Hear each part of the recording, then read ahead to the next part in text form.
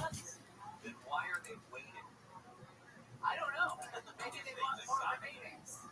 Yeah, they want to stretch it out, get some more money for. Maybe Mark Walter was like, "Hey, I'm buying the Lakers. Can we get some more ratings for this series so I can make this down payment?" The show is half over. That means the show is half not over. So come on out. We'll be at BJ's Restaurant and Brew House here in West Covina until 1 o'clock today. Still some bunch of stuff to give away. You can applaud now, so it sounds like yes. There you go. It's fine. Did you just ask for clapping? Well, nobody was clapping. Jeb. He's clapping. This is my favorite time of these news and brews because around 11 noon is when normal people that aren't our family members start to come. And they're like, what is this fresh hell? Like, I'm just here for a Mizuki on a Thursday, and I have to deal with you people? Yes, you do. Yes, you do. I mean, a huge 12 o'clock hour, but the even, I don't know, 90% as large 11 o'clock hour because we have Swamp Watch. We still have Sydney Sweeney that we haven't gotten to. 11 doesn't even have to advertise itself. It just is. It's like Coca-Cola. You know what's coming. You know what it is. No. I don't know. We'll be back at the 11 o'clock hour right after this. KOST HD2 Los Angeles, Orange County. More stimulating talk. Constable officer involved shooting at Denver Mark live from the KFI 24-hour newsroom. An investigation is underway in Ontario after a reported shooting involving Department of Homeland Security. Department of Homeland Security officers requested emergency assistance when gunshots rang out this morning. Officials have not said what DHS officers were doing in the area or if anybody got hurt. Right now, the Department of Homeland Security and FBI are leading the investigation, but it's unclear what exactly went down. Jason Campidonia, KFI News. The news is brought to you by Seller's Advantage. A homeless man's been arrested in Long Beach for allegedly killing his brother. On Wednesday, the Long Beach police released details of the Sunday incident. They say officers were told that an unidentified man was in the hospital who had suffered critical trauma from an assault. That victim, Mark Johnson, died on Tuesday. The 56-year-old was allegedly assaulted by his homeless brother. Marcellus Johnson was arrested on Monday and moved on suspicion of attempted murder. That charge is not likely to change since the victim is dead. It's not yet clear what caused the conflict. Mark Beatty, KFI News. A candlelight vigil has been held in Rancho Cucamonga for a San Bernardino County Sheriff's deputy killed during a domestic violence call. Deputy Andrew Nunez was shot in the head Monday. Hundreds of people gathered for the memorial last night. Mayor Dennis Michael says Nunez's sacrifice will never be forgotten. May his memory inspire us to continue building a community grounded in safety, grounded in resilience, and grounded in unity. The city of Pasadena and the Rose Bowl Operating Company are suing UCLA. They're accusing the university of planning to move its home football games to SoFi Stadium in Inglewood. The lawsuit calls the move a profound betrayal of trust, noting taxpayers have invested more than $150 million in Rose Bowl renovations. UCLA's lease runs through 2044, but declining attendance has reportedly fueled relocation talks, though the university's lawyers insist those discussions don't violate the lease. Heather Brooker, KFI News. 26 people have been arrested in Hesperia in connection with an illegal cockfighting ring. The San Bernardino County Sheriff's Department confirms it made the arrest Sunday morning. Deputies arrived at the property as a fight was going on. They found dozens of birds dead and alive and recovered 5 guns and $28,000 in cash. San Diego has cleared nearly 200 homeless camps from state land along freeways since getting access to those areas earlier this year. The city says the effort is part of a broader push to reduce sidewalk camping and connect people with shelter and services. Mayor Todd Gloria says the state land access has helped crews move faster, especially in areas that were previously off limits. He added that the work will continue with more cleanups planned as shelter space becomes available. John Fink, KFI News. President Trump says he is directing the military to test our nuclear weapons arsenal. In a social media post before meeting with China's president, he said that other countries are testing theirs. The United States tests its ICBMs, those intercontinental ballistic missiles that carry nuclear warheads for thousands and thousands of miles, and they carry out those tests regularly. We're talking about maybe every 3 months or so, both the Air Force and the Navy carry out testing for their programs. ABC's Luis Martinez says Russia recently tested a nuclear-capable torpedo. It's not clear which nuclear weapons the president was talking about testing. Israel's military says Hamas has handed over 2 coffins to the Red across Gaza, containing the remains of hostages. The terror group had previously returned the remains of 15 hostages as part of the ceasefire, with 13 more still to be recovered. Southland weather from KFI: sunny, highs mid-80s to around 90 for metro LA, and for 80s to mid-90s in the valley from the IE, mid-70s to low 80s and windy in the high desert, low to upper 80s in the beaches, low 80s for inland and OC. Right now, 71 in Seal Beach, 81 in Buena Park, 77 in Flora Hills, and it's 83 in North Hollywood. The KFI financial update: the Dow was up 154, S&P 500 down 26, NASDAQ down 215. Crash on the 60 in Montebello. It's going to be on the 60 westbound right after Atlantic Boulevard. That crash involved a couple of cars and a big rig that are stuck together. The two right lanes are blocked. It's almost backed up to the 605.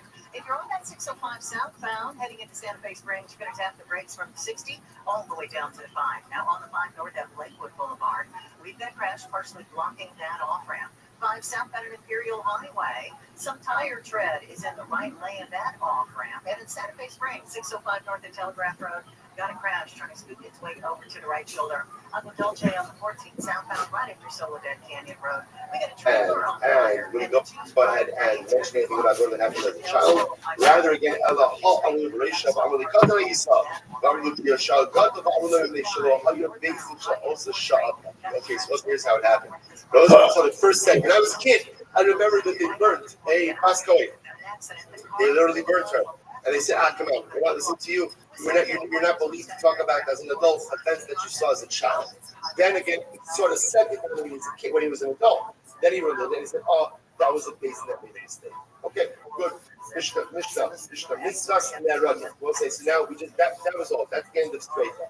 That's Streifa, that's how they actually went ahead and carried out the din of Streifa. Next, Mitzvahs and Rabbi. So we'll say, now we're up to Hereg.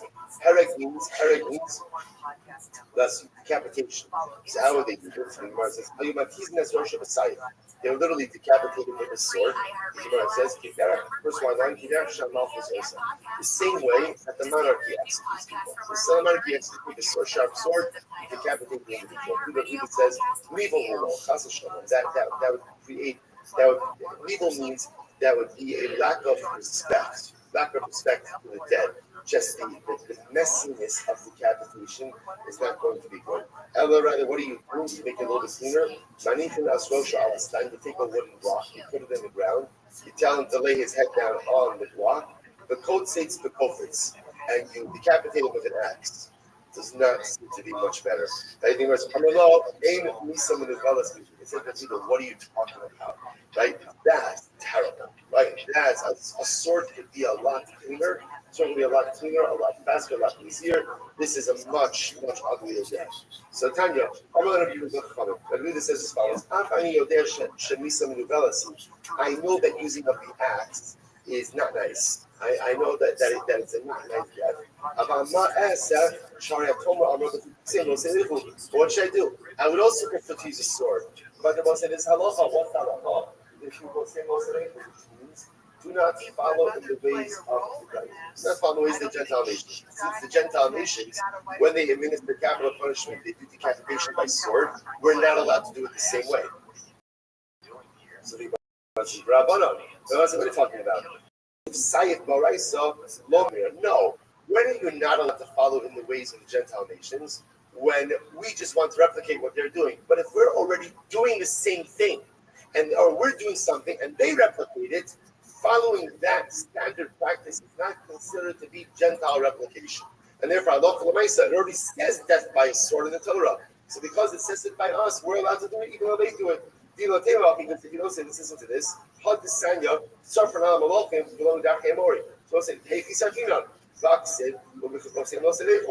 remember again, there's an interesting halacha.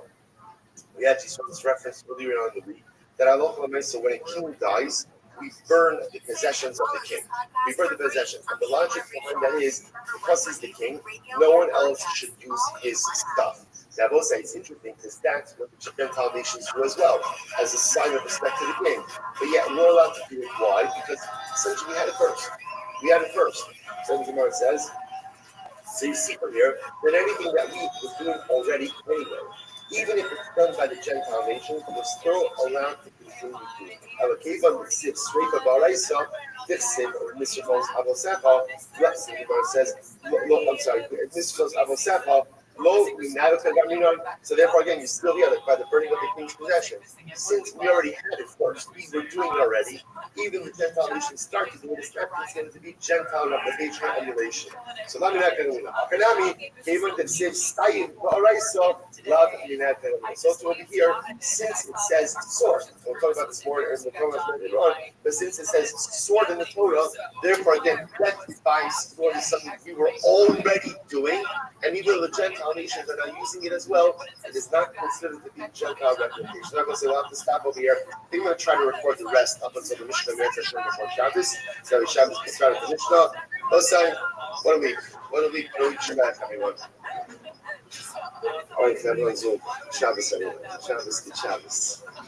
I wanted to celebrate. There are a lot of things that are going on before we get into this one, but there is a story that's breaking out of the Ontario area. The FBI is now leading an investigation into a shooting that involved the Department of Homeland Security as well today. DHS officers were the ones that were requesting emergency assistance.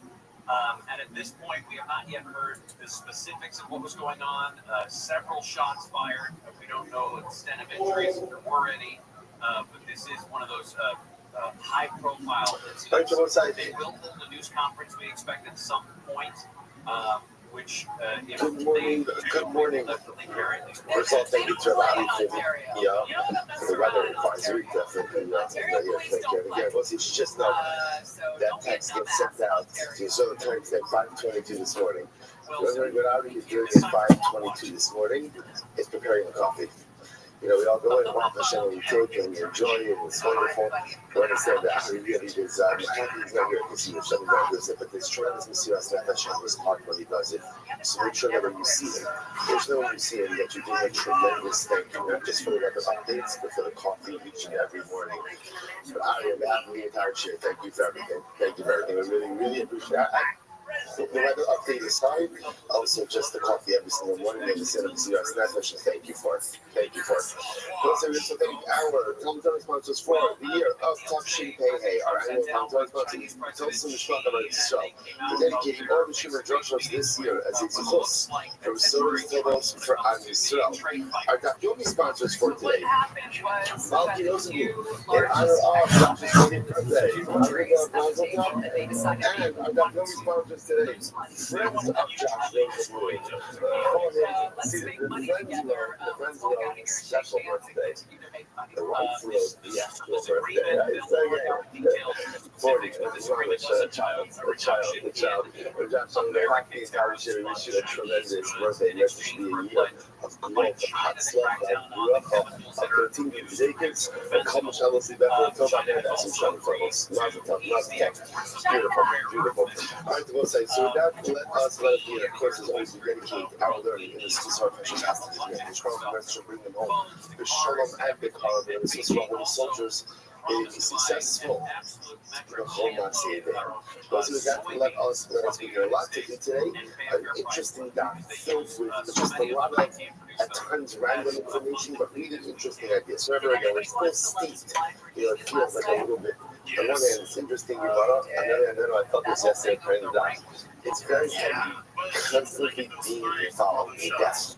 Right? And these are death periods. But as I mentioned before, I think when we started this Sugya Skila, sometimes being around death is a powerful thing because being constantly around death can be actually life affirming. And I know that sounds inherently contradictory, but sometimes when all you're doing is death, and you recognize that, oh Hashem, I'm alive, I'm here, it's a new day, it's only 5:57 in the morning.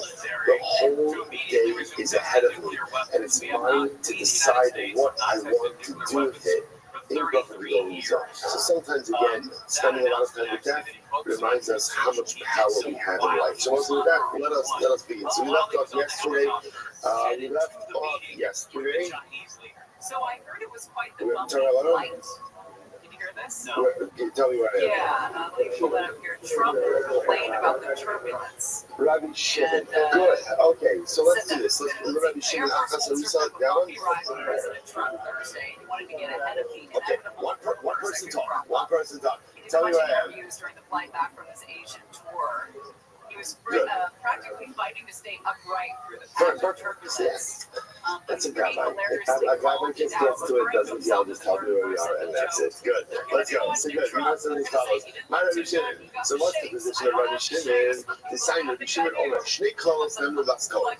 So there are two rules said by Bas Kohen. You might say, one second. The Bas Kohen or Bas Yisrael. So these two rules are said by Bas Kohen and Bas Yisrael. So the overwhelming ambiguity of all of this is here's what we know.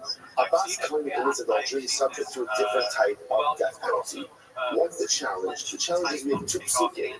One pasuk says skilo, one pasuk says sreifa. So we're trying to figure out who is who, right? What and what is what. So Shimon says, so rather than the Torah says, you know, say that these two rules apply even to Abbas Yisrael.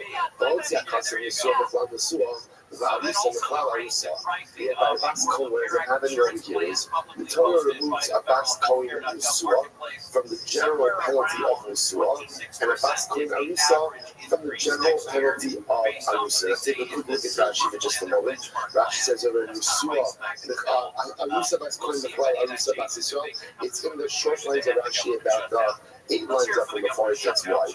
Arusa Bas Kohen Mikla Arusa Bas Yisrael, the Skiba is Reza. So generally, an Arusa will get Skiba. But Rabbi Shimon says a Bas Kohen who commits adulteries in Arusa will get Sreifa. Okay? And Yisrael Mikla Yisrael, Mechanek was Sreifa. Yisrael Mikla Yisrael Chamura. And again, by Yisrael, so regular married woman who commits adultery, Mechanek, Bas Kohen, ultimately again, we'll get Sreifa. So by the way, this all feeds into Rabbi Shimon's rule, or what Rabbi Shimon's premise. Rabbi Shimon's premise is that remember Rabbi Shimon argued on Tanakh Mishnah. According to Rabbi Shimon, what is the most according to Tanakh, what's the most common form of Yisrael, most common form of death?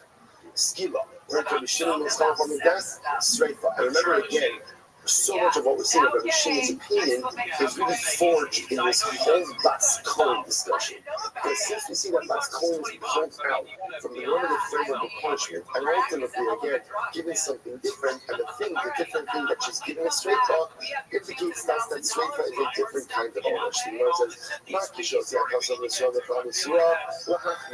just like when the Torah pulled out a Bas Kohen Yisua. The regular case of this was to be Machmir. So when it pulls out the rule of Bas Kohen Arusa commits adultery, from a regular Bas Kohen, for a regular Arusa commits adultery, it's supposed to be Machmir. And from here you see also, points to Chorah, comes to get Sreifa. So where you see that Sreifa is the most common form of Yisrael. Zone Yisrael Bas Kohen B'Chlav, Zone Yisrael Bas Yisrael. The Zone Arusa Bas Kohen B'Chlav, Zone Arusa Bas Yisrael. So let's say, this is very interesting. We're going to see this principle later on. But yeah, let's say, Eidu Zone. So let's say Rothschild is a Bas Kohen. She's about to marry. But it doesn't matter what the name is. If the brother is not a Kohen, we're going to see it's absolutely no difference. Witnesses show up and they say, "He saw Rothschild commit adultery." Then it turns out that Halach is lying. Or I should say, when said witnesses came along and he said to the first, "You could not have seen what you supposed to have seen. Why? You know how you said you were with us." Eidim Zomer. So let's say generally, what's the punishment of Eidim Zomer? What's the punishment? Right? Kash is a reciprocal punishment. Here's the Kiddush. Even though a Bas Kohen gets a unique punishment for adultery, i.e. Sreifa, that's unique chumrah for her, Eidim Zomer do not get her unique punishment. Instead, Eidim Zomer get whatever a normal adulteress would have gotten in that scenario. So such halakha, we'll see the drasha for that in just a little bit. So again, the unique punishment only goes to the Bas Kohen herself, does not go through Eidim Zomer. And again, the Torah says over here, if you look at Rashi, it's the first white line, Zomer Yisrael Bas Kohen B'Chlav, Zomer Yisrael Bas Yisrael, the Chelek, Shalahotzi HaKasav Elo Osa Levato. He by HT only she gets Sreifa. The Eidim Zomer will get, interesting, they'll get punished, but they get the punishment for we'll call normal adultery, which would be chinek, strangulation, and not straightforward. Fascinating. Okay, so let's go back to it. But let's say we are normal age 50 B, we like them to the wide line. So about a bas ish kohen kiseichel, and if the daughter of a kohen worked with adultery, yakala filu chivelo as a Shabbos. So let's say so the lush of the pasuk is very interesting. It's bas ish kohen kiseichel. If the daughter of a kohen will profane herself. So the Gemara says, okay, profane, maybe it means that she was Mechal Shabbos. Maybe the Gemara is telling us that when the Bas Kohen gets a streifa, even for just desecrating Shabbos, Tawalomar, Liz Nos. Therefore, the passage adds in the word ultimately against Nos. Immorality. If you knew which Shabbos Nos HaKosem Dava, the Torah is talking about again a profanation. A profanation that occurs, that is, I believe it's a word, right? The profanation, the profanity that occurs as a result, ultimately again, of immorality. The sin, shows like us with Hannah. Right? So the Gemara says, you want to tell maybe it's a masculine even if she's single. Even if she's single, so once it says over here, and it says in the second part, base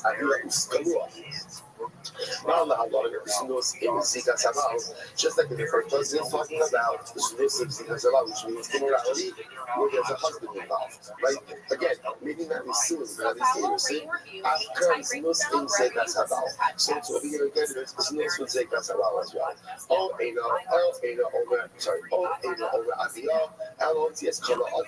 Maybe when it says Aviyah, it means that when is a Bas Kohen subject to streifa when she commits adultery maybe with her father. Like maybe it's only incestual adultery that's problematic.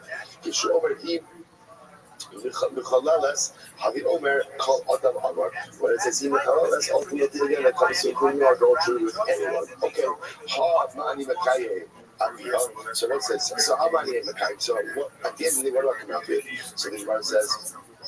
So it says over here, it says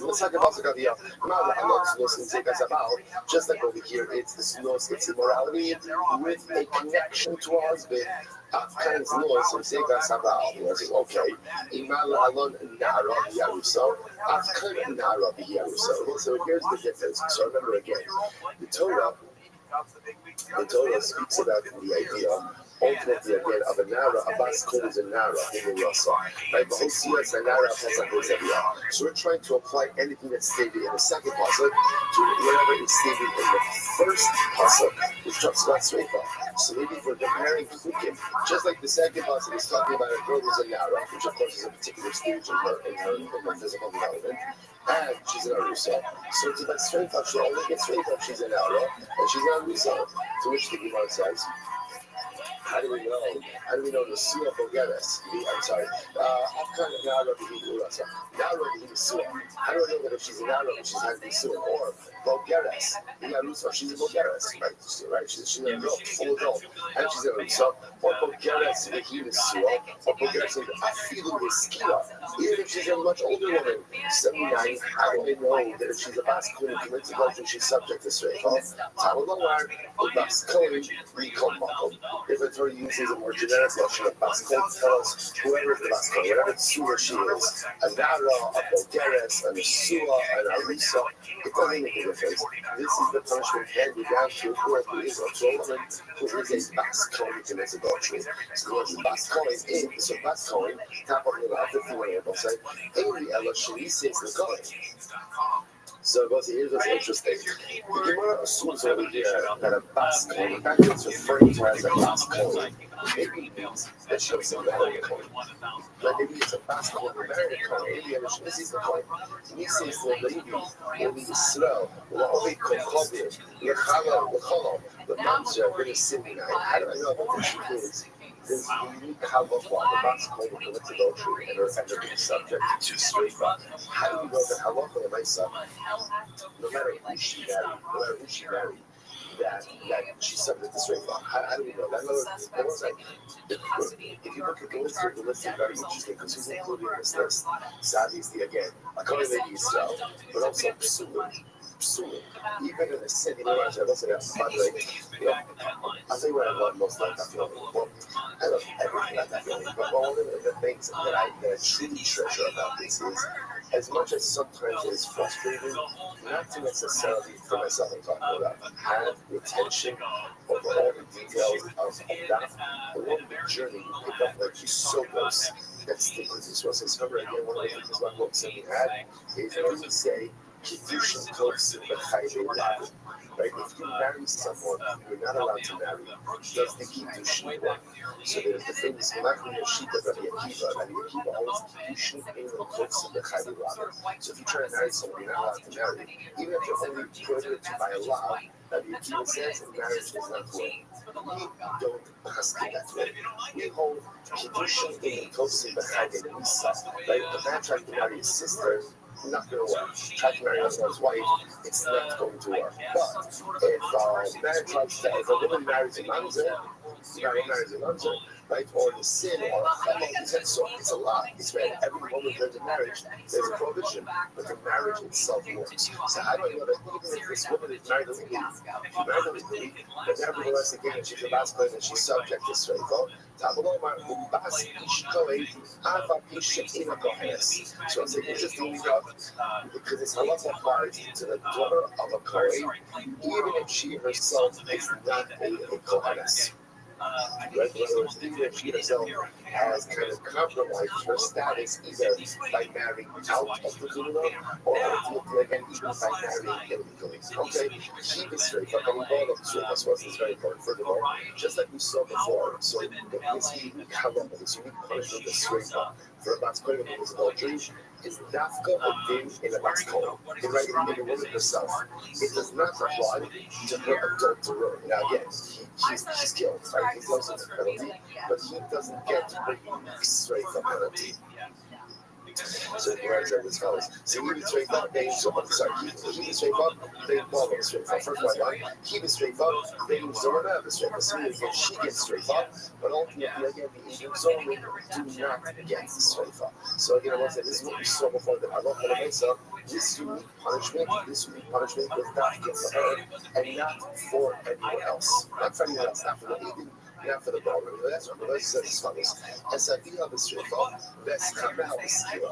So the verse makes a very interesting statement over here, right? He says, yeah, we'll just read it and then we'll have to see exactly what it means. With her father with straightforward, and with her father-in-law with skill.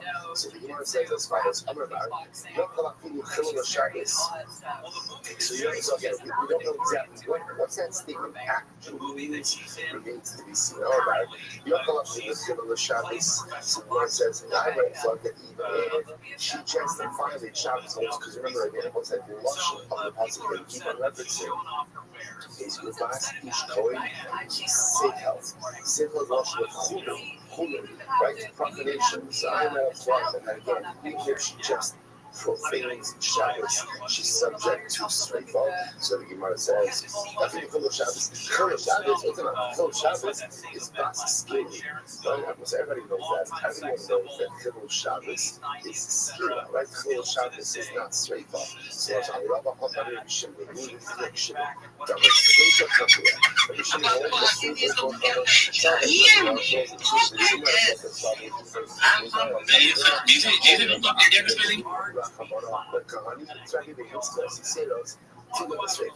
this is fascinating. You might suggest they meet with Torah. Introducing is something dramatic. Every person used to be a Kohanim in general have a totally different punishment system. Right? Why? Because since Kohanim are put on a spiritual pedestal, since they have additional mitzvos, maybe just the ante is much higher by Kohanim. And since Halach Lamaisa, again, they have what they call mitzvos yiselas, they have all of these additional mitzvos that perhaps, even for any Abela, which carries a black penalty, Halach Lamaisa, again, she should get straight up, and they should get straight up. Therefore, even if she is Makal Shabbos, she should get straight up. How much more though? How much longer that straight up dafka is there? Straight up dafka is there in adultery and not by anything else. So the brother like so nice one,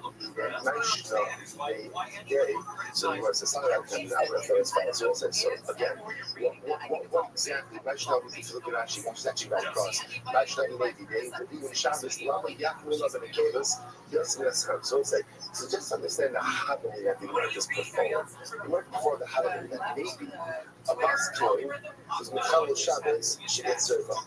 That's the happening now. Why? Because this kind of have so many additional mitzvahs, which is the head of the I've sanctity, and therefore even Mechal Shabbos she should get served up. There was that, you know this, by the way. The happening was for who? The happening was for women. A bas kohen should get served on Shabbos. But so the happening was only a bas kohen and not Kohanim. But why would you suggest straight up the whole Shabbos for a bas kohen and not straight up for the Kohanim? What's the Shabbos? This is very interesting. Now that even Rishtai Shabbos, they have Avoda, keep him Rishtai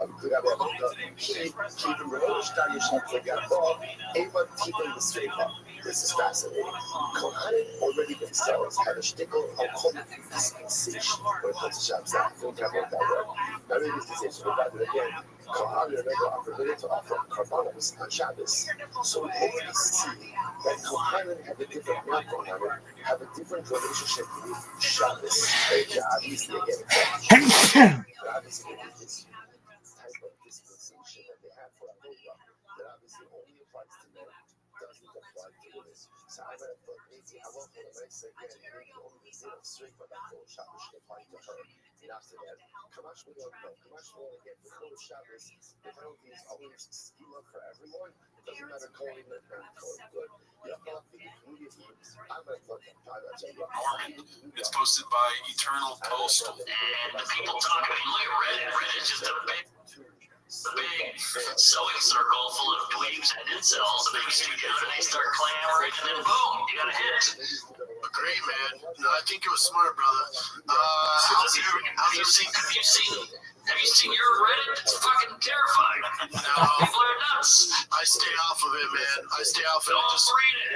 No, I stay off of it. Hopefully, do you read them? Do you read all that shit? I have it. Boy, I had to turn my lights off, close the blinds, and get in a fetal position for 3 weeks. And it's so painful. Yeah. I don't know, man. I don't look for validation from guys on Reddit, fortunately. Smart move. Take that, cats. Papa doesn't need to have you guys think he's cool.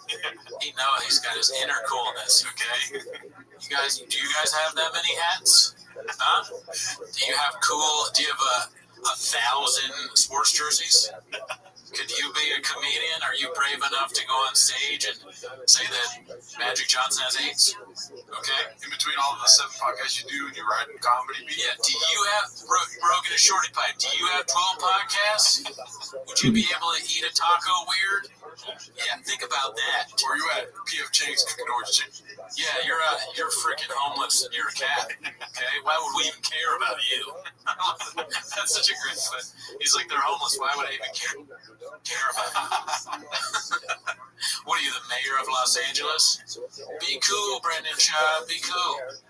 Okay, so this next one. Listen, I don't know if Brendan took extra alpha brain this week, but there's not a lot of Brendan clips. Right. Okay. For this week in TFAK. Extra alpha brain or too little kratom. Oh yeah, sure. Heavy hippo or whatever.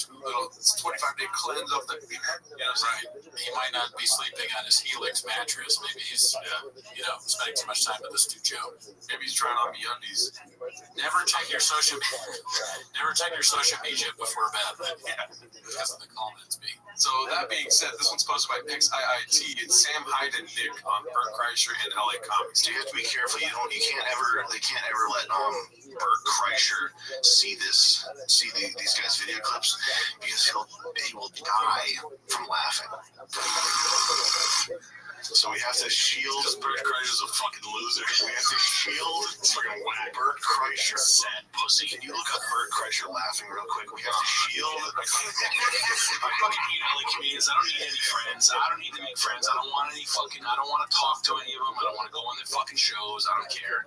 Suck my dick. We have come to Providence, Rhode Island. You want to hang out with us? That's cool. Other than that, stay your fucking lane out of here. It's like a bizarro version of me and you. Yeah. I'm like shitting on some random comedian, and they better not see this. And then you're like, you do a whip it. You're not sober anymore. Go to fucking Island Park, alright? Island Park, if you want to fucking see me. There's no parking here. I don't know how you're gonna get here, but I don't need any goddamn friends. HLP, baby.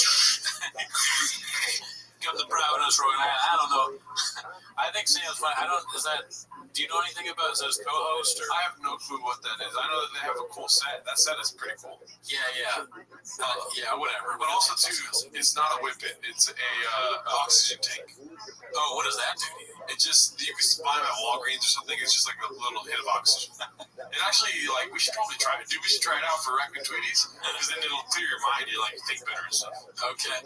It's funny that we're just doing a thing about Shah, but there's been so much like references to drugs, Kratom, and like every week. How are you? Kratom's actually really good. Kratom is bad. And then How are you?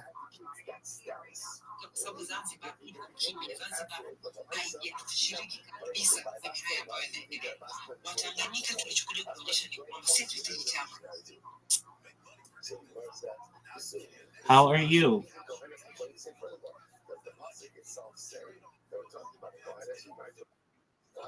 Yo, what up, big dog?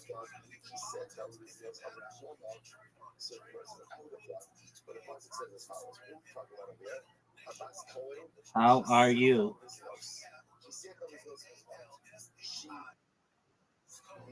Big dog, how old are you? How old are you? How old are you? Yo, dog, how old are you? Yeah, dog, that's how you get banned, son. Peace out, Girl Scout. Whoopah!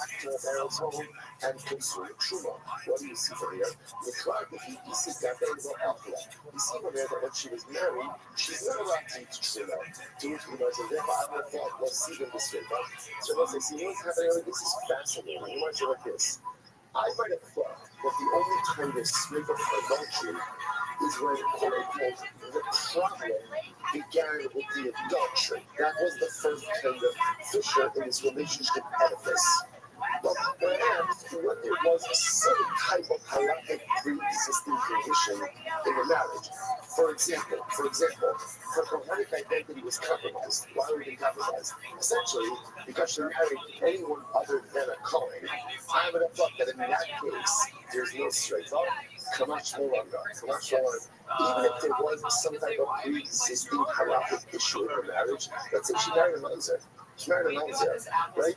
And so that's a real halakhic issue. That's a real problem.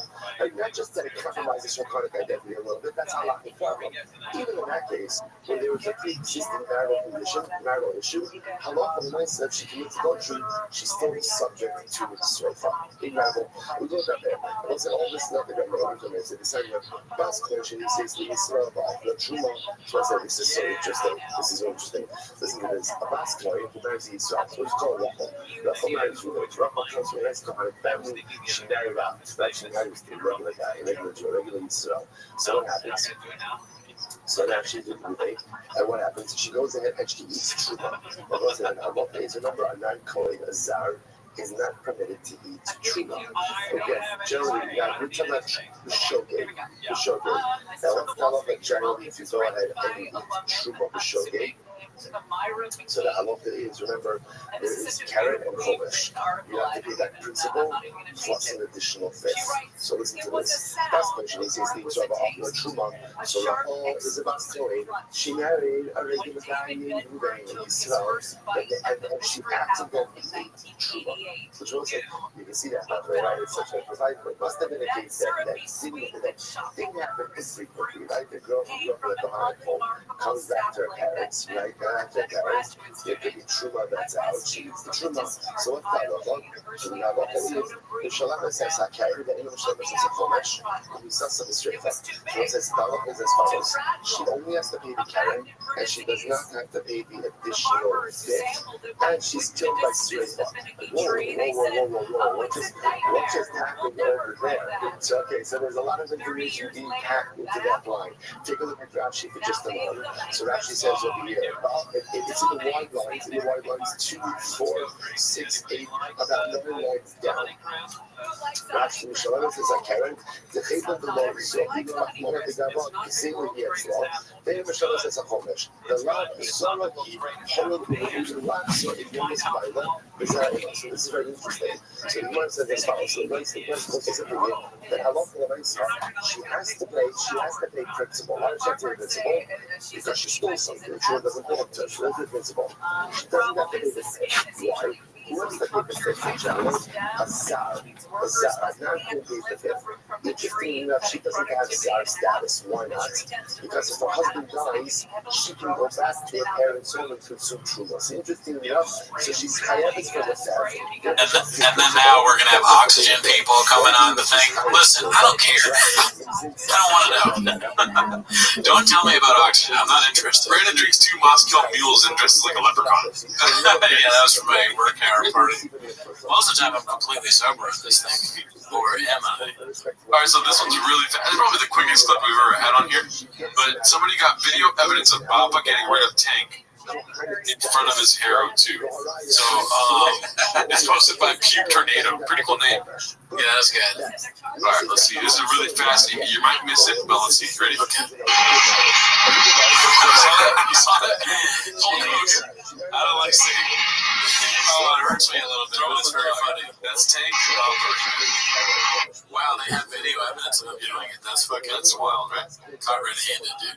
Yeah, if you look at the proportions, it's like a man that's like roughly 6'2", throwing up a dog. It looks like, yeah, big for kids. Iconic horse, though. Yeah. The right way to pronounce it, Papa. You gave me shit earlier. Well, show me the Merriam-Webster, dude. All right?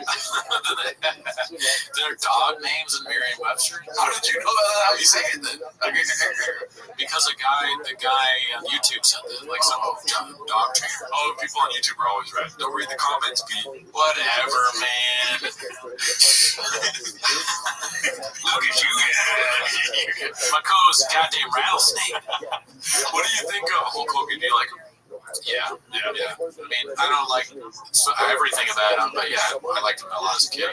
What about Hulk Hogan versus Jesse Ventura? I mean, for wrestling stuff, like I wasn't really aware of Jesse the Body Ventura. I really only knew Hulk Hogan when I was a kid. I only knew Jesse after he ran for governor.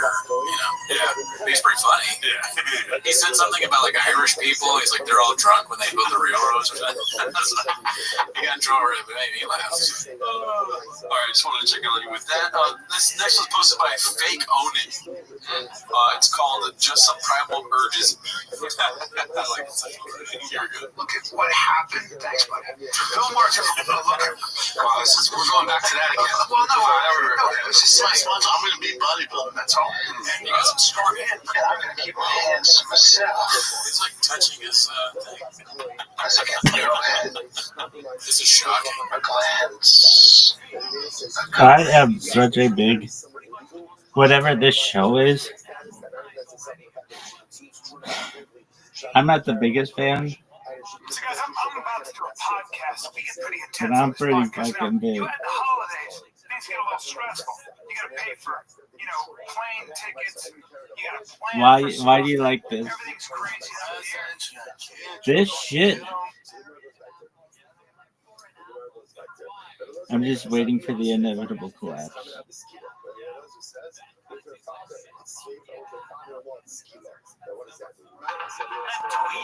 Yo, dog, no one gives a fuck.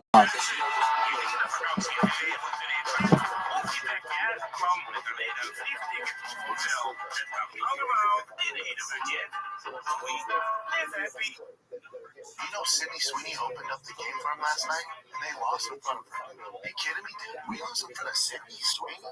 Think about it. Gotta think about it, Ted. You're walking. If Sydney Sweeney's in the fucking stands of Tony plays, I'll be like, hey, I'm gonna throw my arm out for you. Are you out your goddamn mind? You out your goddamn mind? Hey, I know the whole game plan, so walk the best player in the league. Before you do that, why don't you take a look in the third row? Whose jersey is she wearing? It's Tony. And you're gonna wow, her favorite fucking player, bro. You just ruined your chances with Sydney.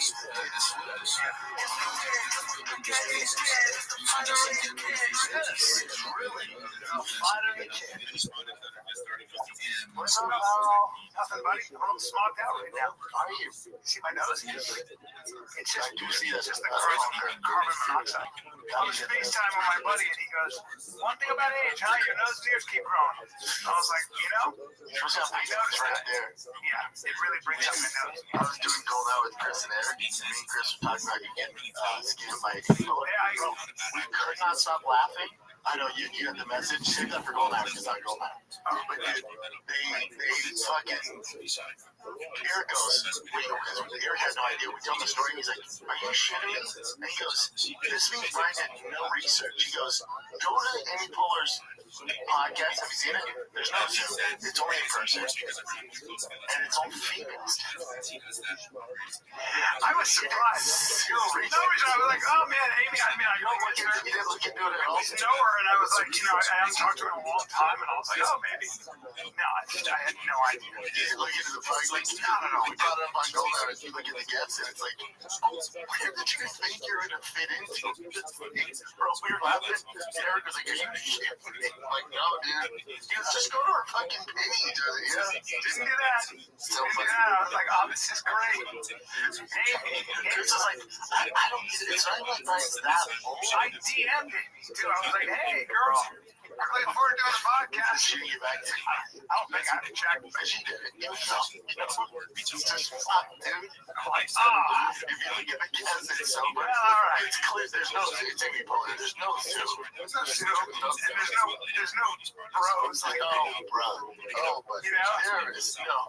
It's come to think of it. Amy would always look at me like, boy, I was always like, you're not that close. Yeah. You're not that close. No, I knew her for years. We worked pretty close. But when's the last time you talked to her? 15 years ago. Yeah. It's like, maybe 20. The point is this. Chris is like, realistically, just go to her site. He's like, look at it. What was Brian fucking thinking? I'm like, no, I know Brian well. He just didn't look into it. Yeah, realistically. 20 years ago. Now, here's the thing. Now that I think about it, it's preposterous. All right, maybe 18. The point is this. I saw her a couple times. Yeah. It's so flies too. It's so much. I mean, I was with Amy when she got Saturday Night Live. We were in Nantucket, and I would she was when she was dating Will Arnett. It was me, Bradley Cooper, Will Arnett, everybody, and we were Amy and Will had rented out a place in Nantucket, and I remember Amy was not even known, and then she had just got an SNL, and I was like, and I would go every time we'd be in a coffee shop, I was like, Amy Poehler, I said, SNL, are you on SNL? And she'd be like, shut up, yeah, all embarrassed, ha ha ha. And then I'd be like, Matt TV, and I'm like, I get fresh message. Yeah, blah blah blah. We always do this. We have these ongoing bits, but so I'll tell them about it. Didn't have kids, wasn't married. Didn't have any gray hair.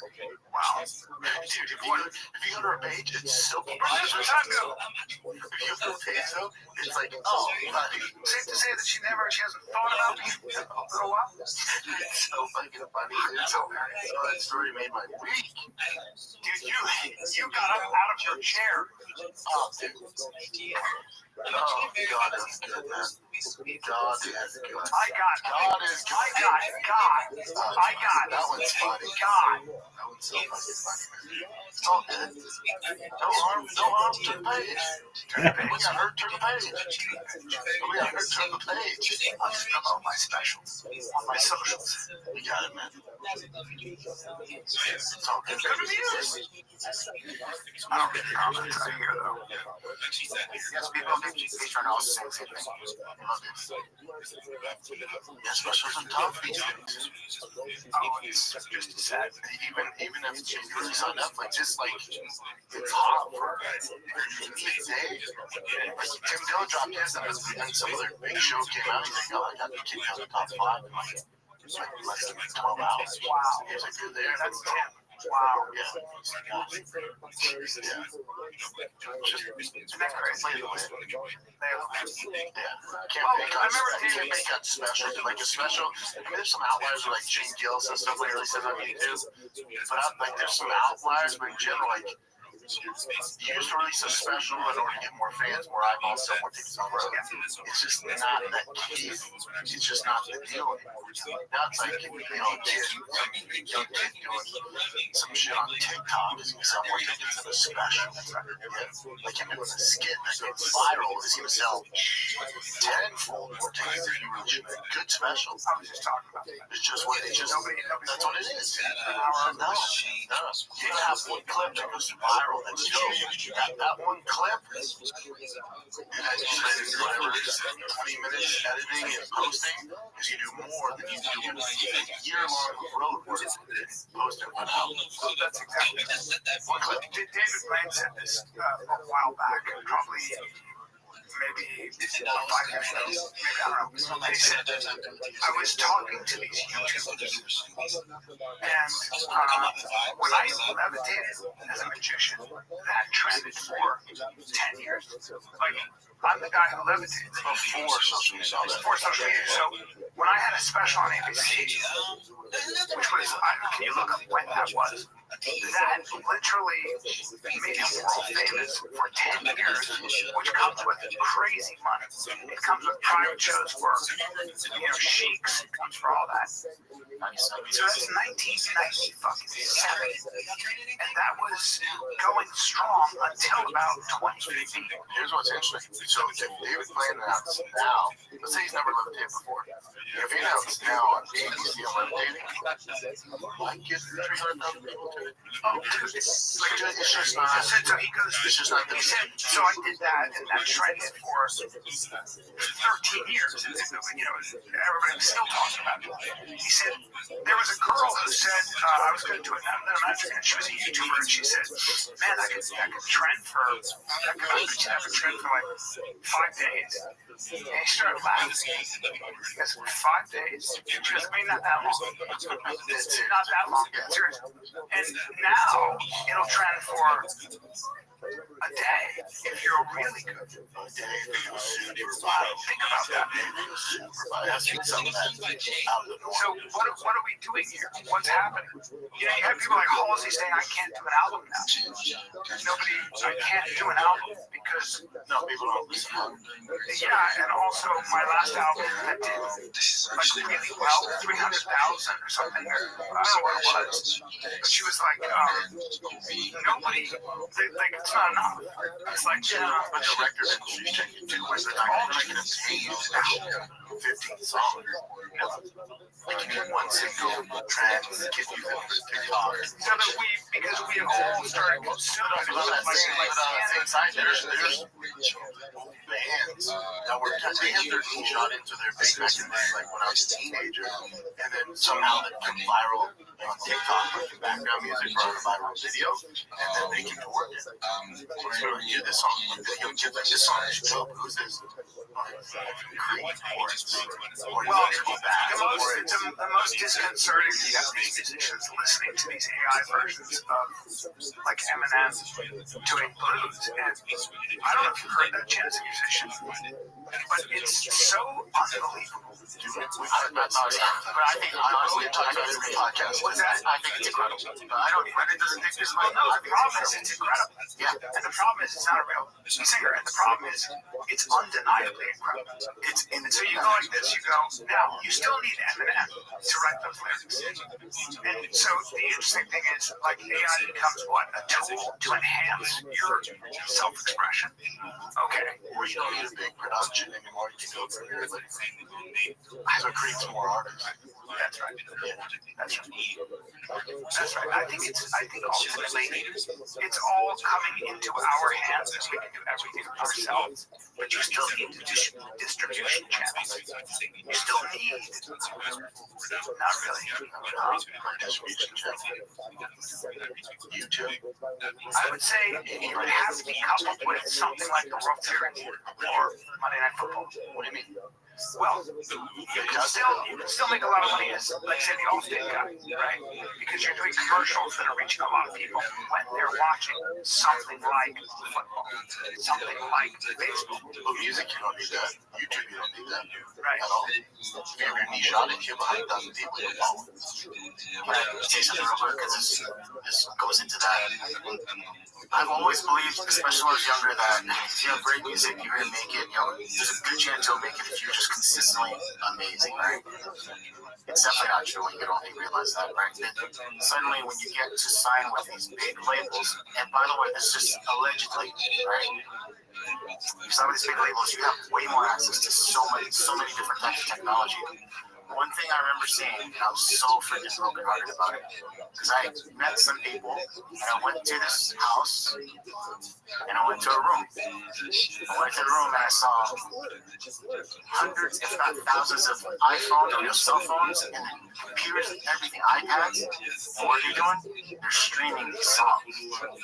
So these big companies pay people to do that to up the numbers of the streaming. So that's what Tom McDonald was saying. I was so freaking I literally saw that in person. I was in the room and I'm like, this fucking it breaks my heart. So they're all gaming. I mean, at the very tippity top, not just of the biggest artists you've ever known. Yeah, but what great music. This is what Drake was saying about, you know, this is what they're like Drake and all that stuff, like Spotify was doing certain stuff with his numbers because he's a music, so they can control all that.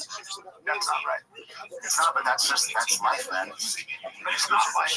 It has to be fought. And I don't know how you fight it. Yeah, I mean, you're not gonna fight it if you're like fighting. Good luck, especially in English. It can be like a guy like Rogan. Even with the Spotify numbers, like even on Apple, like when we were number one for album, it's like yes and no. We're number one, but it's also time of release and new fans subscribing. But you're not getting more views than say fucking, you know, some of these other huge names. We were listed above them because the algorithm. So it appeared that way. So I did a Ronda Rousey video, like a stitch, and it got something like 1 million views, and I went from 1 million followers to 1.1 million followers. The question is, what does that mean? What does that actually mean? What does it mean? Were they watching all of it? Were they watching some of it? What do you mean? It means they saw it, and it made people outside of your followers, and they're like, oh, I like it. You got new followers. That's not fake. Yeah, it's not fake. Those numbers are not fake. They don't. Well, hold on. So, but if you have 1.1, when you post something, it's not going to go 1.1 million people. That's surprised you have paid to reach all those people. Shout out to Jack. Thanks for the space. It's such a weird thing. It's so weird. It's like, I think Chris said, it's like playing a beer game where the reward is more beer. What are we doing? What's happening? what is this game that we're doing? Like, I'm not sure. Nobody better learn it. Yeah, but it's a constant target, right? So learning it is what? What does that mean? The editing, I got all those 100%. But then you come up with creative ideas. Like now it's you got to do that in every episode. that's what people do. What I'm saying though is, and what else has been smaller and smaller and smaller. So pretty soon it's like, does that translate? I don't know what this end game is. I don't know where we're going. I think the younger generation is going to realize how toxic it is. And the cream of rice at the top, you still got to do. Yeah, you shouldn't have to do work, but I think the younger generation is like once that evidence comes out, the younger audience is like, holy shit, it's like It'd be like, cigarettes. They're like, holy fucking you, man. People should just sit on this all day. right. So also, like, look at young men, right? Their phone. Really, like, you have so many young men because of online dating. There are a lot of men left out of that pool. And what they really have is gambling. They have porn. They have video games. Okay, and then they have doom scrolls. And all of that shit needs to exactly, well, less than that. And let's add SSRIs to that. Well, yeah, but then you end up alone, but then you become self-hatred, and then you find a group from all over the world that needs to be saved, and now you have a crew, and then they'll just, you know, and young men, they don't have anywhere to go, they'll spiral into me. Right? And so it's kind of a war on all our youth. I was thinking about they're smart though. They used to be smart. They're smart because they don't have fun. I totally A lot of them go, I don't think that, I agree that these young people are way smarter than we give credit for. I know they're 14-year-olds. I have 17. And they're very aware of this. And they're like, I'm not, you know, like, this is bad. Now, that doesn't mean that they don't get caught on their phones. No, yeah, right. It's going to take a while. It's going to be a while.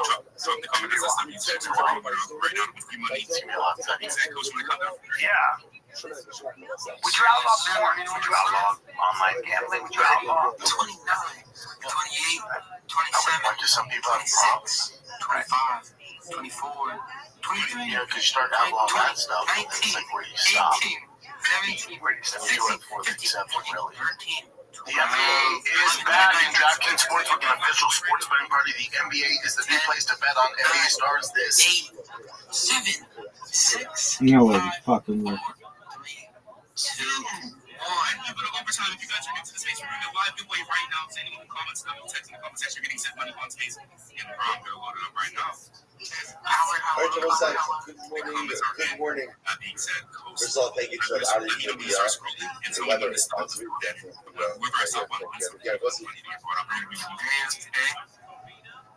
just know that text was sent out. So, at 5:23 this morning. We're obviously doing it 5:22 this morning. It's very coffee. We all go in, walk, and take and enjoy it. Wonderful. Make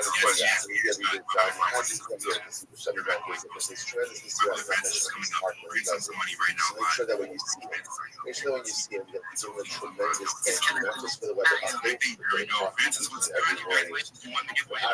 The entire show. Thank you for everything. Thank you for everything. We really, really appreciate the weather update aside. Also, just thank you for it. Sucks. Also, we also thank our home service sponsors for the year of Caption Pay. We're dedicating all the sugar and drug shows this year as it's close to the Sotos Levels for Am Yisrael. Our documentary sponsors for today. Matthew Rosenblum, in honor of Josh's 40th birthday.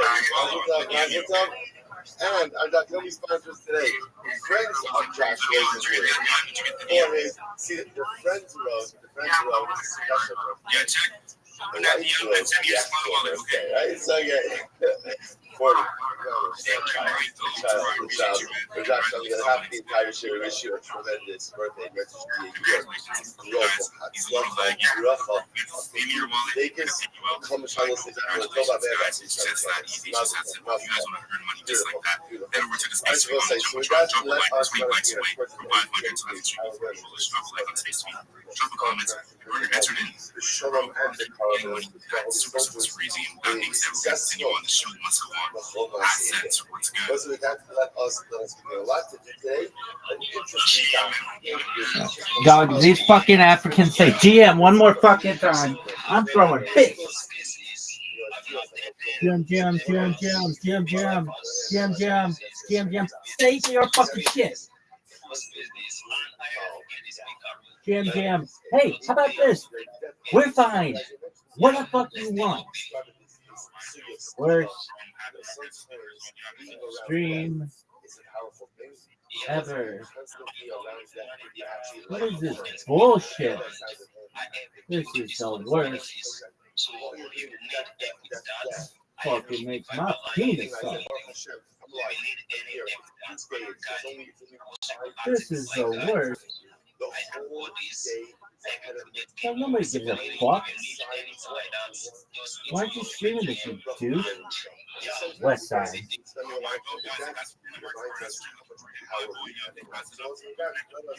Yo, why are you fucking me, son?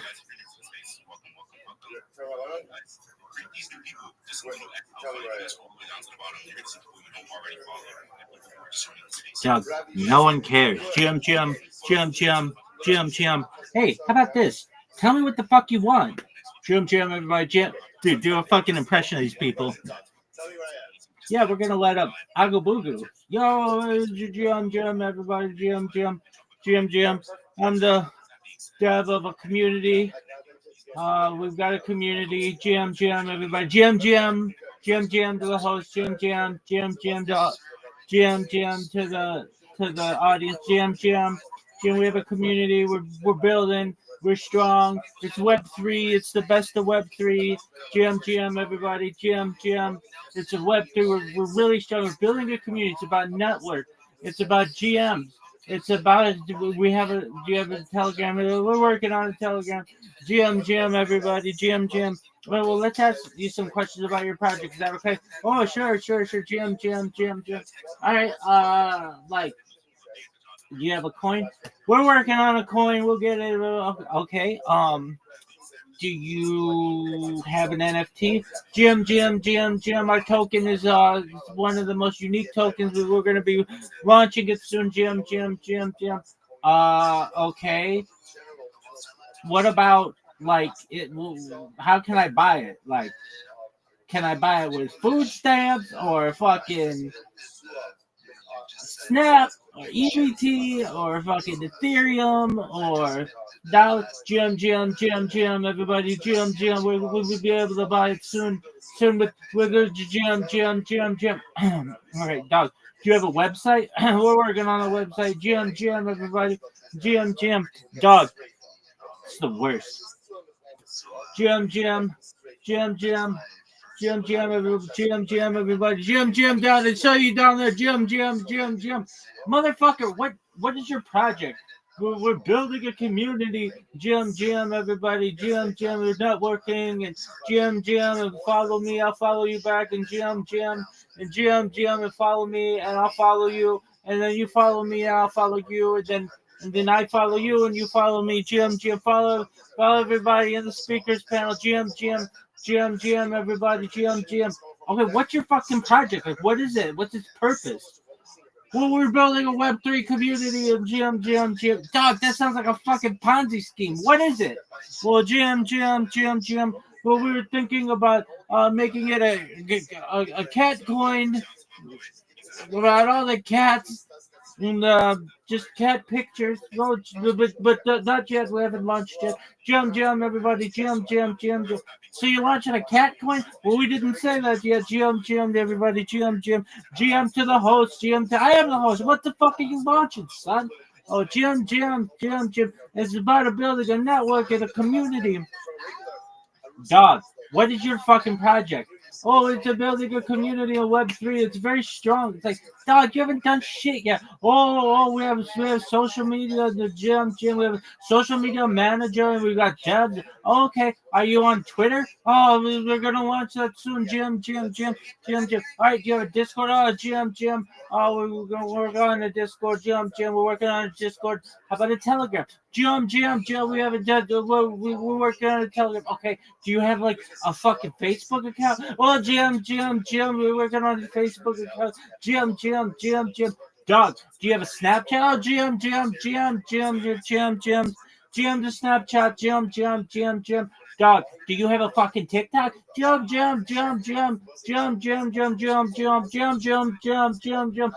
to the audience, GM to the speaker panel, GM. Dog, like, what is your project? We're building a Web3 community. It's very tight. It's a GM, but we say GM to each other. It's based on GM. We all drive General Motors cars. I have a Buick GM.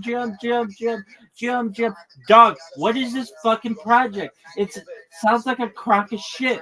GM. We have a dev. The dev team's very strong. Who's the dev? I want to talk to this motherfucker. Well, Jim, I'm the dev. What the fuck is your fucking project about? Jim. Oh, we've got a strong community. It's based on GMs, and we're getting social media. Jim. Like, can I follow you for the project? Jim, I wouldn't do that. Jim, we're gonna be launching a token soon. We're launching a token soon. First of its kind, unique. Jim. Doug, are you just fucking reading words? Do you know what these words mean? Web3 GM. Web3 GM. Dev. Ops. GM. Dev. Web3. NFT. GM. ETH. Alright, how do I buy your fucking coin? Do I use Ethereum? GM. Do I use Bitcoin? GM. Do I use Solana? GM. Can I use Doge? GM. Dog, I don't fucking understand. What is this fucking project? GM. You're just saying GM. That's a fucking. That's it. That's your fucking project. No. It's much bigger than that. GM. Assholes.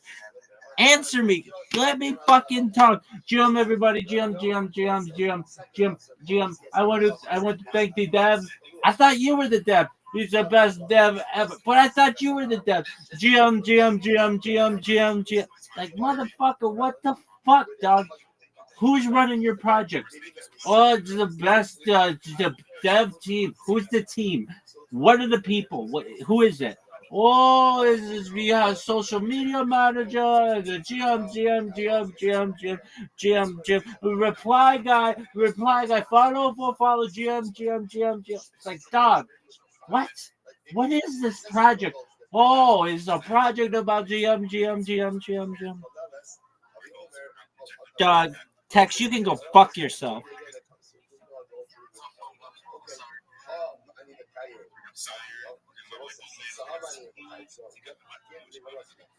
How about you bring up Rabbi?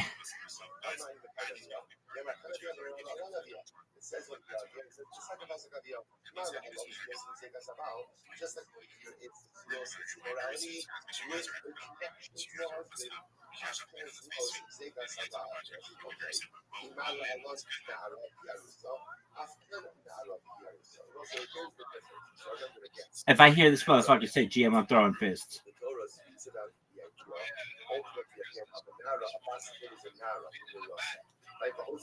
Listen, let me put it to you this way.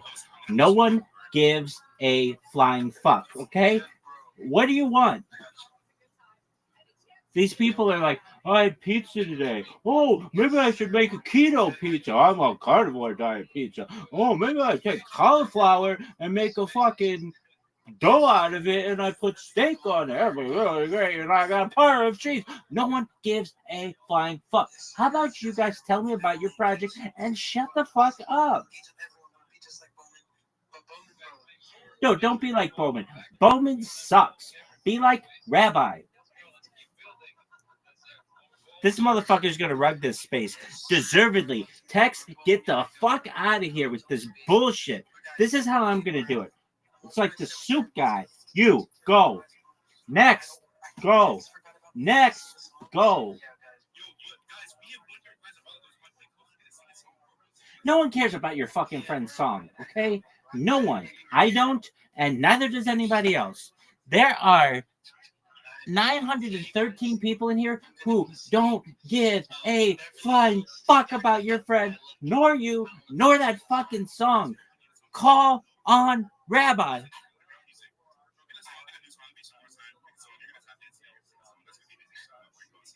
Dude, shout out to no one. Dog, shout out to no one. Call on Rabbi, you dumb motherfucker. Doug, nobody cares about the amount of likes. Nobody cares about reposts or retweets. Nobody cares about Snapchatting or Instacarting. Nobody gives a shit about this. All they care about is Rabbi.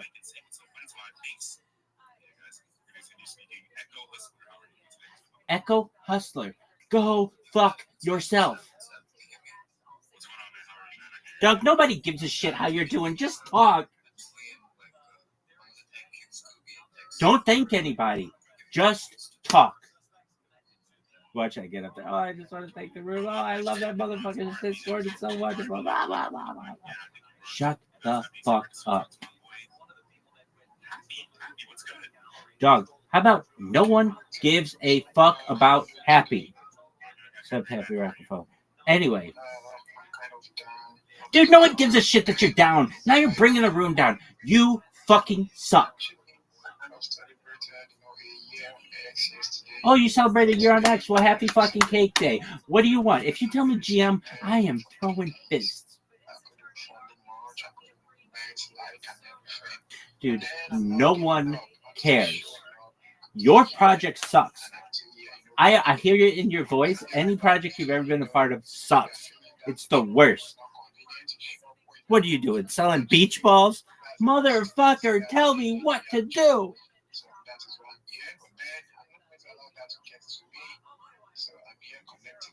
Connecting, guys. How about you shut the fuck up and let somebody else go? There are people in this fucking chat who want to talk, who have a lot of good things to say about world peace, and you are preventing it. Jim. Happy sucks. Okay? Don't ever forget that. Happy sucks.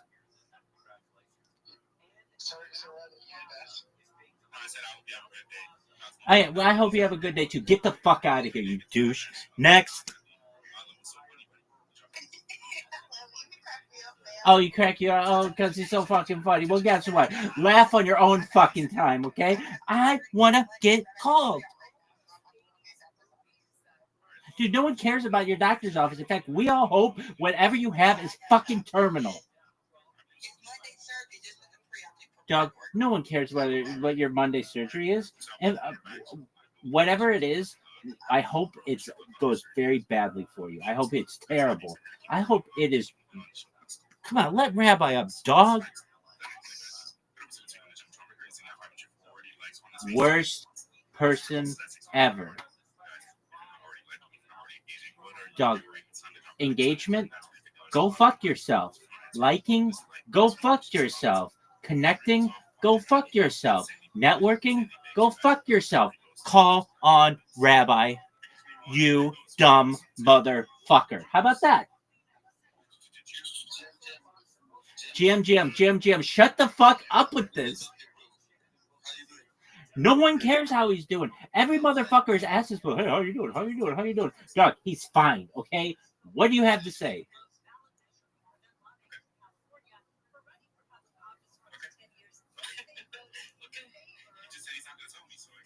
Oh, he's not going to tell you? Well, then you ban this motherfucker into the netherworld because he sucks.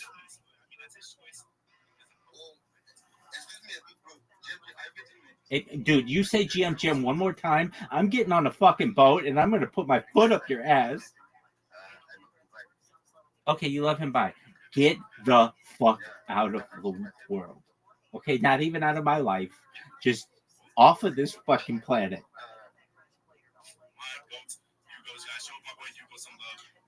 Hugo sucks.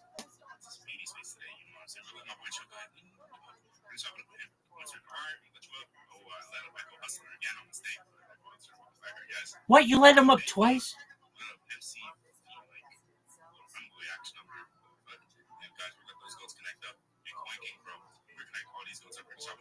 Listen.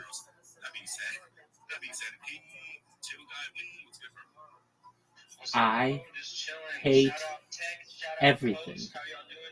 We're fine, dog. Okay, Max engaging. How about you shut the fuck up?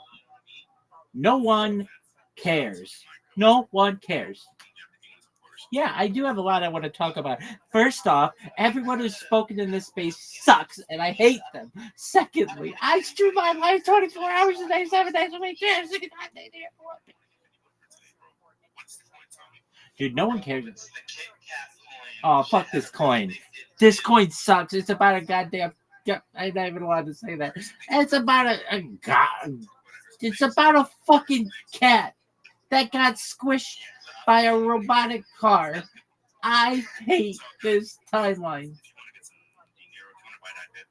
Baruch Shem Kavod Machoto Leolam, bitch. Hey, vibes. How about this? You suck dick.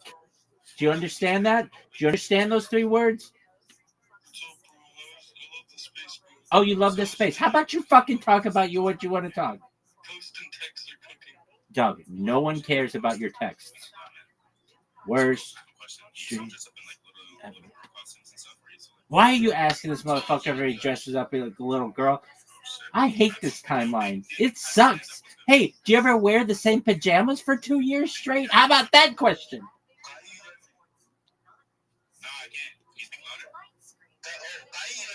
Oh, fuck you, dog. Dog. Worst stream ever. All right, Big D, shut the fuck up and go.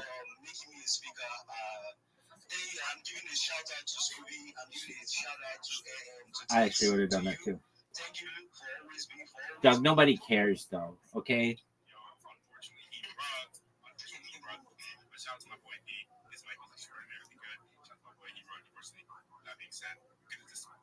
This motherfucker sucks.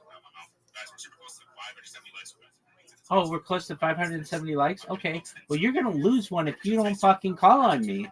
This is the worst. This is such a cock tease. Just ban me. Don't fucking do this. This is a waste of time. Blaze, what's up, man? Oh, really? No one gives a fuck.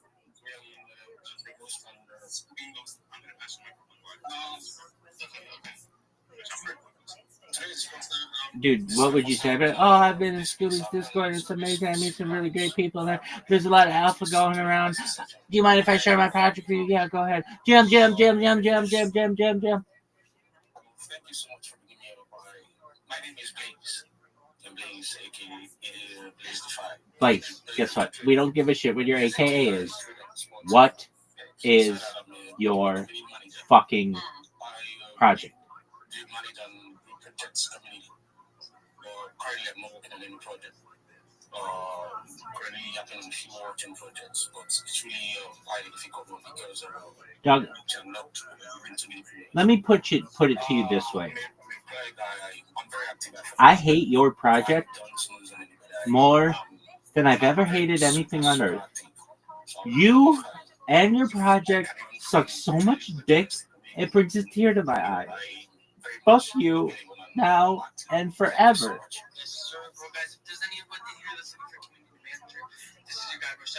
No. Let me just tell you this. If I had a community, you'd be the last motherfucker on earth I'd want to manage it. No one gives a fuck. Dog. You've shouted about 55 fucking people in the last 10 minutes. Next.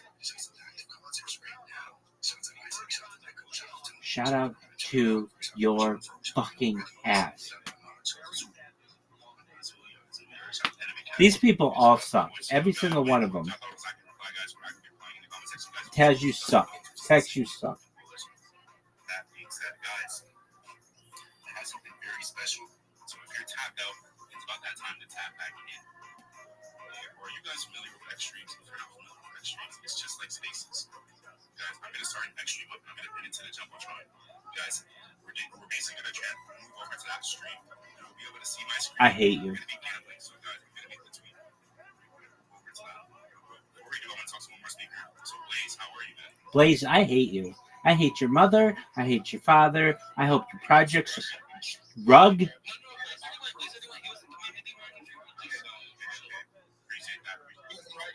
Yeah, we all fucking remember Blaze because he sucks, dog. What kind of asshole? This sucks. This will.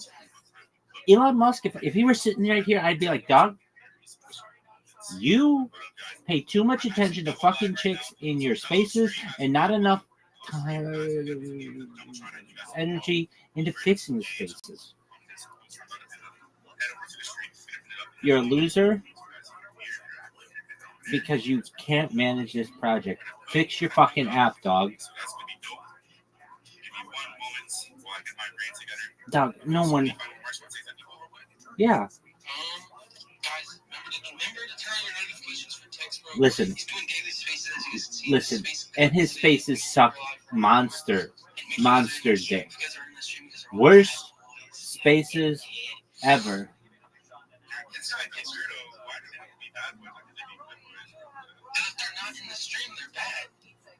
This is the worst. Dog, hey, guess what? No one gives a flying fuck about the Jumbotron. You know what they care about? That motherfucker who hit request like 2 hours ago. These people are the worst. How would I fix it?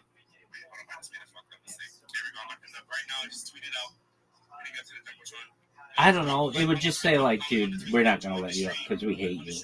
Like, okay, I get it. Now move on to the next one. Instead, it's like, oh, I'm going to choose this one, and we got Blaze here, we got this fucking community manager here, and I bet this person says GM to me, GM.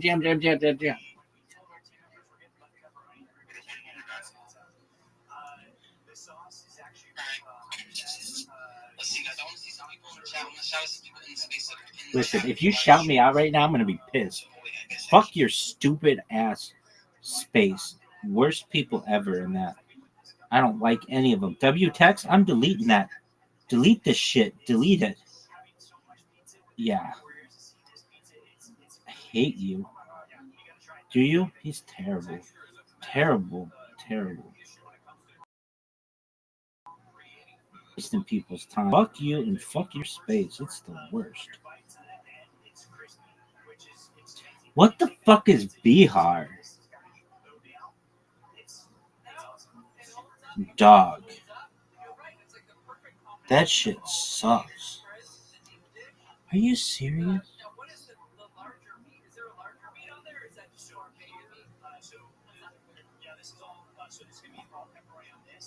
Dog, these motherfuckers are so bad. I don't like any of them. I think they're terrible hosts. Well, how would you do it? I'd be like, dog, join my Discord. It's a lot easier. But anyway, we're going to go through this. I'm going to call on you. You have 30 seconds to win me over. And if you do, you get another 30 seconds. If I find you boring, you go down to the end. It's as simple as that. Go. No GMs. I'm fine. Everybody knows it. Jump. Wow,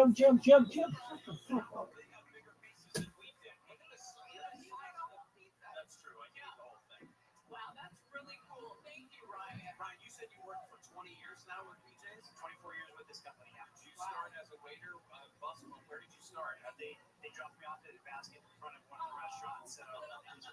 They called it baby pepperoni. They actually started off as a host and worked every single avenue that you can kind of think of. And gladly, I got to own this restaurant here, so I'm general manager for this location and shareholders. That is so cool. Very, very cool. Wow. Ryan, thank you. And by the way, you guys didn't say thank you for the free pizza. Thank you. Thank you for the free pizza. Ryan, that is awesome. Great BJ story, too. I bet the company's like, Ryan, can we tell your story to everybody? lots of us with long tenure, and yeah, it's a great company. That's awesome to know. Like, not only to have a great place to come. Like I said, I've lost days and nights at BJ's because it's like a warm living room lighting. The food's great, the drinks are great, always a wonderful bar scene.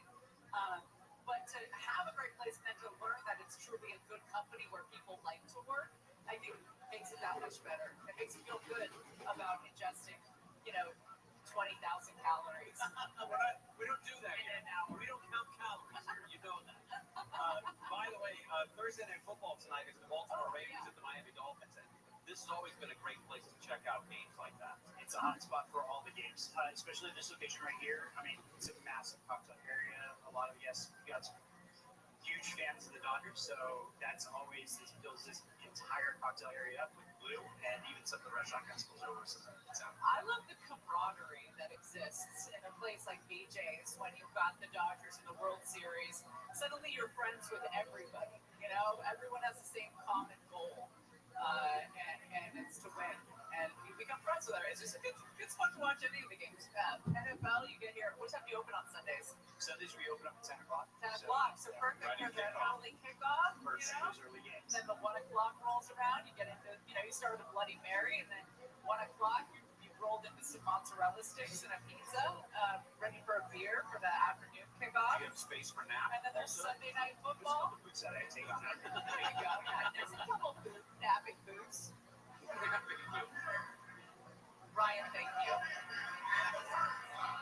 That's a Raiders fan. Yeah. I apologize for it. We just try to ignore Raiders fans. There's vegetables on this pizza too? Yeah, well, sure. You got to get your veggies. Someone's got to. And that's you get basically everything. everything pizza. Okay.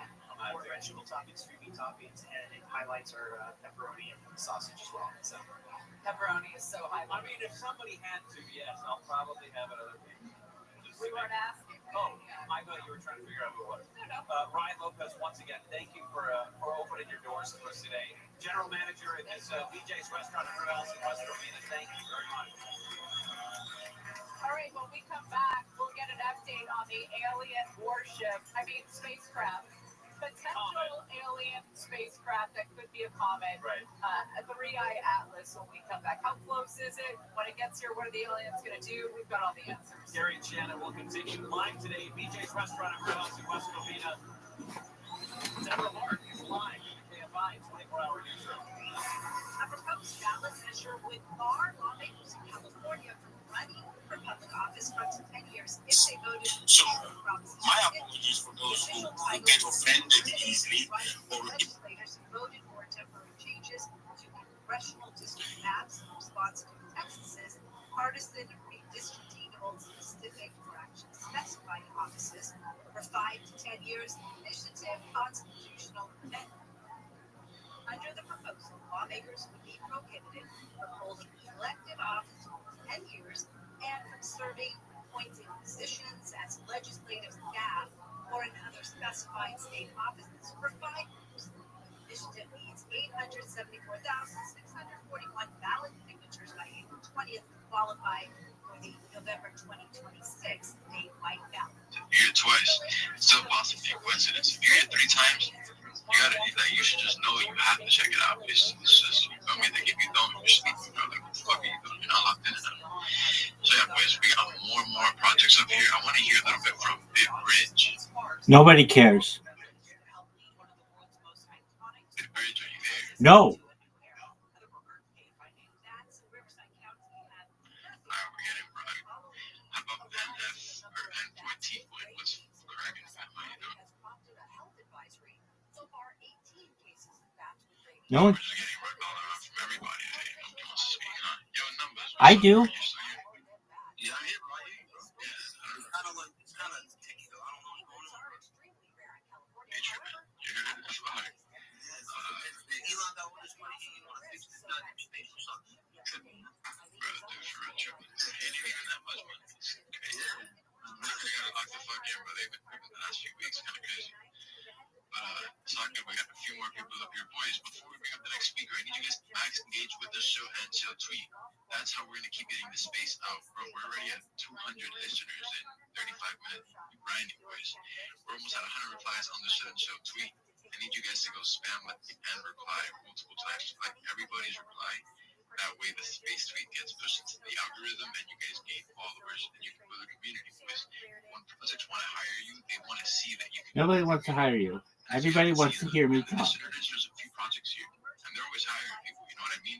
But it's a different skill. Depending on the skill that you can bring to the table, they might want to hire you, bro. You know, like no one 10 people with different skills is wants to hire you. One person trying to complete 10 different. Come on, dog. Shut the fuck up and let me talk. Boys, lock the fuck in. Everybody are. Yeah, fuck yeah, Swayze. You know what's up. I'm gonna throw you as a co-host so we can clear some space. I'm down, brother.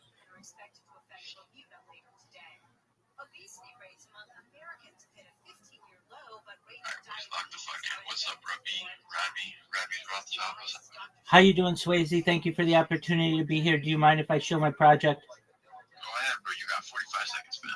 Excellent. My name is Rabbi Rothschild. I stream my life 24 hours a day, 7 days a week, 365 days a year for world peace.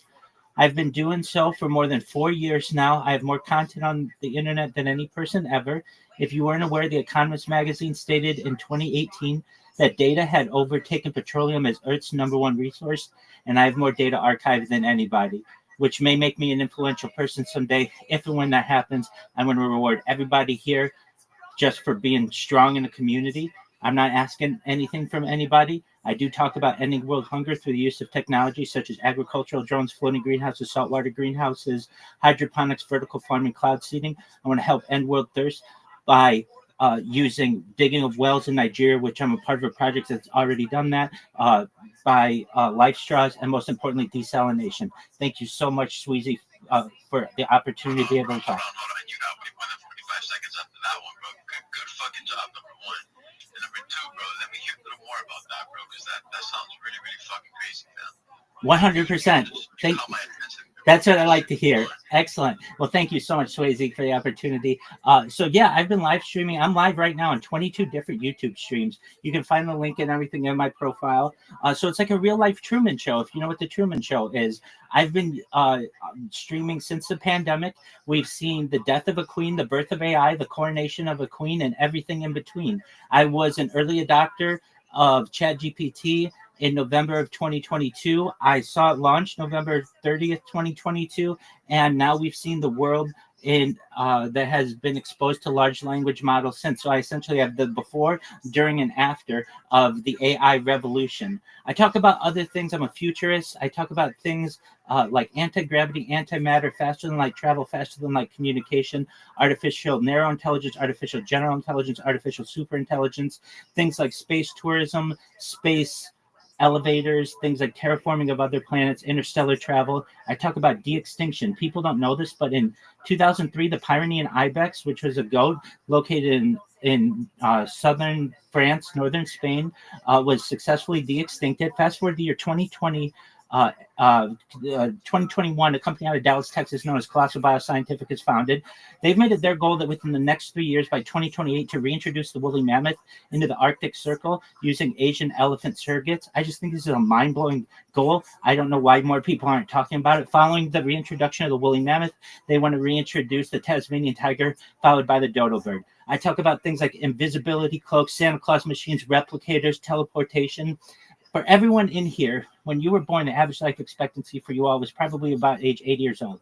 And that's wonderful. I want to help you, if you want, give you all the finances that you need and that your family needs to be able to pay for oxygen therapy, human growth hormone, stem cells, cryonics, cryogenics, nootropics, peptides, cold shock therapy, red light therapy, testosterone replacement therapy, ambrosia therapy to get you to be 120 years old. And you may be 120 years old, and you may say, Rabbi, back in 2025, everything that you said came true. It's been amazing, but my body's starting to break down. What's the next plan? And this is all with your consent. If you want, you may be able to utilize a type of technology known as mind uploading technology. That's where we scan your brain into your computer like a CAT scan or an MRI with your consent, knowing where every atom is in your central nervous system and your peripheral nervous system for later download. As an android, an avatar, a cyborg, a cybernetic being, a clone of yourself, a robot, an ethereal being. But essentially what I'm saying to you, that's what I'm here to do. Bro, can I ask you, what got you into all of this? 100%. Well, I am a certified project management professional by trade. I've launched apps on the App Store and Google Play, which has allowed me some financial independence. And I was working remotely during the pandemic, and I got more and more comfortable being on camera. I had seen the Truman Show and just thought one day I started recording my golf swing at Tiger Woods' golf course in Anaheim, California, and started saying some funny things that I thought my family might enjoy in the future. And I started uploading that on a nightly basis to archive the content, and eventually just would spend too much time uploading and thought, you know what, I should just start streaming this stuff. So I bought 33 different devices, and I've put them all around where I live. So you can watch me from 360 degrees. I've got ceiling cameras. I've got cameras in every corner of where I live. And you can literally live life with me 24/7. That's crazy, bro. That's just stuff, man. Honestly, bro, you're doing really fucking well, dog. And the way that you speak and the way that you present your project is very, very fucking bullish, bro. Like, good shit, man. And honestly, bro, I wish you the most success ever. And I hope that you get to accomplish the journey that you're set for yourself and accomplish all of those goals and helping people around the world. Because, bro, honestly, that's something that we don't see a lot in today's world. And it's very, very cool, fam. So make sure you guys throw my boy a follow, because he's doing some crazy shit that nobody has ever done before. Like, that is insane. And the way that he presented himself is even crazier. So make sure you guys throw him a follow. And bro, I appreciate you for coming up and sharing that, bro. That's actually very, very cool. And now I'm mind blown. I don't even know what to say, honestly. Much love to you, Swayze. Thank you so much to the room. I'm not going to be a stranger. I'll be in your spaces more and more often. I'll follow everybody who follows me back. Thank you again for the opportunity. You've been very sweet. Yo, I'm sorry. Who is that talking? I can't see. I need to follow please. I'm Rabbi Rothschild. Yeah, Rabbi Rothschild. Yeah, Jesus, bro. That shit blew my mind. Numbers I can't even lie, fam. Boys, make sure you guys go max engage with the space tweet. We're at 100 replies now, bro. We have 300 people in here. I don't even know how long. Rabbi Rothschild. Yeah, Jesus, bro. That shit blew my mind. Numbers I can't even lie, fam. Boys, make sure you guys go max engage with the space tweet. We're at 100 replies now, bro. We have 300 people in here. I don't even know how the fuck we're locked the fuck in today, yo. I haven't hosted a space since beta, and we're waiting, bro. Y'all wanted to hear the space, what we got to say, you know what I mean? So, boys, make sure you guys max engage with the show and chill tweet. That's how we get way, way more eyes in here. You know, we're trying to go for maybe 500 listeners today. We're trying to give everybody this alpha. I'm trying to reach 25K followers. I'm literally just 100 followers away. So make sure you guys follow me. Turn on my notifications. I follow everybody back. And I support all of you guys. Because, you know, at the end of the day, you guys support me. And it's just right. We support each other. We're building a community, you know. So make sure you guys follow all the listeners as well and all the speakers that are up here. And yeah, boys, let's keep supporting each other, max engaging. And with that being said, what is up, Dream Big? What's up, fam? It's going pretty well. How are you doing? I'm doing great, actually. Just what's going on with this? I'm pretty good and all that. I've only been on it, so looking at these spaces, man.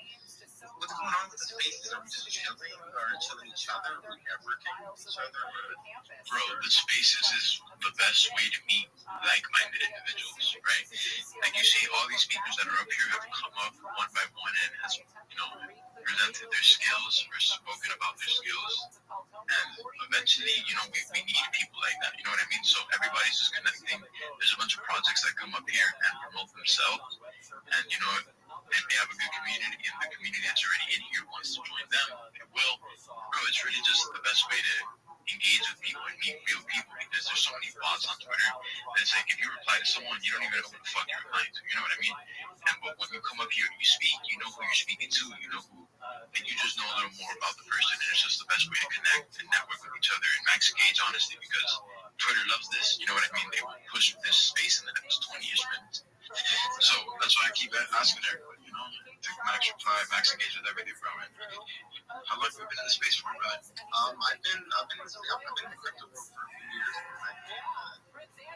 How is when they call you, they dumped on you, man? I've been getting dumped on, basically. Yeah, I've been getting rugged for like a year and a half, man. I've been trying to create my own coin, but I don't really know. Like, I only know how to code. Like, I can code a website and all that, but I don't know, like, how to advertise myself. That's the only thing. So, like, I already have a website. You're doing something right. This is the right way towards which you advertise yourself. So how about, tell us a little bit about what what you want to build. You got 45 seconds. Go ahead. Yeah, so basically doing this a lot of gambling site. We won't be calling it a gambling site because of the guidelines. So it's going to be more like gas. That's the wording we're going to be using for the website. It's already up. So you can basically trade right now just to practice around with the demo mode. You get $500 in salons, so basically like what 2 salons or like 2.5 salons just to practice with until like next week. That's what I've been doing, like throwing out the website, back end code. So we're basically new community. Basically, that's what's up, bro. Bro, if you keep at it every single day and promoting this project and your idea, bro, it'll get out to the masses. So, you're doing something right by showing up today. I appreciate you for coming up here and, showing us what you got going on, bro. It takes a lot of courage, fam. It really does, bro. Like, not many people are used to this or want to speak in front of a lot of people, dog. Because, like, you fuck up, dog. It's a little embarrassing sometimes. I got fucking up getting nervous, and it gets a little shy when you're talking to this. Like, some people are really comfortable with that, man. I feel like that's my part. I'm good with talking to people. It doesn't matter if it's 1,000 or 50. I don't care. It's just the advertising part. Like, like, just getting started is the hard part.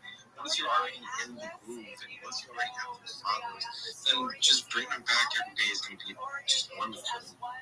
Yeah, bro, all you need, like, bro, PMP Dev, like, this guy, you just need to show up every single day. The guy, PMP Dev, he has shown up every single day with absolutely nobody behind him. And, bro, he has made people come behind him for showing up every single day.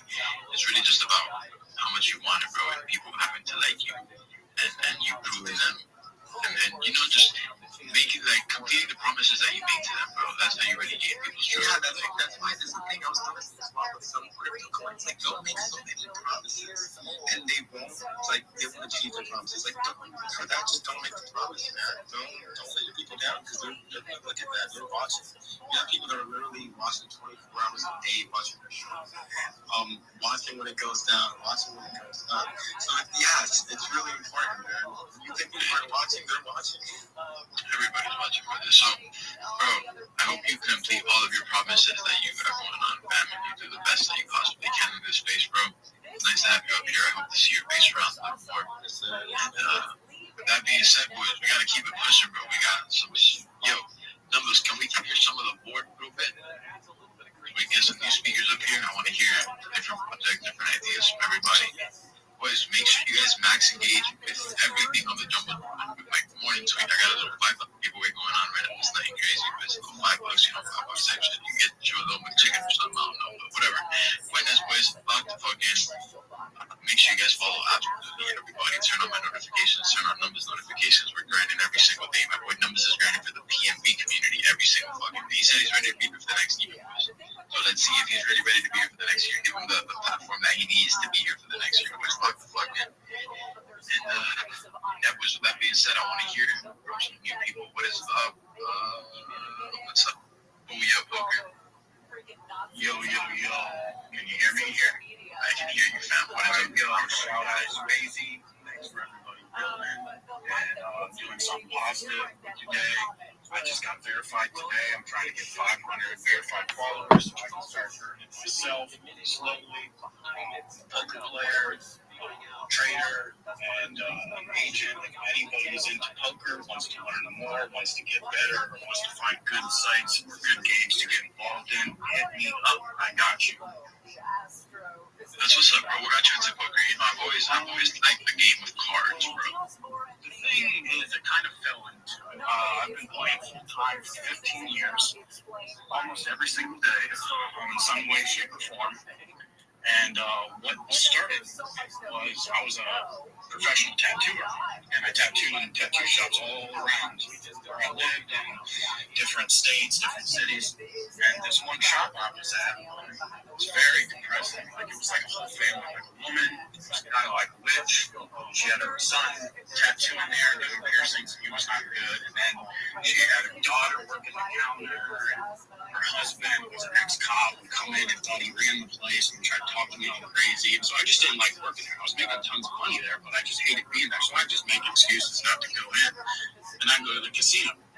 And for a while, I was playing different games, and then I knew how to play poker from when I was a kid. I used to go play with family and stuff and beat people. But so I played poker, and as the days went by, the weeks went by, the more times I went, I keep seeing the same people winning every night, and the same people losing every night. So it clicked to me like, there's got to be something really into this.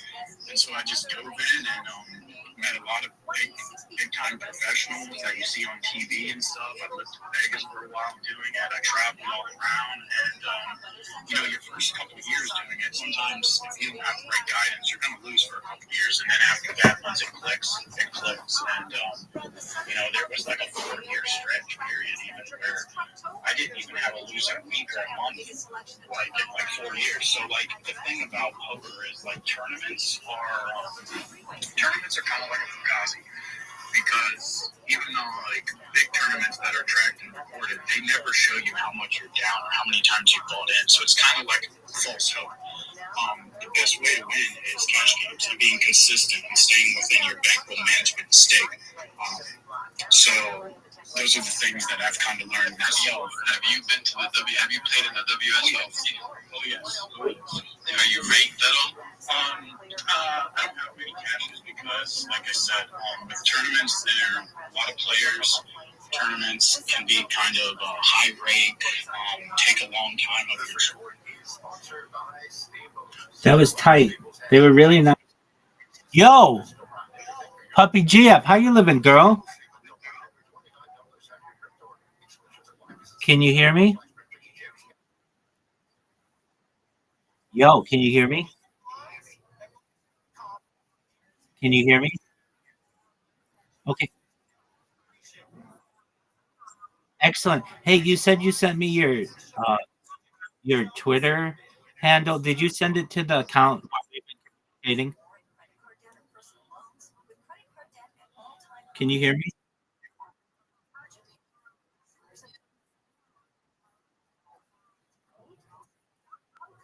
Don't. Okay. Okay, now I got it. Okay, you did it like 6 minutes ago? Okay, excellent. All right, I'm gonna follow you right now. Hey, I just did a another Twitter space, and the people are really cool. They invited me to shill. It's what you do when you share your project later today, and then again tomorrow. So that's great. They said at first, we're gonna give you 45 seconds to talk, and I did, and they're like, whoa, whoa, whoa, we got to hear more about this. So they gave me more time, and that's amazing. I love when people do that. Yeah, that's cool. Yeah. Oh yeah. No, I mean, because they get people in there who just BS them all day and they don't really care about it. But what I have is a lot different, and I don't ask for money. I don't want their money. And so when when you get somebody who's like, wait, so you're live streaming this right now? Oh yeah, definitely on 22 different YouTube streams, and then they check it out, it blows their mind. I followed you on Twitter. I like your banner.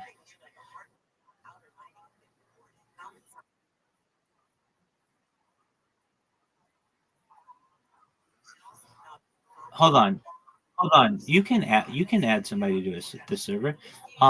At this 24/7 live stream call, you're gonna see a plus right next to it. Well, here I'll make it even easier for you. I'm gonna send you the link, and then you just share the link.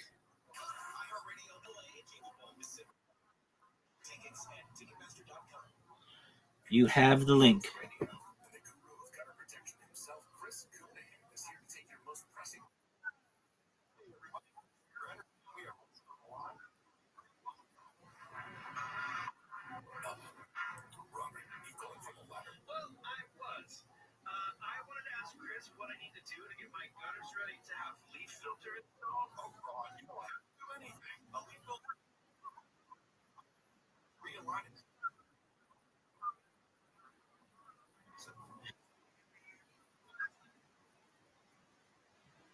Welcome, Rias.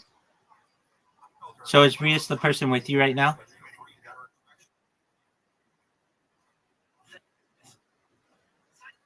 We're getting some echo. So I understand Rias is the person with you right now, puppy. Hello, Rias. How you living, big dog? Excellent. Well, welcome. Make yourself at home. As you're probably aware, you can live in this server. We really don't have any rules except you just have to be 18 and use good judgment. But oh, hey, look at you two. Welcome. Excellent. Hey, do you use Twitter Spaces or do you use Twitter? Okay, well, Twitter sucks, but it does have some good things. It does. It's like it crashes all the time, and you get banned a lot. But if you can survive those things, it's not too bad of a platform.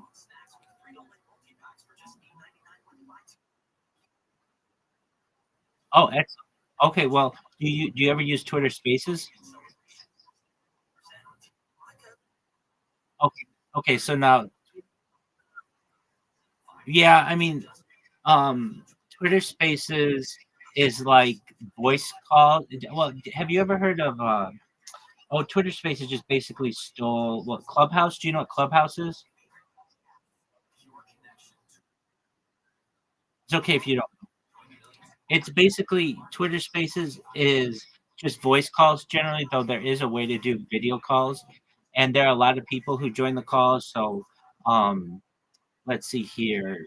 Usually, like anywhere between like 0 people, but like up to I've seen 2 million people in a Twitter space. It actually crashed the Twitter space. So there you can get a lot of people, and it's just yeah, yeah. I think that was when Donald Trump and Elon Musk were on a call together. But you do get some really big movers and shakers on there, and it's just a great place to network. If you ever want to grow your Twitter account, that's how to do it. Like I don't even ask people to follow me, and today I've gotten approximately 49 people following me, and I don't even ask them to follow me. So, if you're a nice person and interesting, people want to follow what you do, and then you could do your own Twitter Spaces, which basically like hosting a call. If you have an iOS device, you can do video spaces. If you have an Android device or a computer, you do audio spaces, and people do them all 24 hours a day. It's like if I don't know, are you into what they call Web3, but like cryptocurrency? It's okay if you're not, right? But absolutely, and like nobody knows what. Right. So Web3 is basically cryptocurrency and NFTs, which are non-fungible tokens, which is just like digital art is the easiest way to describe it. And it is not something that I necessarily thought I'd ever be in, but that's what all my pillows and my pajamas and everything is from a crypto project that sponsors me. And you never know who you're going to meet in there. So if you're ever bored on the internet, it's a good place to go to just meet new people. And yeah, you're always bored. Okay, so am I. So the two big things I can tell you that will take away your boredom on the internet. One is Reddit. Do you use Reddit? Okay, excellent. And you're in a lot of Reddit subreddits, right? Okay, so if, if I if I had any advice for subreddit,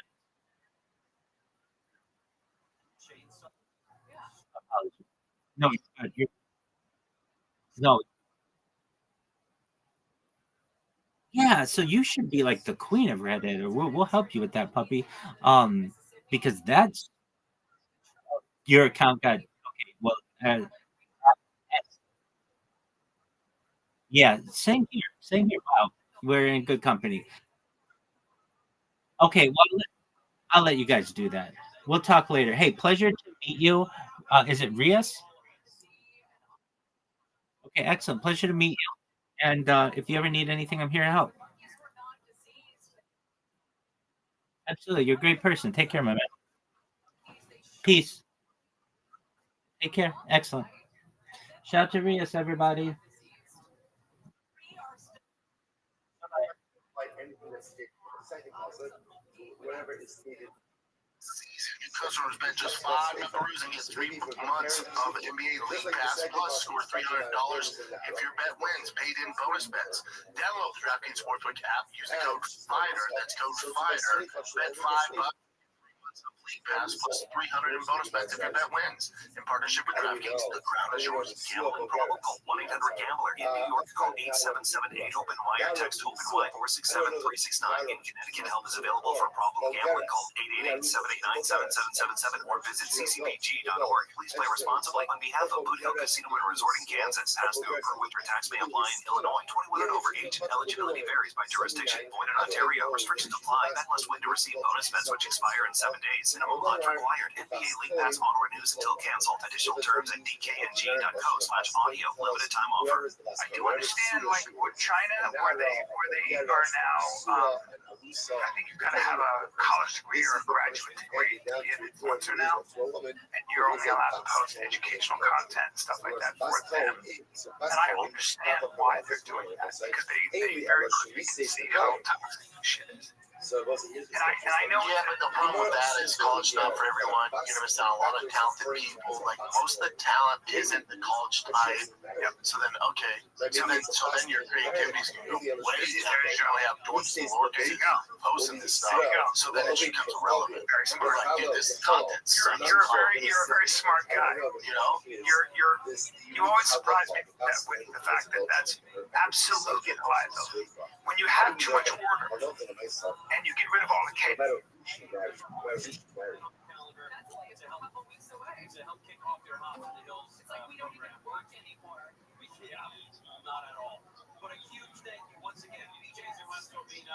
It shows that people got in, are getting out. Shows that there's been really healthy vibes, and also like really crappy ones too. But really healthy vibes.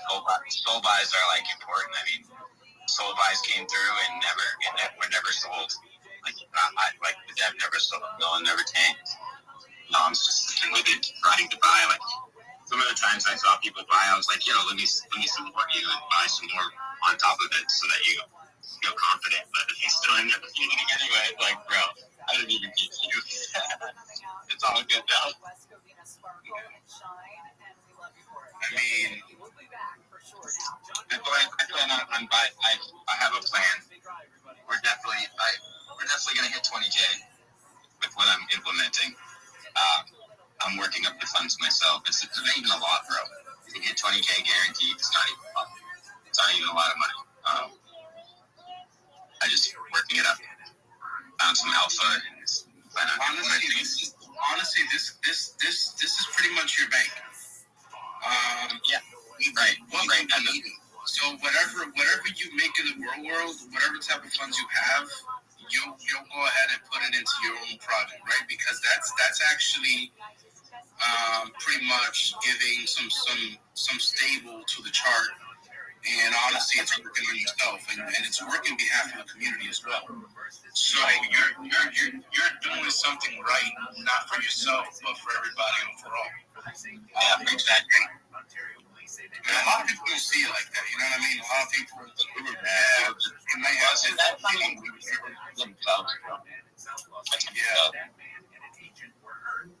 Yeah, no, when we launch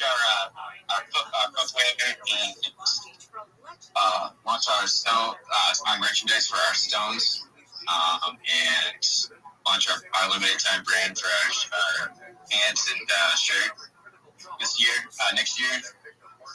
All that money that's generated is going into the token for stability, and also I'm buying tokens so that I can give people tokens as well. It's all in the roadmap. In fact, once we hit 20K, the top 3 holders get a split of the creative rewards. They get a third of the creative rewards. So whatever the creative rewards accumulated to, they will get a third of it. Yes, that's not bad. It actually sounds pretty good. Damn, I think I seen this shit launched too. What? I think I seen this launch a long time ago, 2 months ago. Yeah. Yeah, well, there's a lot of bongo coins, like, bro, people be trying to jack my shit, bro. I've been cooking this. Invested more than $150 million in Rose Bowl renovations. UCLA's lease runs through 2044, but declining attendance has reportedly fueled relocation talks. The university's lawyers insist those discussions don't violate the lease. Other worker KFID. A new self-driving taxi service has plans for San Francisco.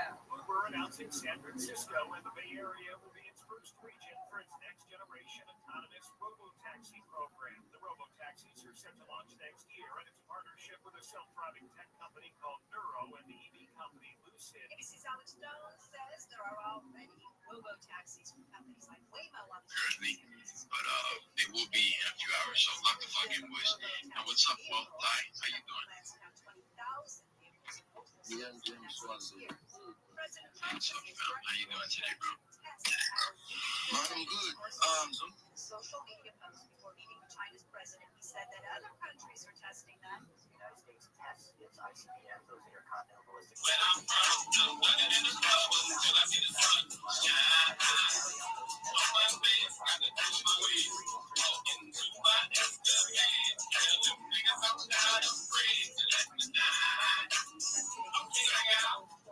Yo, and while we got this banger playing, guys, don't forget to please reply, like, and retweet the room so we can get some more people up in here. Really appreciate you guys. Thank you so much. We're going to keep the tunes popping, let the room fill up a little bit more.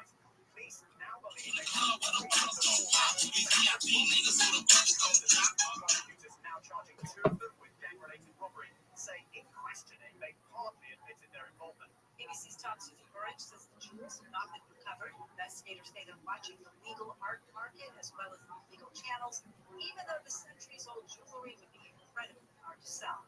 Southland weather for KFI, sunny, highs mid-80s to around 90 for Metro LA, or 80s to mid-90s in the valleys and the high mid-70s to low 80s for high weather,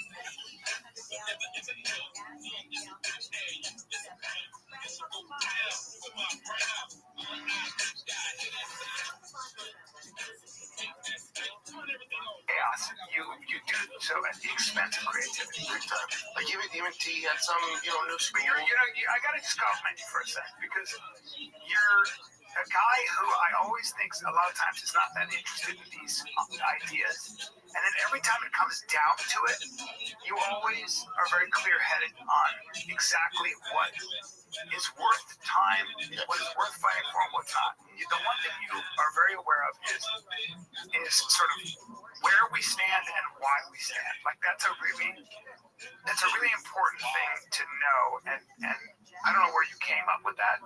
You, buddy. Maybe me, or maybe just your instinct.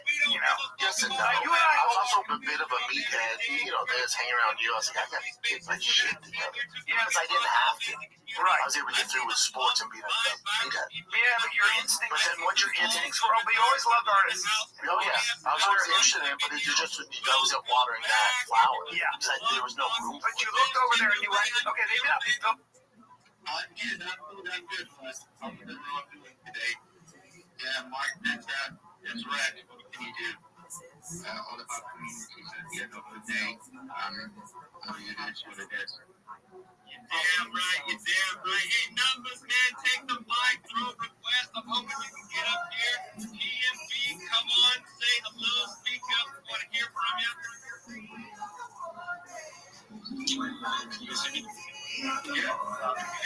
I'm outdoors in the earbuds, so yeah, because I'm a little bad right now. Can't be dropping the F-bomb or something.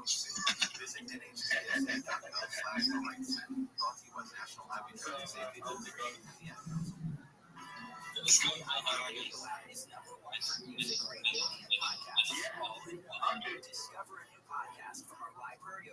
We're gonna show up on the red days. We're gonna have fun, because we know the people that are in here having fun are people that are invested properly because they can show up every day and not worry about what the hell their wallet says and continue to do their shit for their community. That's what we're gonna do. I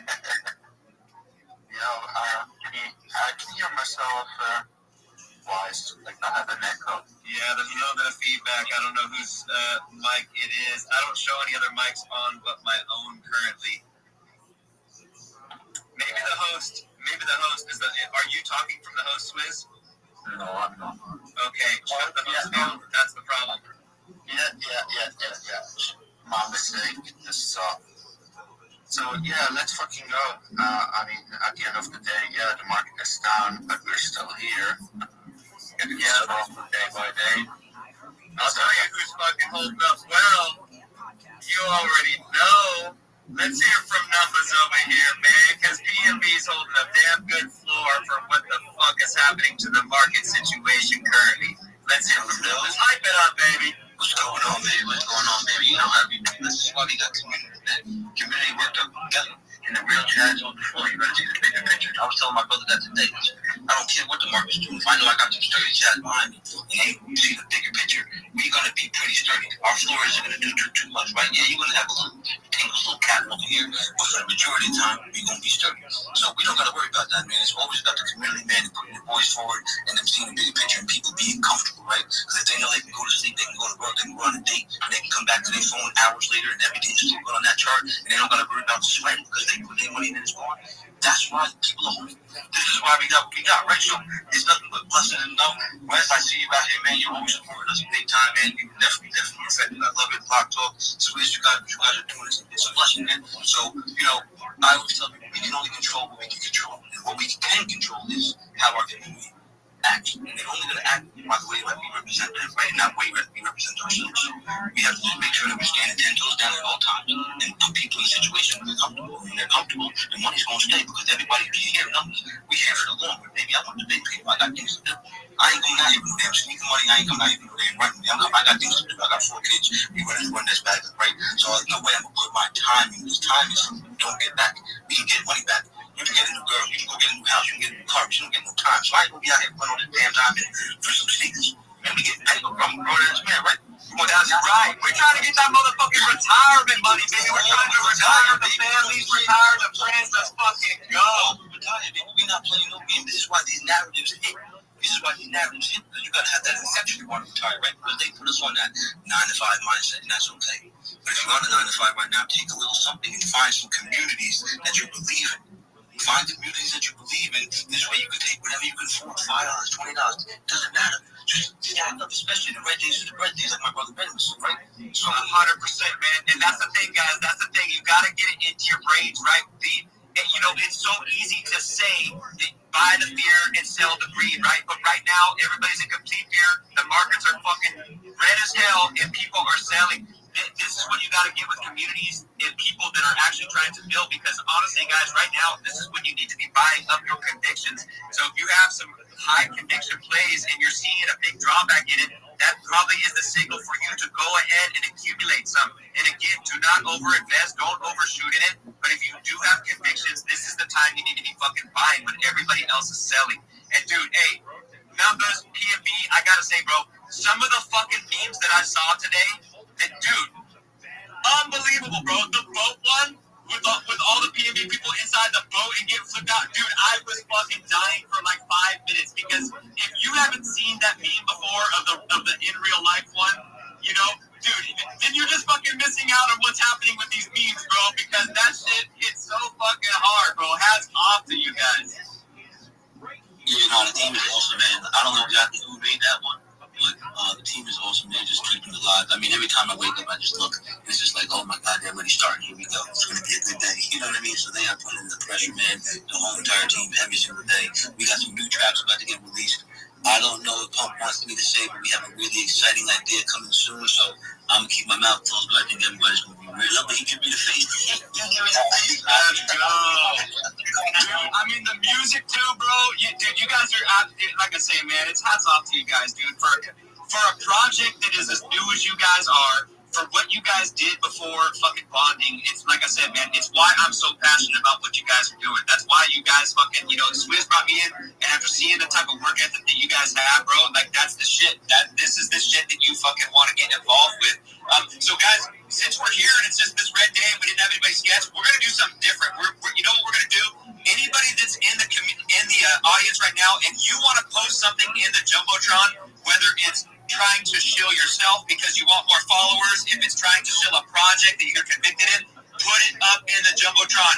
That is the type of engagement we are here, guys. We want to engage with you. We're not worried about our own fucking personal posts. Of course, follow Blog Talk. Please fucking like and retweet and all that good bullshit. But we're here for the community. We're here for the audience, guys. If you got shit you want to post in the Jumbotron, please feel free to do so. If there's anybody here that wants to talk about a project, please request the mic. Feel free to do so. I'm about to go wild on that Jumbotron. If you see the boat one up there, guys, PMB guys, I want to see the boat one. Put the boat up there, please. The audience needs to see that. I put today's meme contest up there, so if anybody wants to join, they can. But you gotta follow all the rules on that contest to have a chance to.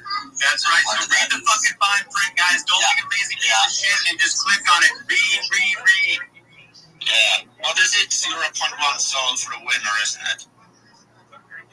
Yep, exactly. Just nice and small to fit what we are right now, and these things will escalate as the project scales. Man, it's fucking crazy if you think about it. There are like I'd say 20, 25 hardcore PMB people in the TG active on a daily basis, and the quality of and the amount of memes that people make on a daily basis create hats off. It's insane.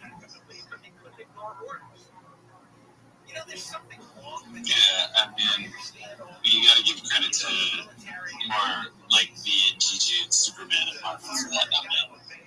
Yeah, I make a few, but those guys do the internet.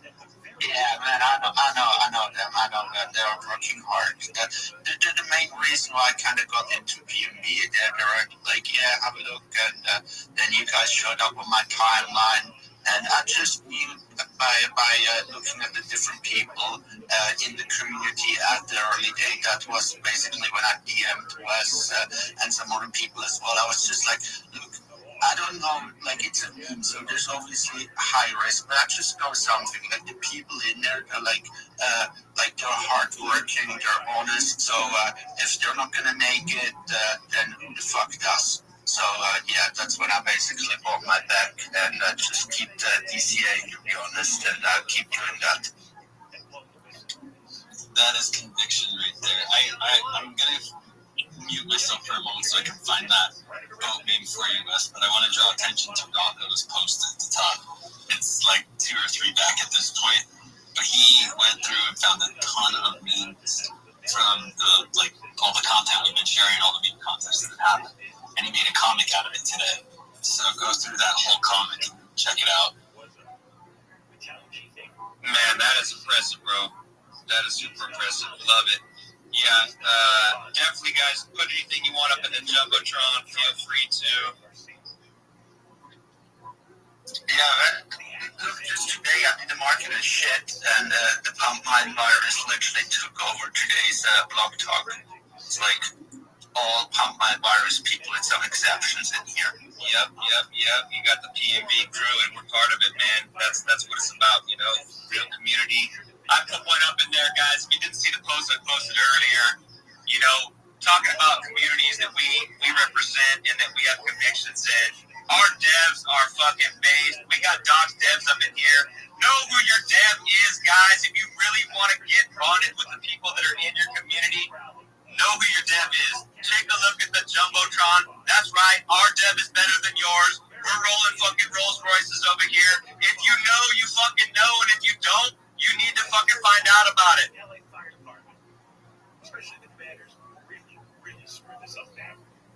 Oh, Lord, I see you in there. Let me drop you an invite. Get up here.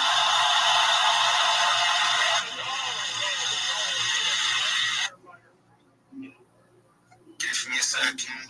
There we go.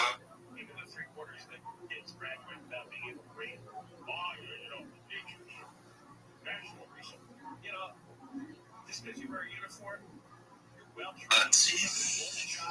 Welcome back, everybody. Yeah, we're just talking today.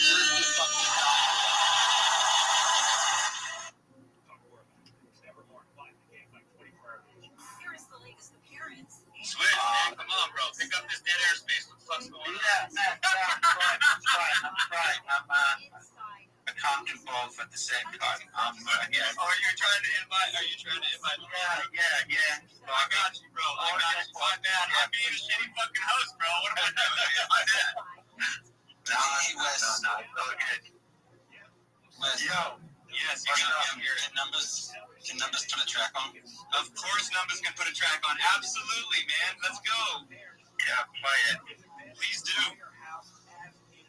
All right, hold on a second. I wasn't expecting that. I'm on the spot. All right, but yeah, man. I gotta give me like 10 seconds. If you guys don't know it, we've got a YouTube channel. There's music tracks on it.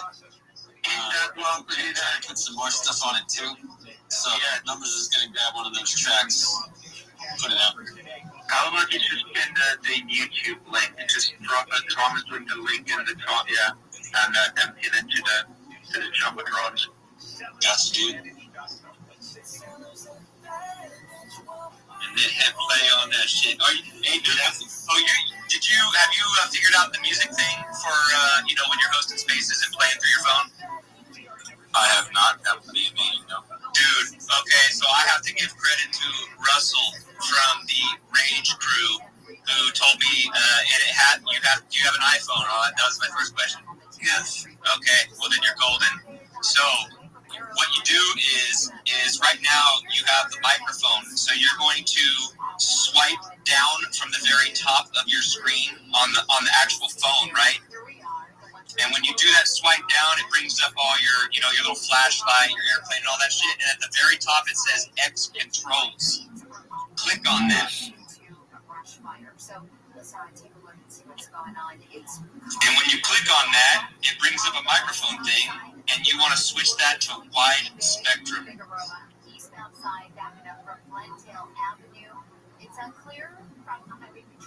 Can you guys still hear me? Yes, we can. Did you hear me the whole time? Yeah. Yes. Thank you for the tip. That's awesome. Excellent alpha. So the wide spectrum. As a matter of fact, I fucking didn't even have it on, so I don't know how that music was sounding a second ago. Maybe it was it sounding okay through the phone? It was good. Yeah, it was. Here, let me just hit real quick just to make sure. I'm making a couple seconds. What up, Omni Doc? Double check, okay, and then we'll get on. If you guys can hear it now, let me know, all right? Go ahead, numbers. Go ahead. Let's see if this works. Did you find yourself asking questions about technology? Rich DeMiro here. Join me for Rich on Tech Saturdays at 11. What is the latest anything from home electronics to your mobile phone? Does it work or not? No. Oh, so maybe I probably failed to tell you that it's so you're playing the music through a third-party source, like an external speaker, not through the phone. Oh, yeah. Okay. Gotcha.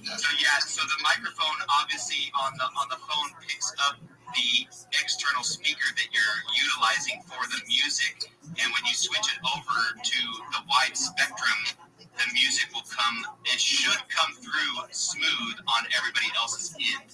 Okay, so if I keep my wide spectrum but play from YouTube, that'll be all right.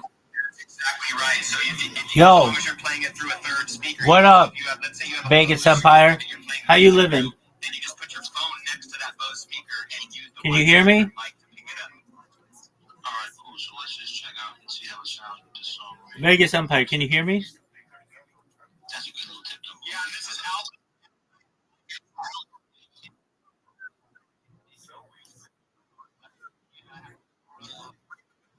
Yo, Vegas Empire, how'd you find out about me?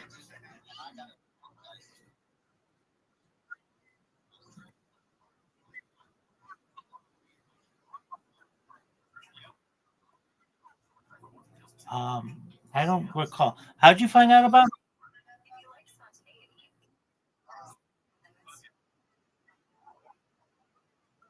me? Oh, yeah.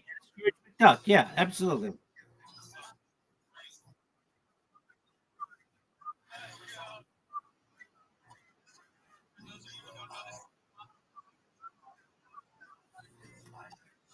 Oh, you the man.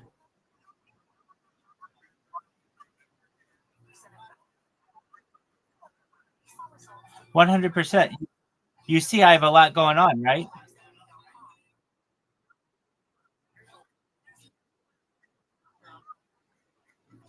No, there are other people in here.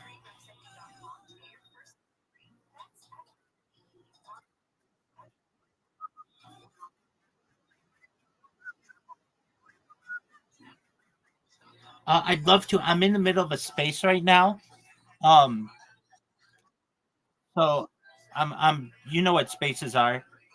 Come to this space. Here. I'm gonna send you a link to the space, and you'll hear me talk more about it in there. Okay,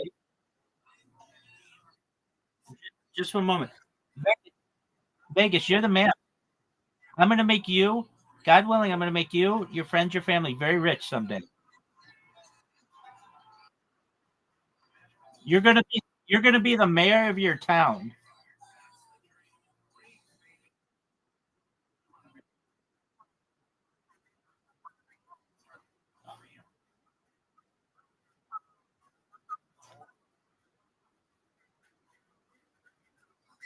Guess what? Guess what? They're gonna change it. They're gonna change. They're gonna change it so that you can be the mayor.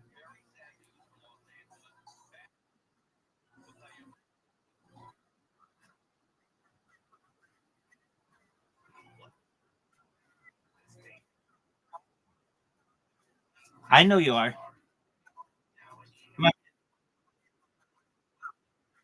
I know they'll change it. They'll change it just from you, Vegas Empire.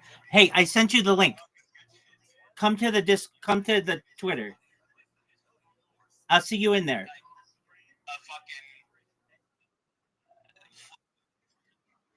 I sent it to your DM in Discord. You guys have set the bar where it should be. Look at your excellent. Come there right now.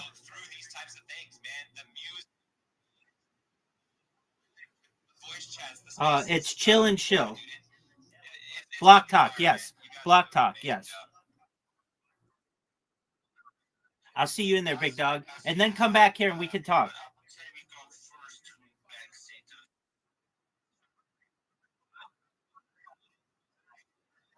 That's okay. That's okay. Disconnect.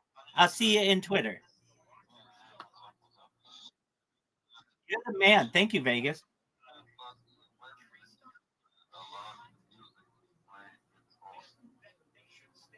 Fantastic. So tell us a bit more about the Friends Factory. Look, yeah, I have one of your NFTs. Alex showed it to me, like, I don't know, 2 months ago or so. So I thought, like, I'll get. Yeah, Excellent. to have you here. Let's make it a little short summary. So we started last year in the beer market. So yeah, we started the beer market, not moving stuff anyways. We built all the Rothschild. I put it up because I'm a German. I love to do clean things and working things and smooth things. So we turned it off because we want to build a better site. So we bring out or we brought out our marketplace, freelance marketplace. Using services for free and find services like merch, like what you can take a look at the site for a more unique devs, you can take a look at the site for devs and so on for artists and so on. So, and here the biggest thing we have is friendships. So if you join our Discord, when you are a holder, you already see some legends. Yeah, of course, I have all the names badge number saying, but the community of social gardening, social crew members, also main crew members and so on, our and holders, writing and sharing some outfit there.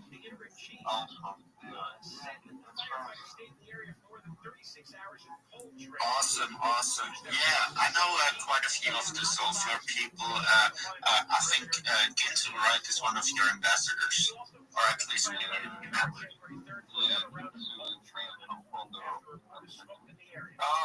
Okay. Better. So, he is obviously well connected.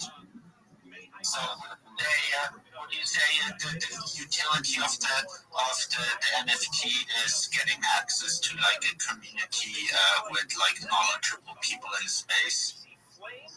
Or is there like airdrops and whatnot, or is it just not, but is it like community based?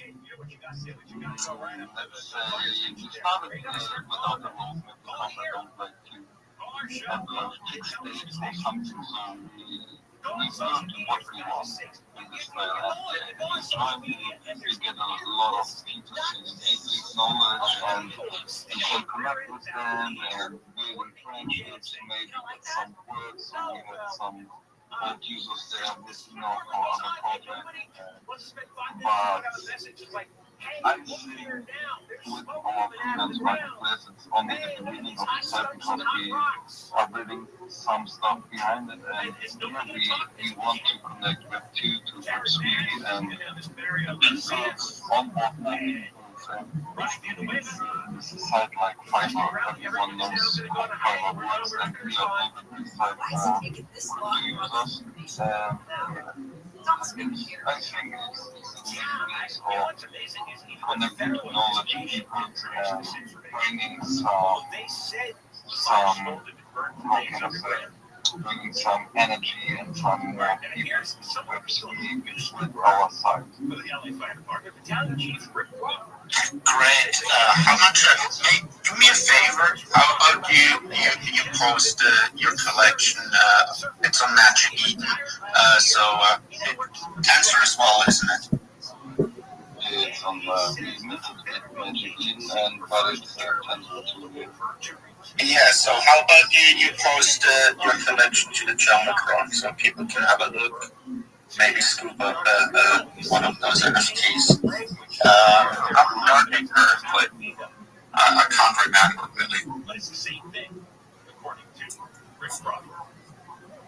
You can get into semantics, but the bottom line is whether the market is all the Jumbotron, have to find the link. No pressure, no, take your time. So, what's the floor price currently on your collection? It's like $10 at the moment, something like this. So, pretty much, if you want to get access to a lot of awesome people in the space, especially from like the Soulflower community, pretty much the OG wallet natively on Solana. So, I guess $10 isn't much.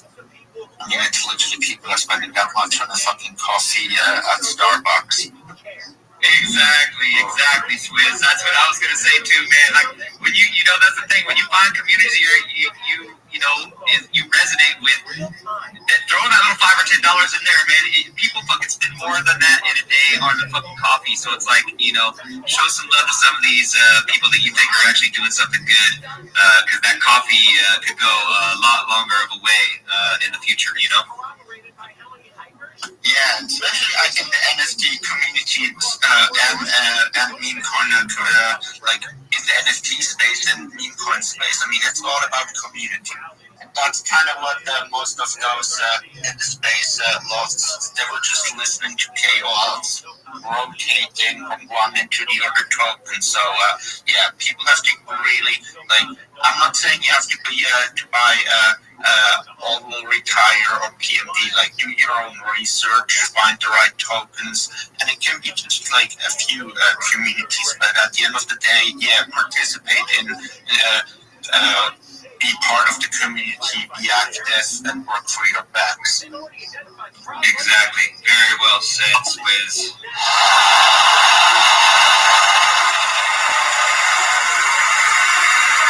And it goes back to what I talk about on every single one of these spaces, and I will say it every single time I get on one of these spaces. This is why you do not overinvest, because if you overinvest, you're not going to be able to have fun. You're not going to be able to work for your bags. You're not going to want to build the friendships with your community, and that's what meme space is all about, man. That's what crypto Twitter is all about. Since I've been here for 10 months, I've gained so much knowledge, and I feel like I've, really built some amazing friendships here. And right now we're hosting a show, Swizz and I. We met through crypto Twitter. You know what I'm saying? That's the type of shit that can happen, man. You never know what path it's going to bring you down. So when you show up to these spaces, you surround yourself with like-minded people, good things are going to happen. Absolutely. Let's fucking go. Crypto Twitter is a crazy place, and there's so much trash on there. But there are obviously a lot of real people as well. So you just have to be careful. And it's still an awesome place to network. You just kind of have to be careful who you follow, and don't spend your time following these KOLs who drop like a new token like every 24 hours. They're just after your money, and that's kind of the big issue at the moment in the space. So we need to make sure that people return to the communities and are willing to actually not just chart watching, just buy a token and pick an amount that that doesn't bloody financially affect you. So that way you can have fun, be part of the community, and if we all actually do that, it's going to change. It's going to change the space for the better, and I guess we all need that. Man, you fucking hit that so hard, bro. That's exactly what my whole theory is too. Is what's going to end up happening in this space over time. It's still going to take some time to happen, but people are going to get sick of this bullshit. And you understand, unfortunately, the dopamine high is there and prevalent in everybody, right? So it's going to take some time before people get beat up to the point to where they're like, okay, you know what, this shit, it really isn't fucking working. I've been trying it for months now, and it's not happening. And hopefully some of those people can get saved before they just wash their hands completely and bounce out. But I honestly think that's going to be the future of where crypto Twitter goes. It really doesn't have a choice, in my opinion. Things are not going to fucking work out for people unless you join communities that are actually trying to build some longevity. Rotating these fucking shitcoins is not going to work out for 99% of people. I'm sorry. That's the fucking truth. It's a hard truth to swallow for some people, but if it's happening to you and you're asking yourself why it's happening, well, that's the reality, man. You're up against some of the best motherfuckers in the world that are trading, and not only are you up against some of the best in the world, but you're up against people who don't have your best interest at mind as well. So throw that combination of people out there to get you, and you're up against some of the best in the world. It's going to be really tough to fucking keep your head above the water. Yeah, did you see the meme drop today? The James Wynn launched one or he's part of it. Of course I heard about it. Of course. Yeah, fucking the cat got hit by the Waymo driverless vehicle in San Francisco. Yeah. Oh man, they're calling it the next peanut, guys. Get in, ape your bags, do your own research. Obviously, I'm bullshitting, but hey, do your thing, man. Sometimes there's money to be made in certain places. I'm not gonna hate on anybody that gives it a shot, but that's the type of place we're in right now, guys. I mean, this is what's happening in the space, and this is why you want to find those real communities that are there. You're gonna know the vibes, man. Again, it doesn't take long to do some research. Jump into the Telegram, look at their timeline on X. Hop in their spaces. If they're not hosting spaces, that should be one thing, right? Well, fuck, I can't hear this person's voice. How real are they? But you hear them on spaces. You see them in the voice chat on Telegram. You look to see how active they are on their timeline on X. How long have they been around? It doesn't take long to add a couple of little mark a couple of boxes that will signal to you that there's actually really people trying to build there. Yeah. Quickly back to Banksy. Thanks for being here. Guys, have a look at the Jumbotron. The collection is up there. Maybe quickly back to you one more time, Banksy. Exactly. Do you want to give us a 1-minute chill of your project just to kind of sum it up? Yeah, sum up your project in 60 seconds. If you want people to jump in, let's see what you can do in 60 seconds. There's no pressure, though. We're all here to have fun. It's part of the fun for the project developer. It's part of the fun for all the audience that's in here. So, and it just makes us better everywhere because you never know what kind of an idea you might have in your shield that somebody could pick up on. You know what I'm saying? So that's what's such a great value to this space. So we're going to give you the floor now. You start it off anytime you do, and when you do, I'll go ahead and start the clock. So ready when you are.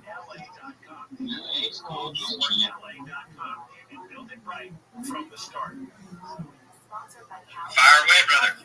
Okay, so just some summary again. So if you're coming to France, you will have a lot of friends because of France Factory. And we are connected to big projects like Salt Lake, Automates, Old Age, Solana Globe, Games, and so many projects. We have a lot of team members and founders in our group. And I had a look today, and the floor is very really sitting. It's only press Solana and we double the floor, and then only this small amount left because we have only 200 listed. It's only 6%. So if you wait, you miss the chance to have really cheap entry. And that's my thumbs up for our project.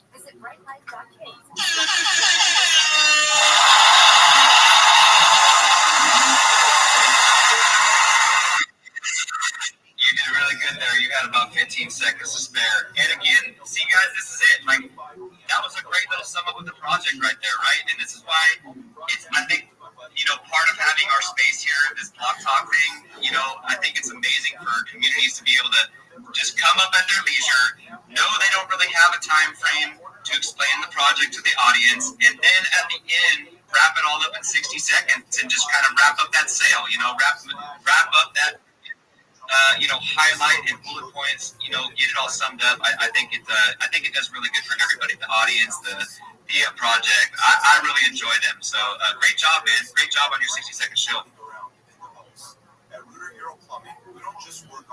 Anybody in the audience got any questions for him or Swizz? No, I just wanna point out that for $10 getting access to such know-how within the space it's a smart investment in my opinion. And I'm lucky that I listened to Alex a while back, scooped one up. I've never really been following the community myself, to be honest, just busy. But after hearing that they have a Discord, I'm definitely going to show up in there a bit more often. Awesome. Thanks again for being here, and hopefully we see you back in the future. Thanks. Yeah, definitely thank you for giving us your time and showing up to Block Talk and talking about your project. And again, Swizz, you're like, I haven't really been all involved. This is the shit that you get when you have real people, guys. Fucking the truth, the reality. You know what I'm saying? This is what it's all about, man. We're not here to bullshit anybody. And it's just such a beautiful thing when you've got people that you surround yourself with that you really, you fucking trust their word, you trust their judgment, and it takes months and months to develop that sometimes, especially through an app where you're on crypto Twitter, and you don't get to see like some of these people, right? And that's another thing where it's like when some of these people are doxxed, that like really pulls me in because it really shows to me that they're like trying to take that trust to the next level. And so, I think for me, it's a really big deal. And it's not that I don't belong to projects where they're not doxxed, but for me, I definitely think it's like that icing on the cake that this dude is like for real, right? So I just want to put that out there. I think another thing that's really bullish is the fact that they started off in the bear market. So that's kind of as well why I'm bullish on Combine virus because the market hasn't been doing well. They're still managed to kind of get bonded just a few days ago, the community has been growing ever since. But so is with all will retire. It's crazy. We just had a chat yesterday, and it was voice chat basically in the TG. And despite like the recent price action, there's more and more people joining all will retire. helping us out, working for their backs, despite the recent crappy price action. So the project has been around towards a year now, and I'm bullish on communities at the end of the day. I just kind of have to keep repeating that. Yeah, exactly. And Swaz, I'm fucking bullish on you, man, because you recognize good communities as well. If it wasn't for you, I wouldn't be involved with the my virus. I obviously probably would eventually have seen it popping up since those motherfuckers are working relentlessly. Let's go. But besides that, it's getting hard to ignore us. Exactly, dude. And that's what I said. There's a lot. They'll ignore us till they can't, man. Look, I realize there's a lot of people that probably have issues because we don't have neutrals or something, right? So there's that. But otherwise, it's pretty impossible to ignore us. It's simple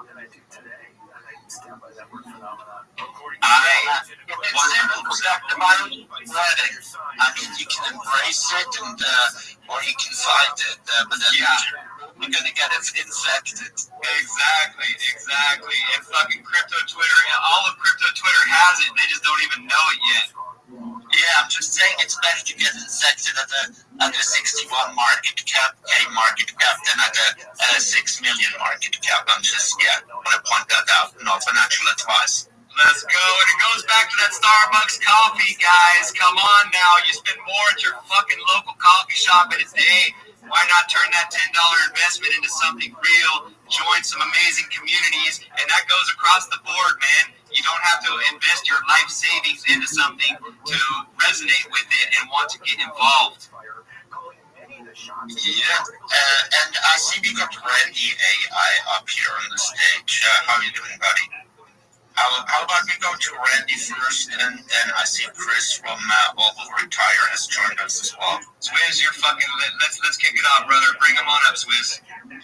Randy's already on the stage, so how are you doing, Randy? I'm great. How are you? Oh, I'm fantastic. Thank you.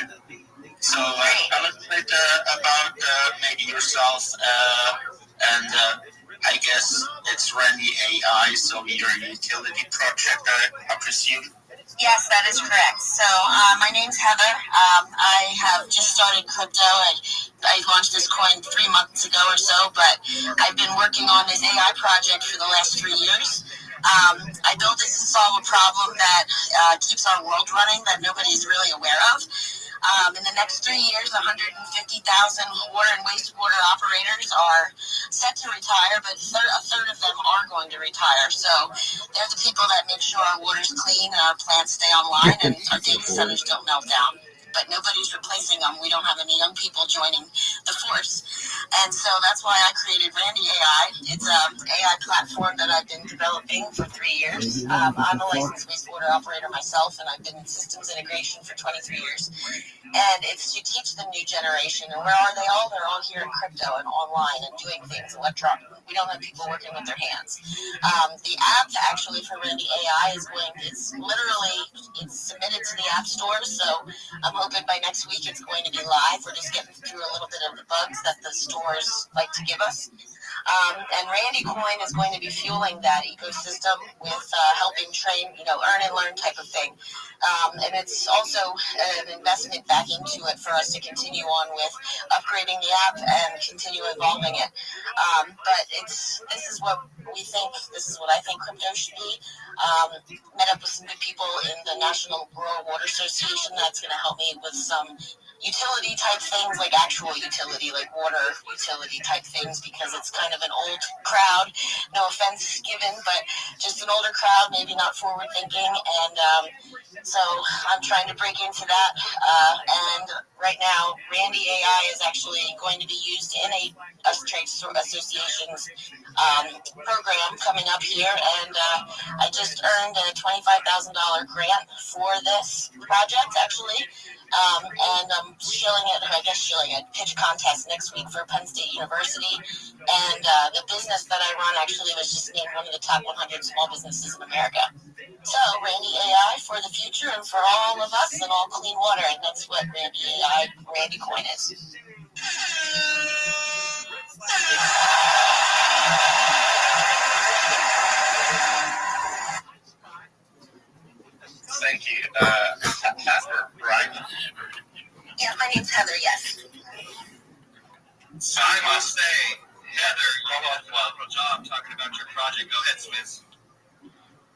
Yeah, I'm just looking at the chart. So you're basically what is it?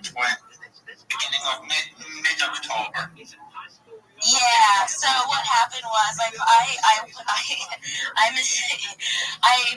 launched the coin one early morning because I was going to use it as like a marketing. I didn't really know I didn't know crypto really. Let's be honest. It was a $10 investment I had for like Robinhood, and I asked ChatGPT, give me a crypto coin to put $10 on. It told me pump.fun, and I said, what the hell is that? Looked it up, and I said, oh, it would be a great idea. Let's have a fun meme coin for Randy. So kind of spiraled off into that. But I jump in, and I said, I go all in when I go all in. So actually, I'm partnered up with Archon, the Recon Raccoons. And we had a whole plan bonding scheduled 2 weeks ago. And literally that night, Cabal must have came in and they pumped my chart all the way up. It got me bonded. I got rewards, so I was able to get us listed on DEX. But it dropped us back down. I mean, we were close to 30K before that happened. So my chart kind of looks like crap right now, and we're trying to recuperate from that. But unfortunately, that happened. Bad actors. Yeah. At the end of the day, if you keep working, that shouldn't really matter. I mean, it's the same with the pump mine virus.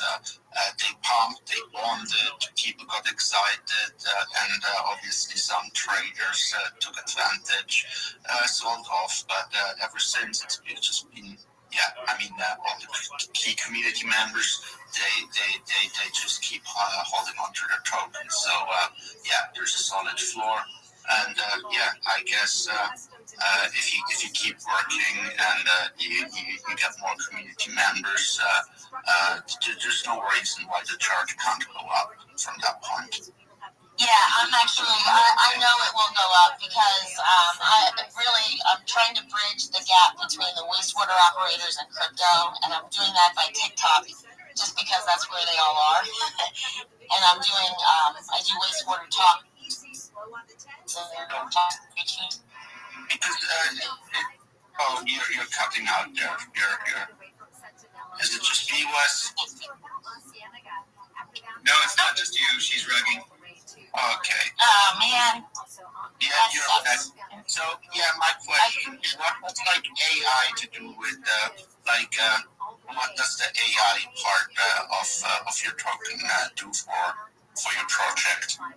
Yep, so basically, I actually started developing this AI before AI was out, and it was just kind of like a crude type of AI, but there's really not much study or information out there for people when they study for their exams, and there's a couple things here and there, and there's more and more coming out of it, but what I did was concentrate all of the information from each state that's provided by each state government association, DEP, or whatever they call it in each state, and it's learned, and it's not open to the internet. It is only learned off of that information, which is the information that is the accurate information, and it basically is a conversational character that people can talk to understand different concepts like long math or biology type concepts, and actually is proven. I would say maybe 30 so people came back to us and already passed their tests. It's actually even helped people with some problems at their plant. I've had about 500 and some users right now, and that was just organically through the website that I have, because you can talk to it through my website right now, and I have some quizzes on there. But when the app gets switched over, there's a paid portion, and she is Regan actually, and she's an AI that I developed that is all backed by valid data sheets, manuals, all kinds of equipment that we're used to as a systems integrator working on, and the operators usually need help with that kind of thing. So it basically gives who, what, why, where, and when on how to troubleshoot, and helps the operators out that way, which we've also proven that one as well. So it's over the last 3 years, really. So are you part of a team? Did you develop the application yourself? I guess yes, I did. I didn't develop the app. I hired somebody to do the app, which I wish I didn't now at this point, because I could have done it myself. But I'm waiting. It's just for the app development part of it. But everything else I developed myself. I did program that, did the website, program that, and all of the market research, all of this stuff. Yeah. My husband helps me, but he's basically the field guy. Like he's the hands-off register, and I'm the inside person that does the program. He programs too. Since I have two businesses, we kind of split, you know.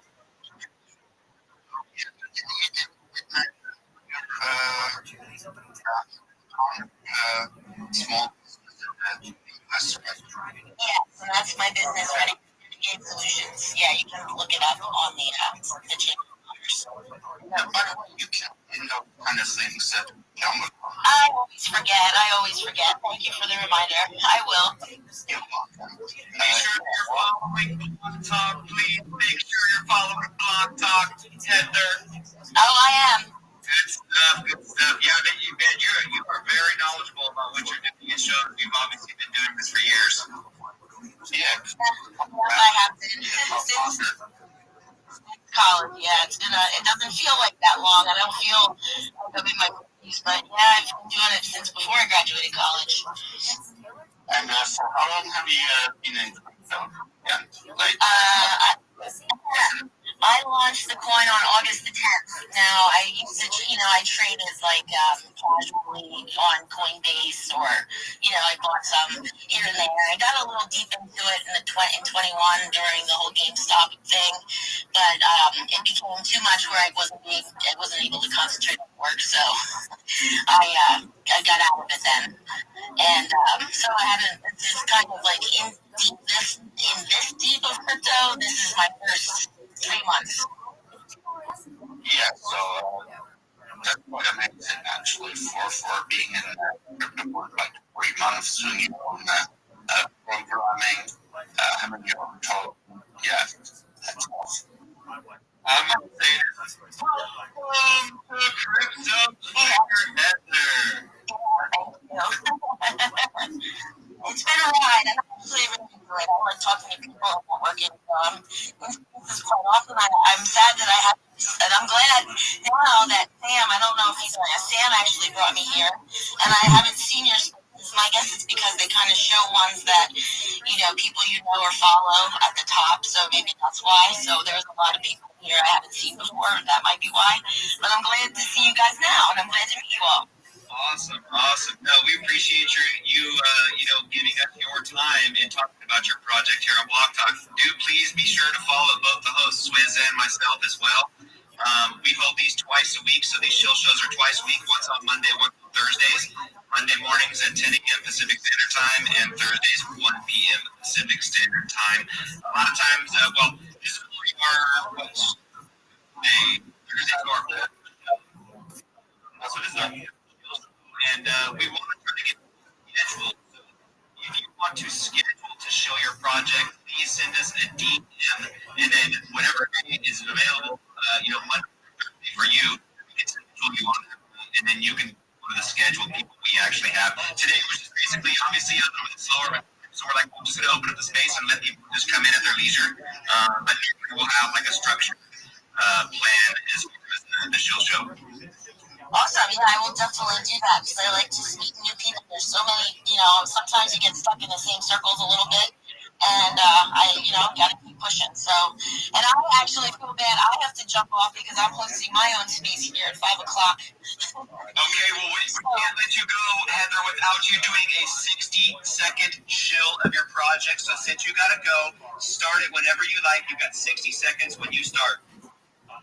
Okay. All right. So, Randy Coin, it's the only token that doesn't move. It flushes all of the competition. But it's not just another meme coin. It's a utility. It's a utility coin. It's the first crypto wastewater industry in South. And it is made for changing, shortening the gap of in the are getting installed across really across the world. Water usage is going to be rising, and we don't have enough people to be able to keep that water clean. So that's where comes in, it is to kind of showcase that AI is for even the blue collar workers, and Randy Coin is there to back them, and it gives them kind of a badge of honor. So we'll be able to earn and learn in the app, so that we can use that and pay for credits. They have continuing education credits required. They can use that for the credits and keep pushing Randy Coin. And yeah.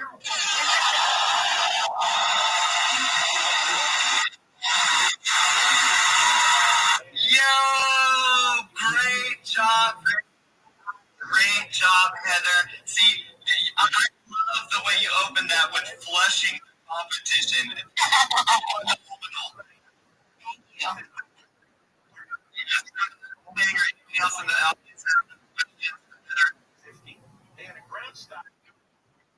yeah. I was seeing yeah. The Rabbi holding up his so my Chris. Yep, and enjoy your spaces, Heather. Thanks for coming up. You know you're starting very early in this game. I can tell you right now you're in the right place. These spaces is up. Ones out there, but a lot of them you will find value. So you'll find the right places. You're doing a great job. You got a great start. Oh, thank you very much. I really appreciate the time that you gave me here just now. So thank you. Thank you. Have a nice day. Rabbi, come on up, man. You can take your hand down. Come on up and your project or ask me. Like you have the floor. Or, man, don't know. My bad. Thank you so much for the opportunity. My name is Rabbi Rothschild. 7 days, 165 days. So since the pandemic, back 4 years, everything in between. This is essentially a real-life Truman Show. In 2018, had overtaken petroleum source, and I.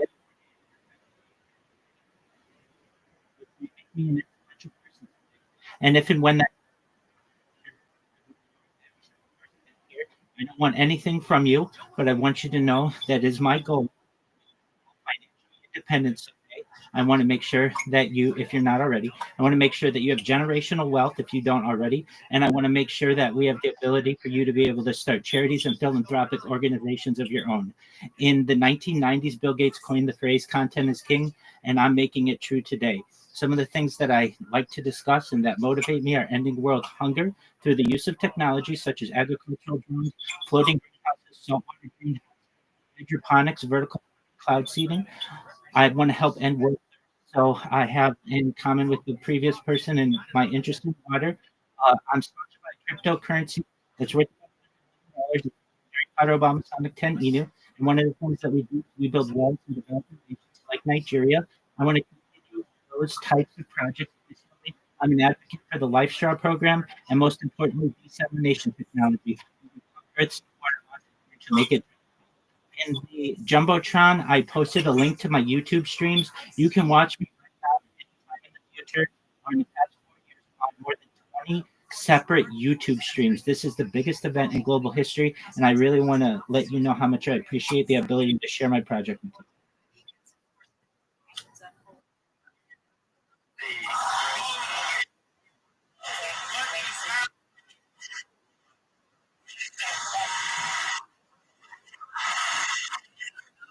Breathing.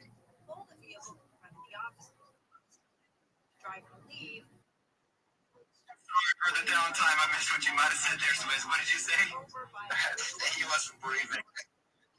That's absolutely came up here and killed it. And this dude is streaming 24/7. How the hell do you have that kind of energy? I'm motivated by the improvement of the world. When I was a child, that changes that could start to get along and do one good thing for each other. That there was a real opportunity to be able to share my life with the world, and if I had the courage to do it, then I might take the leap and give people the opportunity to observe my life. I started. I'm by trade a certified project on the App Store and Google Play, which have allowed me some financial independence. And, I started pandemic, remote, my job went remote, and I got more comfortable on camera. I was always on camera for 8 to 10 hours a day, and after work, I would hit golf balls at Tiger Golf Course in Anaheim, California, and I wanted to record what my golf swing looked like. I would upload that data after work and family that I may have, and thought, you know what, it's taken me a long time to upload all this data. It's probably in the best interest to start live. So I bought 30 devices and all around where I live, so you can literally watch my life 24/7, going back to the pandemic, and see my life. Not just 24/7, but I have ceiling cams. You can watch me in 300, and you all should be aware of the importance of data that AI is going to need to model its data, and I have more data archived on a single individual than anybody else. This is going to be really big. This has the opportunity to be the biggest event in global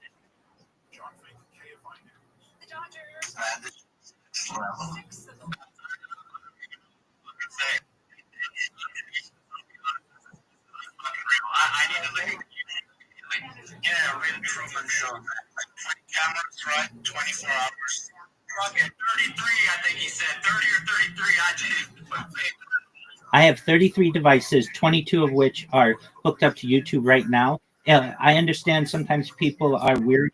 You can just type my name, Rabbi Rothschild, into YouTube and filter by live, and you'll see all of my streams. Or if you want, it's in the Jumbotron. You can check out the link there. I'm a futurist, so I'm someone, in addition, who wants to help the world today. I like to talk about the future, things like anti-gravity, faster than light travel, faster than light communication. I like to talk about artificial intelligence, artificial general intelligence, artificial intelligence, things like Santa Claus machines, replicators, teleportation, space elevators, and space tourism, terraforming of other planets, galactic travel. People don't know the first successful de-extinction took place in the year 2003 with the Pyrenean ibex, which was a goat located in northern Spain, southern France. Fast forward to the year 2021, a company out of Dallas, Texas, is founded known as Colossal Bioscientific. They've made it their goal that within the next 3 years to reintroduce the woolly mammoth into the Arctic Circle utilizing Asian elephant surrogates. I just think this is a mind-blowing goal. I don't know why we're not talking about it more in society, and I'll consider it a privilege to be able to archive this data. Additionally, following the reintroduction of the woolly mammoth, they want to reintroduce the Tasmanian tiger, followed by the dodo bird. I'm someone who wants to help every single person in here with your consent. If you want, I want to be able to hopefully give you the money someday to use life extension technology. When you all were born, the average life expectancy for you was probably about age 80.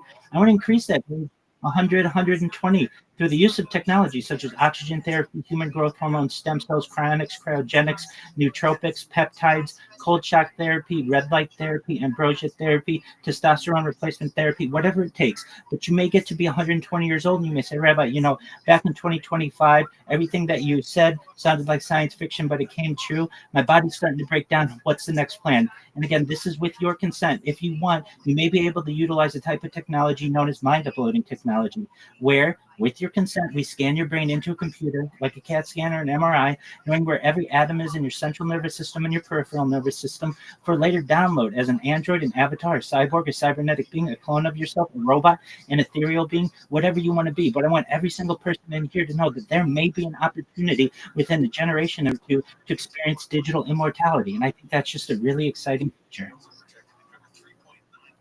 That's some crazy stuff. Now I'm curious how many views do you get on YouTube? If you don't mind asking. Well, it's cut up over 22 separate streams per day. And so each stream is about 12 hours long. So overall, usually anywhere between 1 to 500 people. And then I have over 45,000 followers on Twitch.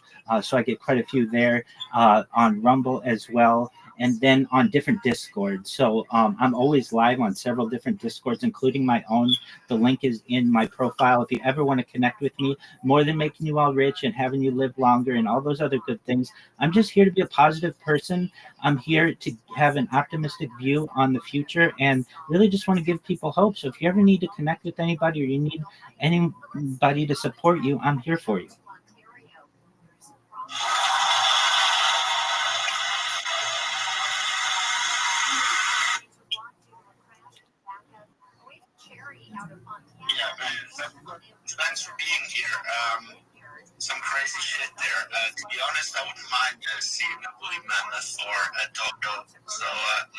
Let's fucking go.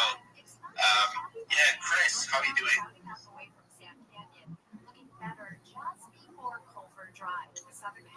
Hey, hello.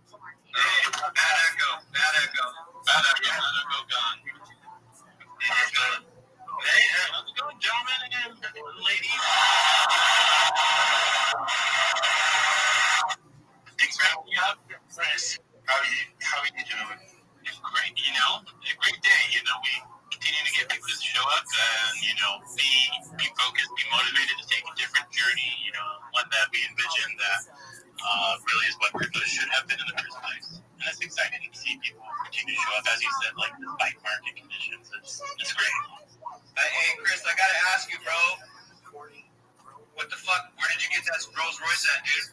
Where'd you pick it up at? Yeah, I wish. Well, I drive a humble Subaru. Someday maybe, but not before all the other family members. Hey, don't let him fool you guys. Don't let him fool you. Look up in the Jumbotron, everybody. Take a look at the Jumbotron. You're going to see this is the Dev of AWR. He's rolling a Rolls Royce. Don't let him fool you guys. That or some asshole made a funny meme of you. Yeah, so there's been some assholes coming out. This is the Dev of AWR. Rolling a Rolls Royce. Don't let him fool you guys. That or some asshole made a funny meme of you.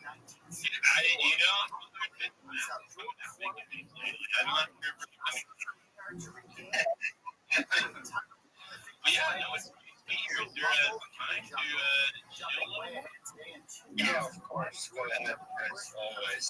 Yeah, first off, I appreciate the community first. Secondly, you're offering to during these hosts. Go ahead and make sure you send a follow to Block Talk with Manifest. They're doing a great job. Kind of have taken this journey to evolve and grow themselves on the platform. So for the last couple of weeks, that's really offered us. We need to talk about what we're doing about our projects. So please go ahead and send them a follow.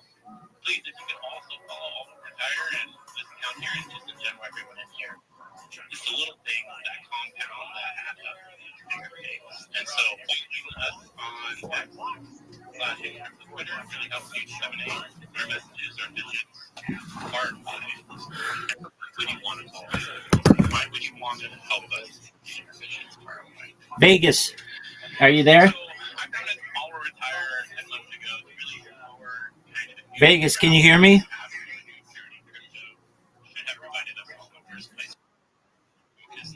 How'd I do?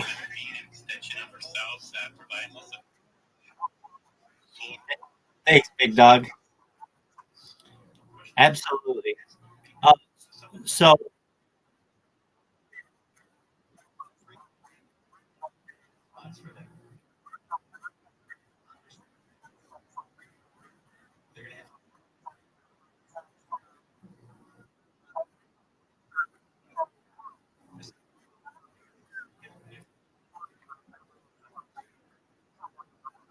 absolutely. You feel free. I mean, you can live in here. You can be here whenever you want. All I ask is if when we're not talking, if you can just mute your microphone, you stay here all day, all night. I'm here for you. Okay, big dog?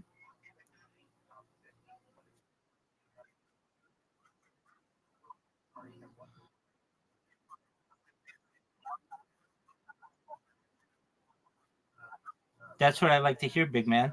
All right. Well, then we're going to become fast friends. I have other people who live in here. So if you work from home, then if you want company, I'm here for you.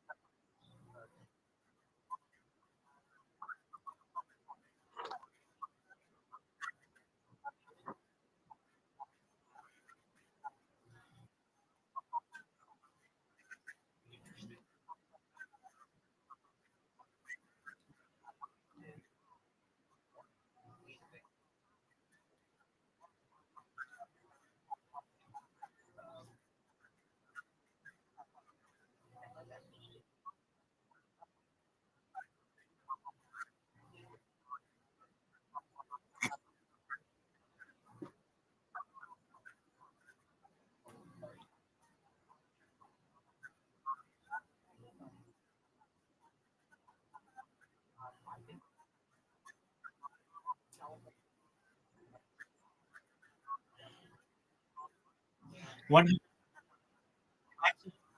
excellent, 100%, man. Um, okay, I'm gonna send you a link right now to my YouTubes, and I want you to see that, like, wow, I'm really live all the time, and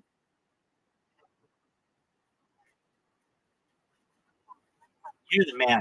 You're the man, Vegas. You're the man. And then I'm not teaching you anything you don't know. You know all about me then.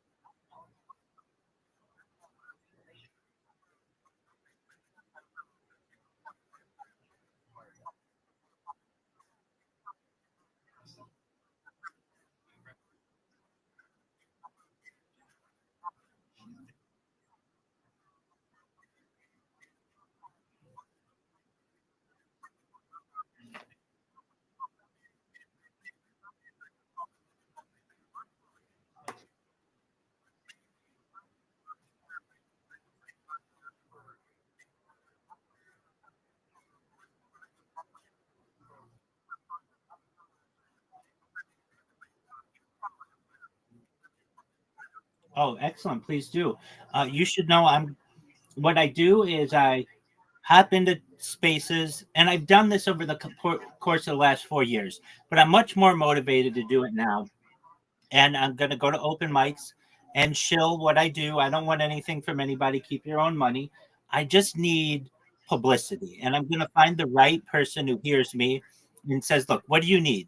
And I'm going to say, "I just really need somebody to retweet something that I've posted, and it's going to go viral." And when people see how much I've done, I mean, you've seen what I've done on YouTube. Nobody does that. Nobody has as much content as I have. And you can go back any moment of any day, essentially for the last 4 years. It's going to be really exciting for people. And a lot of people are going to learn about it. We're going to realize that we're not all that different. You should know that not because of you, but just because of good people I've met from Nigeria, we're really going to help things in Nigeria.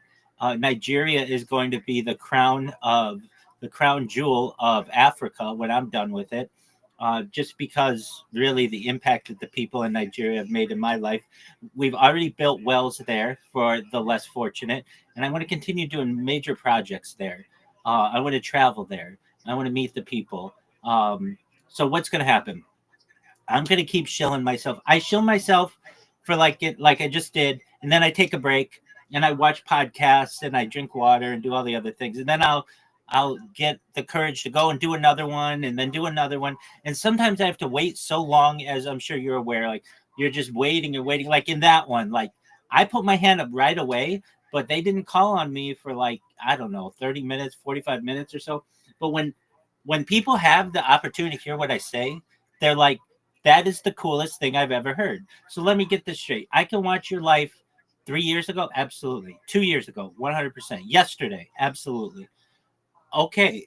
And not just from one stream, but from all these different streams. It's extremely exciting. And then when I talk about the future, I mean, I'm not just talking about like, hey, I think gold is going to go up tomorrow. Okay, that's cool. We can talk that. But I talk about space elevators and terraforming other planets and life extension technology and mind upload. Like these are things that are science fiction to some people, but within a generation or two are going to become science fact. And I'm just a far thinking individual. And a lot of people think when I talk about that, that stuff's really cool. I know it's pretty advanced for some people, and they think that it's science fiction for now. That's fine. Give it 30 years, and we'll see how much of science fiction it is. So you get me. You know what I do. Um, you should just know if you need anything, I'm here for you. And I know you said they don't have mayors in your town. Okay, that's fine. They have ambassadors to the United Nations, so we'll make you Nigeria's ambassador to the United Nations someday. We're going to take care of you, your whole family. We're going to take care of every girl who ever liked you in high school or grade school. We're going to take care of all your teachers. We're going to take care of your entire city or village or wherever you live. You're going to be an icon there, Vegas. So you should be very excited. Good things are going to happen to you, God willing.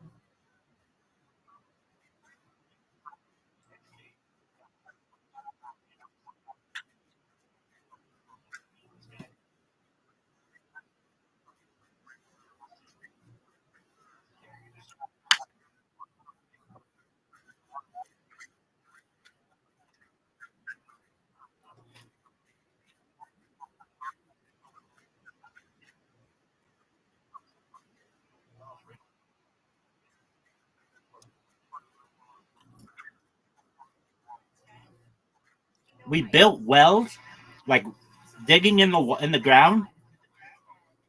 We built several wells in Nigerian villages so that people had clean water.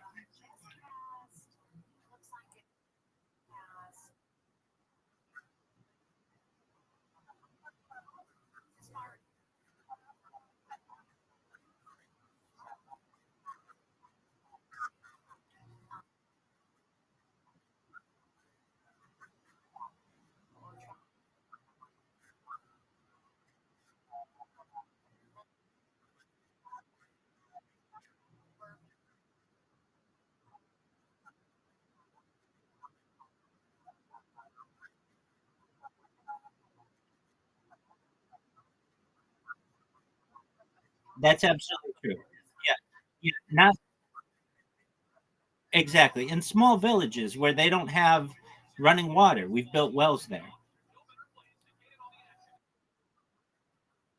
Oh, there are a ton of people from Nigeria in our Telegram.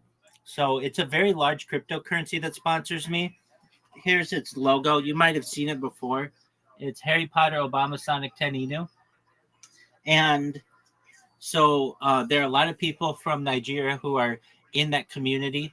And one of the things that we did is we reached out to several of them, to people um, who are living in villages and built wells there.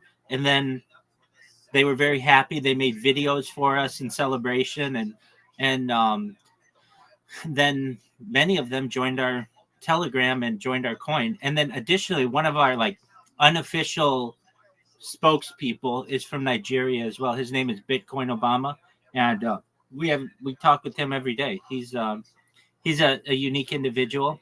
He has a lot of energy. He's pretty famous on Twitter Spaces. Um, Additionally, I've brought people from the Harry Potter Obama Sonic 10 Inu community who live in Nigeria into this Discord. So I've got people from Nigeria who are in here, and they're they're like nurses and teachers. Some of them are students who go to school. Real people. They're like regular people, and we just do our best to be the, as we say, the cryptocurrency of the people, and we call it the people's Bitcoin. It's going to be really big someday. Um, I like cryptocurrency and all that is cool, but I do it for world peace. I don't want people to hurt each other anymore, and if that takes us having stable currencies, then I'm all for it.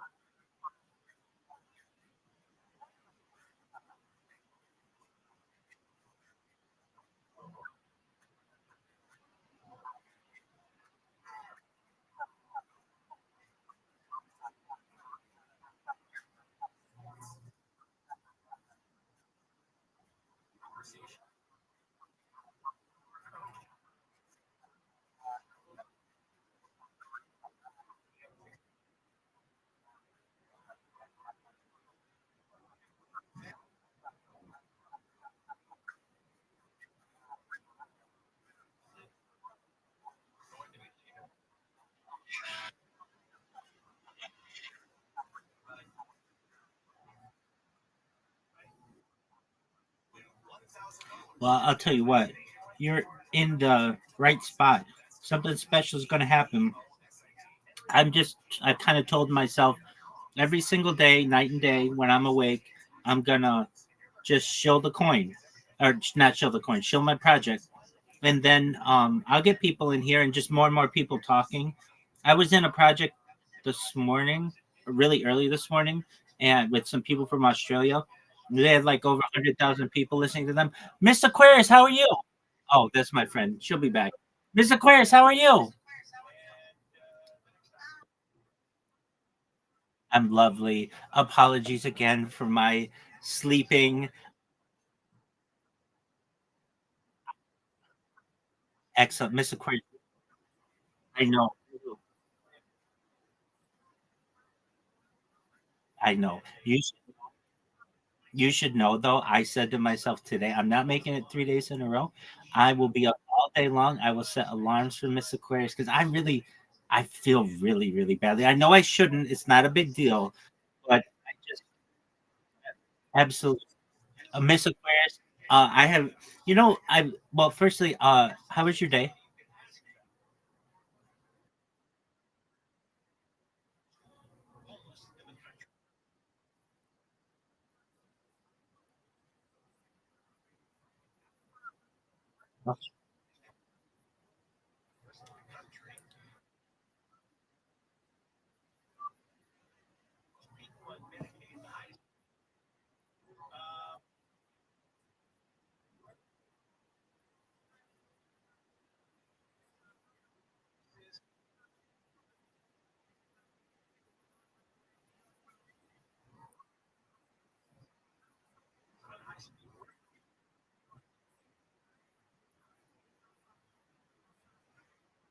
Look at you.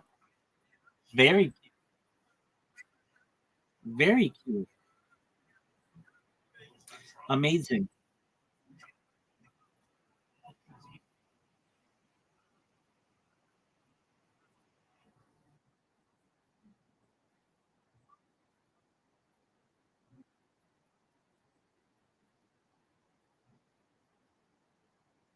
Right. 100%.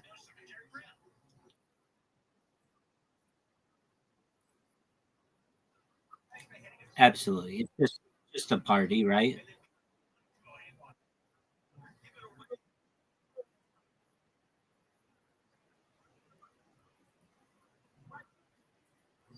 Excellent. 99.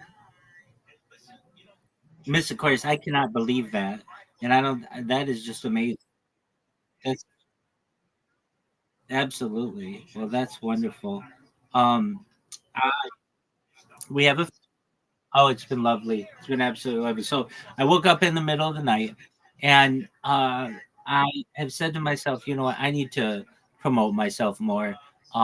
It's cool to just stream and stuff, and that's neat. But if nobody knows about it, then does it really matter? So the best place for me to do this, and I promote myself with robots and stuff, but that's the easy way. So I need to put a little bit of work in this, and so what I've done is I've been promoting myself in a place called Twitter Spaces, which is like audio calls. And I know you know a little bit about it. And I've been just going into Twitter Spaces that allow people to just what's called shill your project, and I share my project with people, and that's how we got our friend Vegas in here. Vegas is from Nigeria, and he heard me talking in a space, and he joined the Discord, and I've done it like 4 times now, and I've gotten just overwhelmingly positive things from people. I've gotten like 50 people who followed me on Twitter, which is really cool. Welcome. Hello, Fushil. How you living? Fushil, can you hear me? Excellent. Fushil, how'd you find out about me?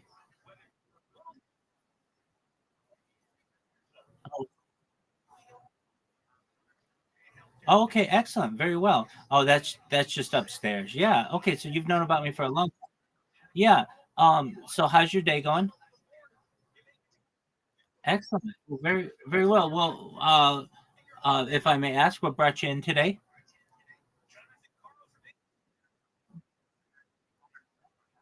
Yeah, yeah, we've had some good turnout. So, yeah, we just been streaming life. I just surpassed 4 years on YouTube, which is more than anybody else does of 24/7 content, and I'm live on like 20 different streams. As you know, we have a lot of content, so just been enjoying life, and yeah, just catching up with my friend Miss Aquarius here. So Official, what have you done today? What's on your what's on your agenda for tonight?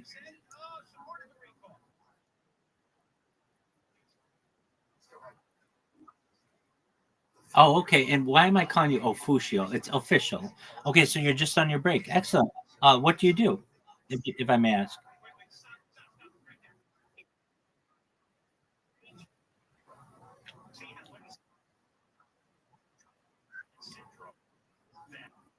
Excellent. That's really cool. And if I may ask, you didn't find out about? Did you find out about me How did you find out about me originally? Okay, excellent. Yeah, definitely. Okay, wonderful. And then have you been in the Discord before, or this is the first time? Yeah. Oh, you've been in here a while. Okay, excellent. Well, as you know, I stream my life 24/7, and I'm always available to you in here. If you ever want to connect, don't be a stranger. We want you in here more often. And yeah, you can always watch me on YouTube. You're more than welcome to do that. But it's easier if you ever want to talk to just come into the Discord and check in. Excellent.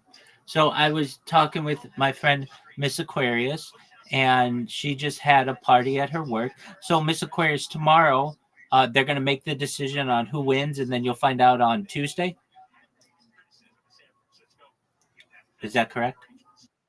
Okay, excellent. And do you have anything planned for Papa's birthday?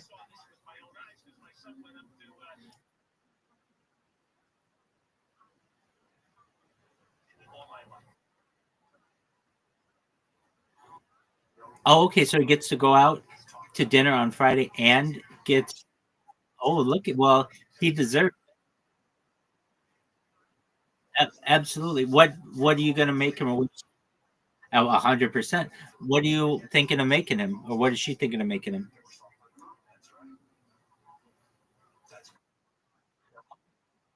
What's his favorite food?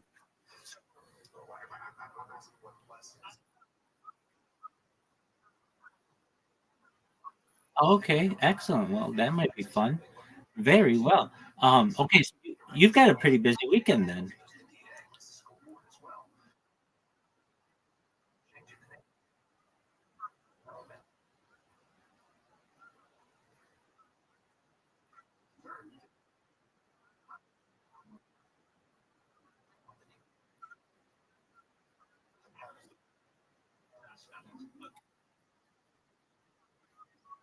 100%. Absolutely. Okay.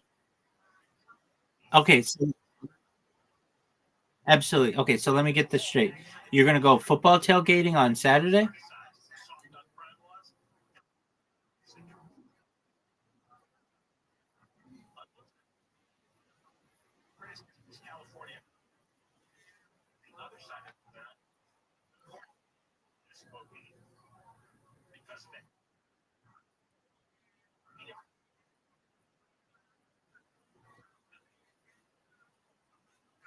100%.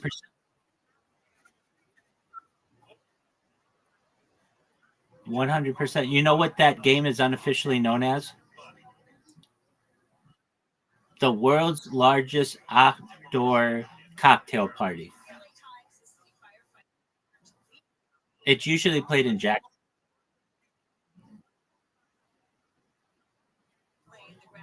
Big screen. Absolutely. It looks like Georgia's going to trounce them. Florida's not very good this year. They fired their head coach. They're going to be good in the future. No, don't you worry. Your Bulldogs are looking tough this year. Got a great coach in Kirby Smart, and they're going to do really well probably again. They did well last year. They made it into the Elite Eight, which is good. But I know it, Georgia, the expectations are very high. You guys want to win every year, so that should be a really fun time though. So you've got Friday Papa's, maybe going out to eat, maybe Saturday you've got your college, your football tailgate, and then Sunday you might have family dinner, right? Oh, that's fun. Good on you. That's exciting. Absolutely, and you might have family come in and neat. Okay. Oh, hey, um,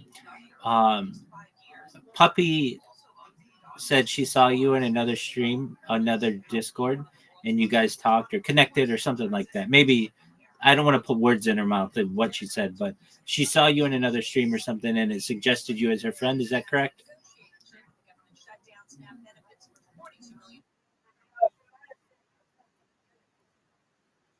Absolutely. Yeah. No, that could be. Um, but yeah, I know.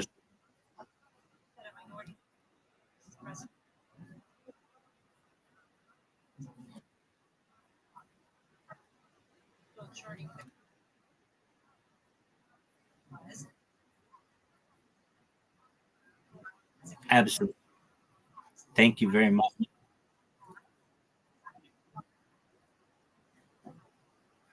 Exactly. That's where I think she saw you. Exactly. Yeah. And as you probably know, sometimes I mute this computer because if not, I'll never get any sleep. And yeah, you told her right. I got to meet one of her friends today. He was really nice, and just yeah, and enjoying these Twitter Spaces. Miss Aquarius, when I have one, when I do one, and I have this whole spiel that I give, and I blah blah blah blah blah blah blah, and people are so positive about what I say, and then when I'm done talking, it's like I need to cool down and calm down, and then I go and I listen to my podcast and do whatever, and then maybe like 20 minutes or 30 minutes or an hour later or so, I'll get the courage to go up and do it again. I get some people, so I had very positive people today. I had one guy, I can't I can't fault him, but he tried to get me to buy some like $150 thing of his, and it's like, I'm not here to buy your stuff, dude. I'm here to tell you about my project. You've got it in your title. Open mic, talk about whatever you want. So that's what I'm gonna do. And this guy was mad that I didn't buy his token, but it's like, okay, well, what are you gonna do? I understand. Can't hustle a hustler, and a player's got to play essentially. And I can't fault him for taking a shot to try to get me to buy his stuff. But at the end of the day, if I were to buy everything that everybody asked me to buy online, I wouldn't have any money at all. And so I had to explain to him, and I did it very nicely. That I, at this time wasn't able to buy his token. He got really mad and was like, "You don't have to be rude." And I just told him, if there's anything else I can do for you, like I'll give you a shout out, I'll post your stuff. If there's anything else you want me to do, let me know, and I'll do my best to help you. But I think he was just being a little immature. But aside from that, everybody has been really, really nice, and really open to what I do. So that's really exciting. And with enough time, we're gonna find you Twitter Spaces. That's gonna be our thing. Like when you're bored, we'll find you a good Twitter space. It's just like cool people.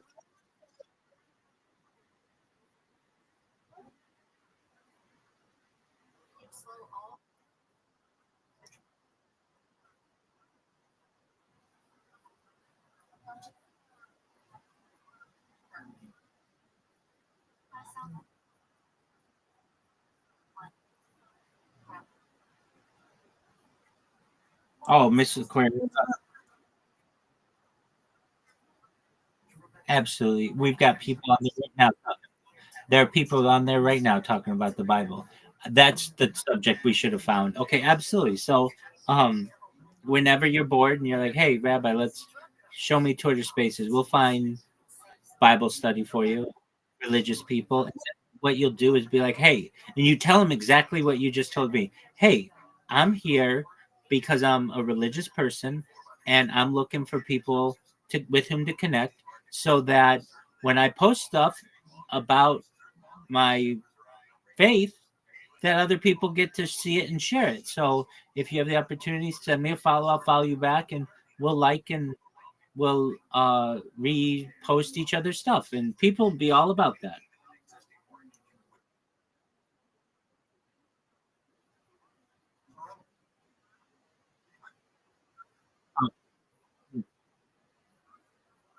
Wait, and I absolutely understand that different aspects of Christianity are different. You're just looking for some like-minded individuals, and you will perhaps find a good amount of them. And then there will be people who maybe exactly, and they'll follow you back. And if you want, you can talk on the spaces too, and just make them aware of what you want to do. But yeah, there are going to be people who are going to push religion on you, and you don't want that. You just go go ahead, Vegas. Can you hear me?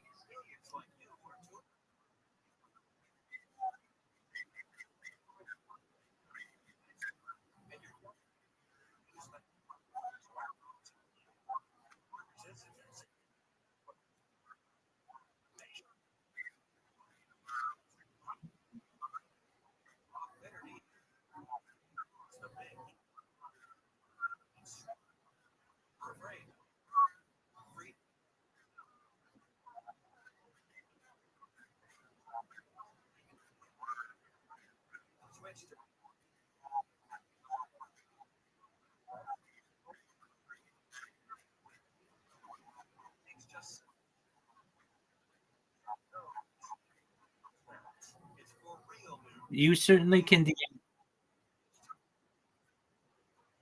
on Twitter. And Mr. Cole, that you can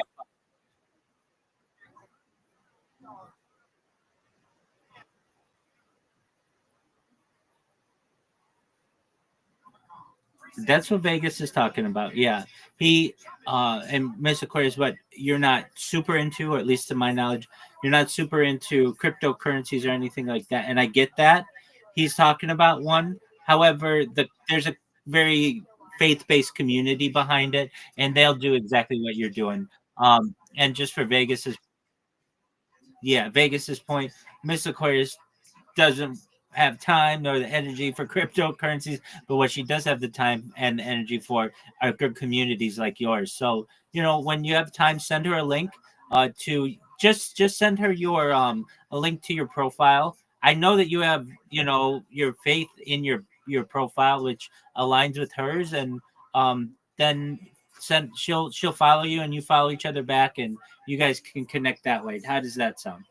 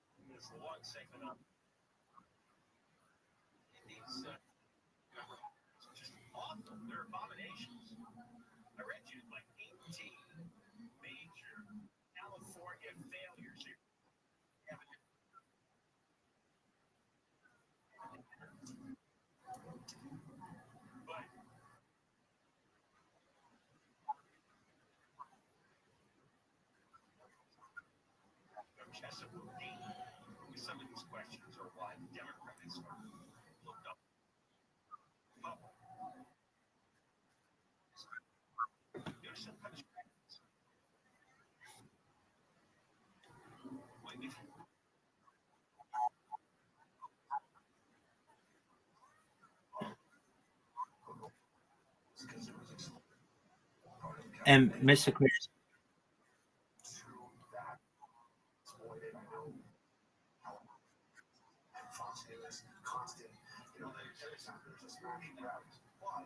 Aquarius, I'll teach you how to get a lot of people to follow you. Not like you'll get like 25 a day, which is that's what you're looking for.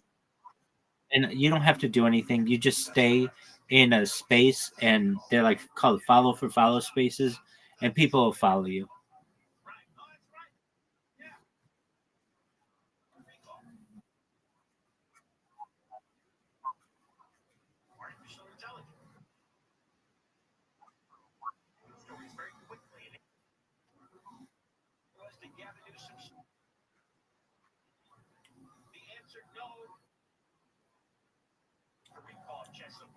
He is. As California's governor and a fellow Democrat, remain neutral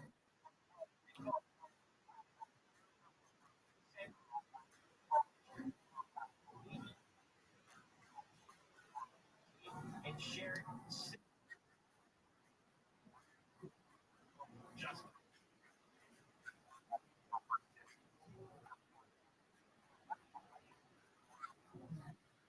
Jonathan,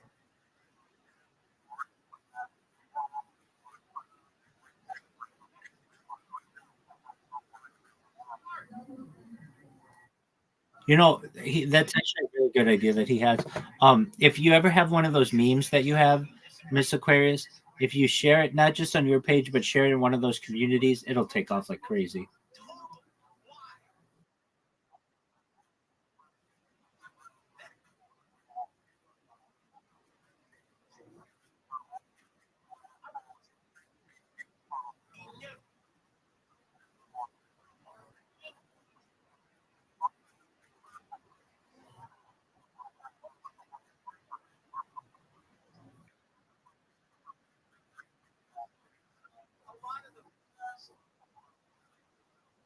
is into California.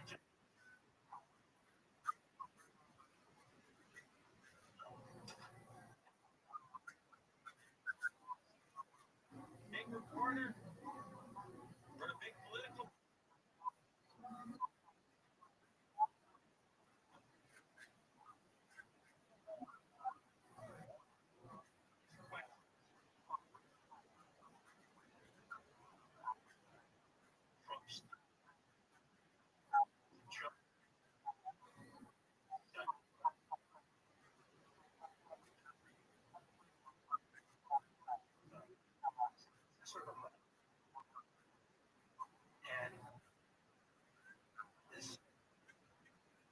Sunglasses in their profile picture. What's going on in this country? And I think you have to start using those institution of independent thinking because by the old and so my party was unrecognized being oriented patriotism and will continue to build on a legacy, I would argue, of former president was one of the will defend that the infrastructure centered industrial policy and the fact that those for this country are all got a lot of them did not vote.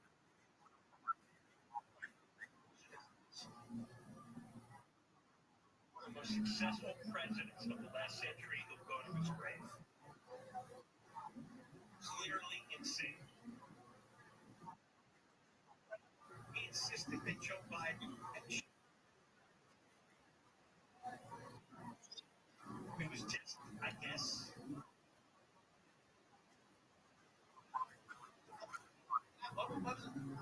He insisted that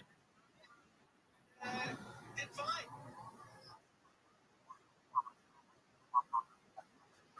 Greatest presidents? Wow, what was it? The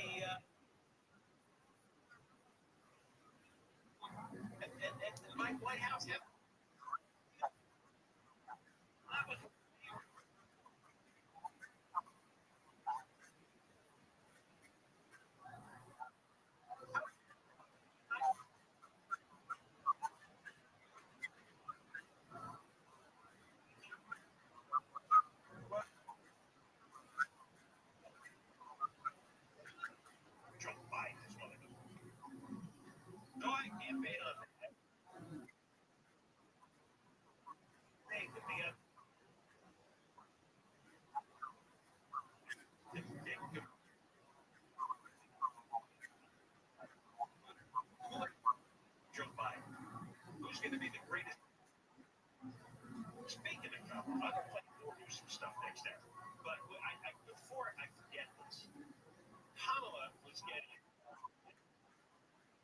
television and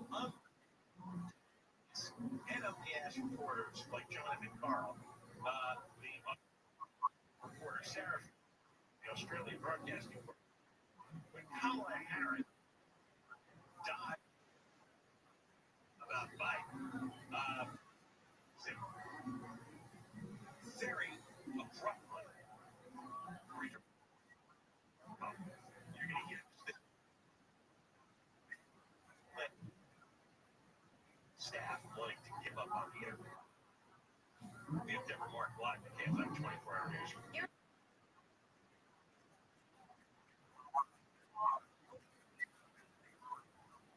25 million tons of U.S. soybeans left for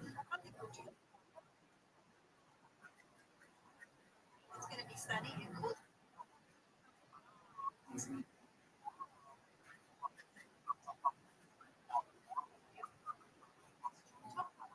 to dealer, check out.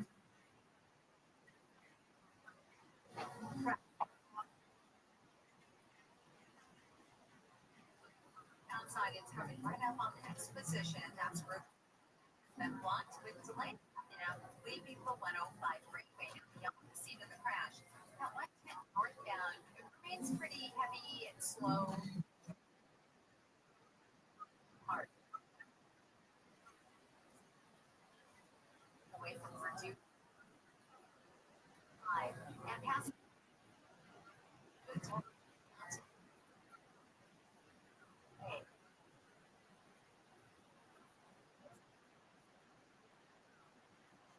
Your local Staples has no deal.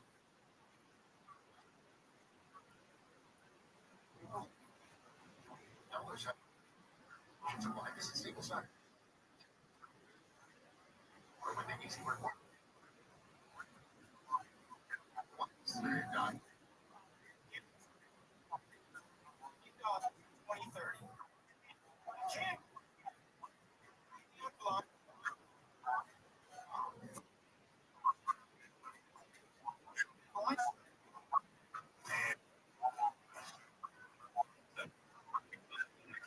Where Angelina Wrote in 19. Tim Conway Jr. Elio, you go to the tomorrow, right?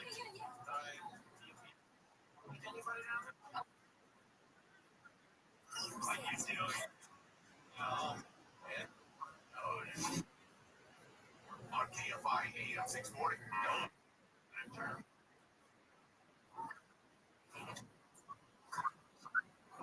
along with guidance support to help you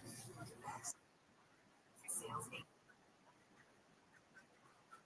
Choose up. Thanks.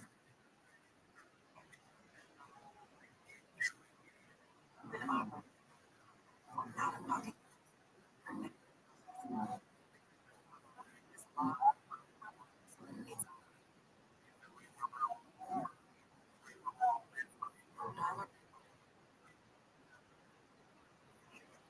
So this Medicare plan is with Humana. Learn more now at gethumana.com. Humana to healthcare. Contract. Enrollment in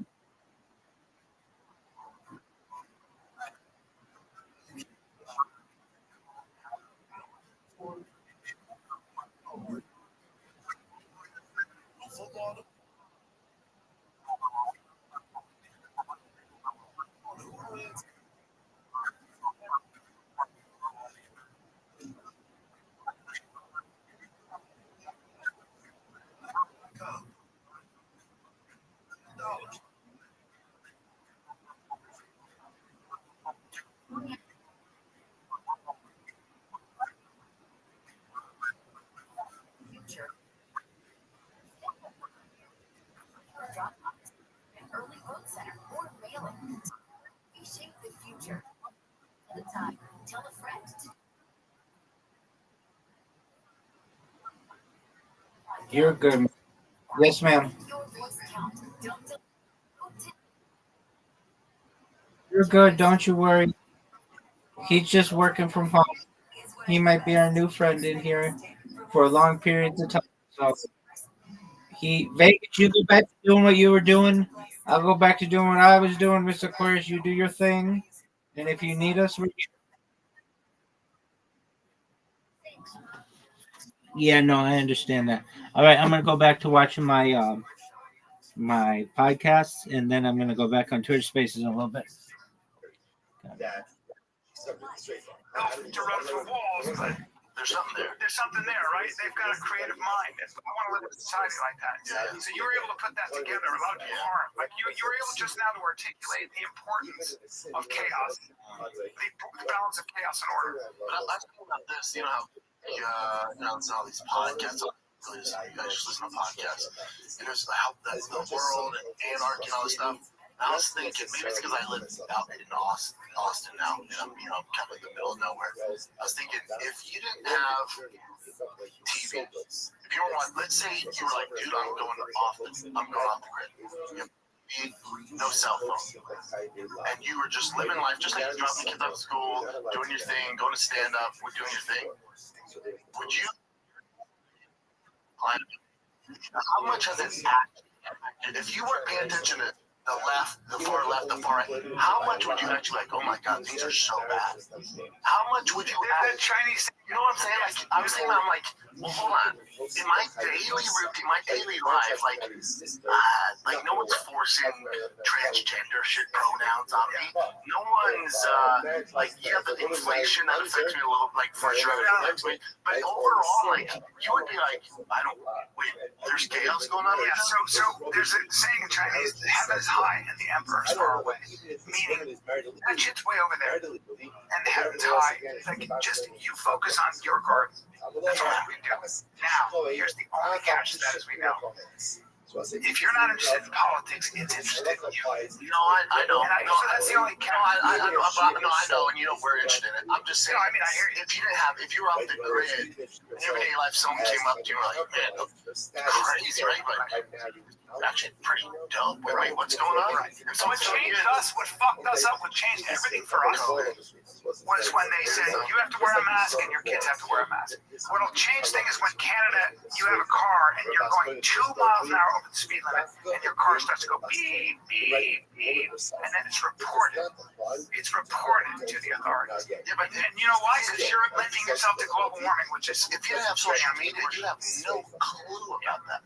If there was no sensationalization of all that stuff, you'd be like, no one's fucking my car. That's right. I think that the only thing that social media does maybe is gets us aware of government overreach. As people in the government, almost too much. Like you read a headline, I'm like, oh my God, I can't do it. We're so screwed. Yeah, I can't do it because it interferes with my creativity. But then when you step back and you're like, are we screwed?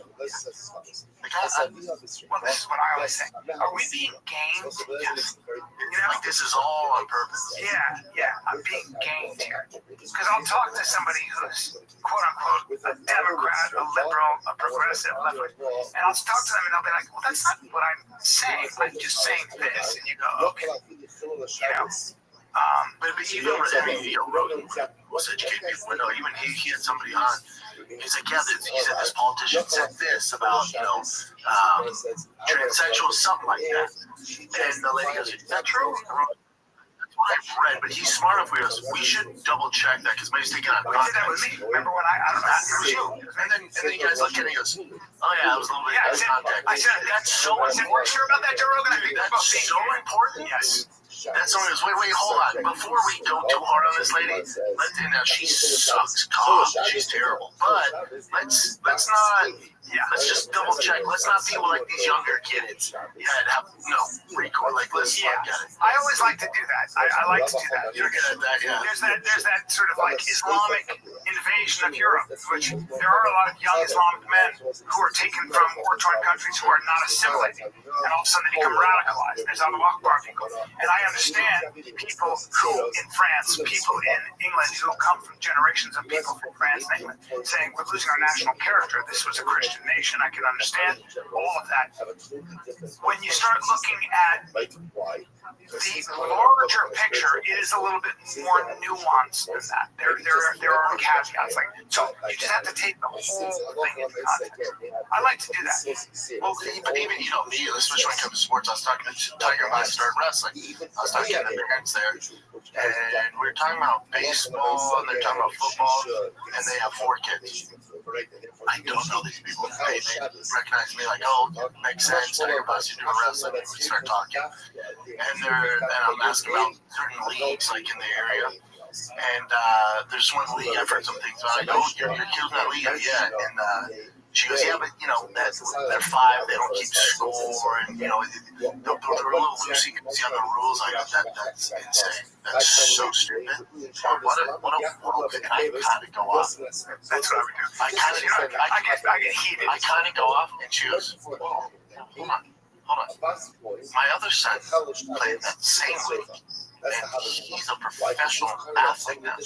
And also, they're 4 and 5, and we don't want to turn them off from the game. And you and I are not experts at raising 4 and 5-year-olds. They are. Like, you know, yeah, yes and no, but she was just like, what are you talking about? And she was like, there's no movement. So embarrassing.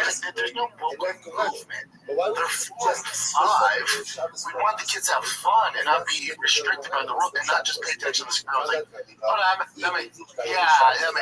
I apologize, my bad. My 17-year-old daughter, I start going off. My daughter goes, Dad, like, I'm not saying that. I'm aware of that side of the argument. But it's not all that, and no, not all of us feel that way. All I'm saying is, as a woman, and she was making a comment, and I was like, oh, man, I can heat it up. I thought you were attacking a tiger. Like, we have this just go, like, come here, buddy. I'm like, if there's any, they can refer to this unicorn rooms, rainbow rooms, okay? If there's some safe place where some of your buddies are going and tell them that they feel like a woman, you and your dad is right there. And then also, if they're calling you the white devil because of your race, if they have Mexican, they're calling you the white devil, and they're just pushing this weird thing on you.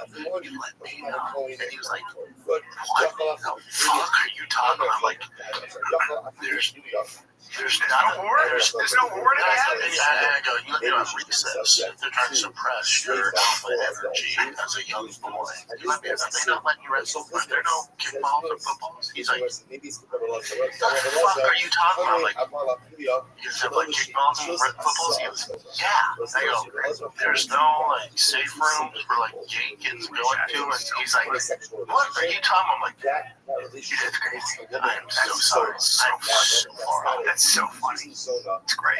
You know, it's great to realize like you're not being gamed. You'll always hear, my father told me, you'll always hear people say, you know, it never used to be like this, or now we're more divided than ever. You mean like the Civil War in our country? You mean like Vietnam? You mean like we just keep going down the list? It's just that it's a more accentuated way. You're being gamed with your algorithm, but people have always. In fact, I was saying this too to somebody. You know, even the left and the right, we still argue along the same principles. So the left is like, they're threatening democracy, and we're like, they're threatening democracy, but we all believe in democracy. Yeah, it's never.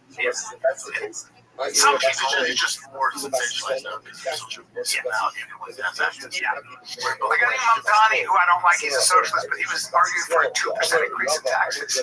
You know. He was talking about how some parts of New York have no grocery stores at all because they just can't get investments. So you can't shop. You have to go. He's like, if we had a government subsidized grocery store there, you can understand some of that. He's talking about very specific instances. So even that, I have to listen. I have to be like, all right, let me put my, because I already don't like the guy, but I don't know enough. I don't like him. Yeah, I look into him. But even like he's a communist, all that shit, none of that matters. He could be pro-polygamy. None of it matters. His whole messaging is I'm going to lower rent in New York. For the average person in New York, it's so preposterous. It's like $99 or something. There are no average New Yorkers anymore. No, of course, they've all moved out. It's too expensive in LA too. So if I'm Newsom, if I'm what the fuck you want, transgender, they, them, what? If you just go, you're running with that video, I will guarantee you I will lower your rent. People are like, oh, I'm in on that, that's all it is. What happened with that, let me look at that, average rent is $4,000 a month. And that's for a tiny place. I mean, look, New York, what happened with New York is the richest people from everywhere from China to Russia to average rent, Latin America, they move there. So it's an unlimited city that are average New York. If you don't have rent control in New York, you ain't living in New York. You're a regular Joe. In 1990s, $620. Wow. Yeah. And it was, and you know what's great about New York? It was a great, they always used to say it's a great city to be broken. It's a great city to be broken. You can make it's something to do. And you could afford it. There was always food, there was always something. You could always make it work. And more importantly, it had real character. You had real New Yorkers who lived in apartments, who met at their local bar. New York was, and you had neighborhoods in New York that were incredible. It was just when Jimmy Burke, with the Prince of New York, I would go, to his neighborhood. We would go downtown. There was just certain areas. I remember when Jimmy was in his neighborhood, and these guys were acting up. They were acting fools in his cousin's bar. And Jimmy and a couple of hard-nosed Irish guys walked up to those guys and went, hey, you want to behave like a gentleman? We'll treat you like gentlemen.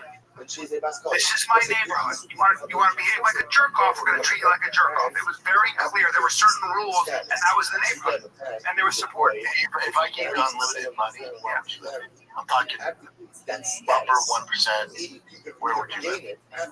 Money's not an issue like wherever you want. Where would you go? I got to pick one place. You'd probably go to California, wouldn't you? Would you go to Manhattan? Go to Manhattan Beach. I go to Manhattan Beach with a view of the ocean. You're not worried about the tax. Just you have that much money. You know where tax is. It's a very hard place to argue with. When you wake up and you look out of your window, you're large panes of window, and it's 75 degrees and there's the ocean. And I can go stroll, play some tennis, get a workout in, walk the You don't have to drive. Don't have to drive. Get myself a delicious cup of coffee from my coffee spot. And if I do have to drive, I'll get my golf cart or my electric scooter and go down to Manhattan Village and have a nice meal at Salt Love Salt with my lady. It doesn't get much better than that. Now Napa Valley, Orange County has got something. Santa Barbara, There's just not enough life. Not enough life, right? I don't need to be on top of people. But LA is a real city. LA is it's just a terrible place. But when you're in the bubble, on Hermosa Beach, Manhattan Beach, it's really hard to argue with. So I think about it every 10 minutes. I just think about that question every 10 minutes. Where would you go? I give you $30 million right now. I don't know. I've never thought about it. I really haven't thought about it. There's certain parts that I have about LA, but I don't. Because I get to go there. I was there 2 weeks ago shooting that show. That traffic is so bad where it made me go, fuck this. So also see how everyone's on top of each other, how fancy it is. I'm like, oh, I'm not scared. Yeah, here's the other thing about it. The truth is, I also want my children. So my children, when my children are happiest and thriving, that's where I want them. So in a way, when you ask me that, it's not Hermosa Manhattan. Now, I'm actually because you have older kids, but you have little kids too. I would let's see. That's a different question. It's a different question because the people. Let's say kids are older out of the house. All of them are older out of the house. You're probably going to that. I'm not going Napa Valley, going Manhattan. I'm going maybe somewhere in Europe.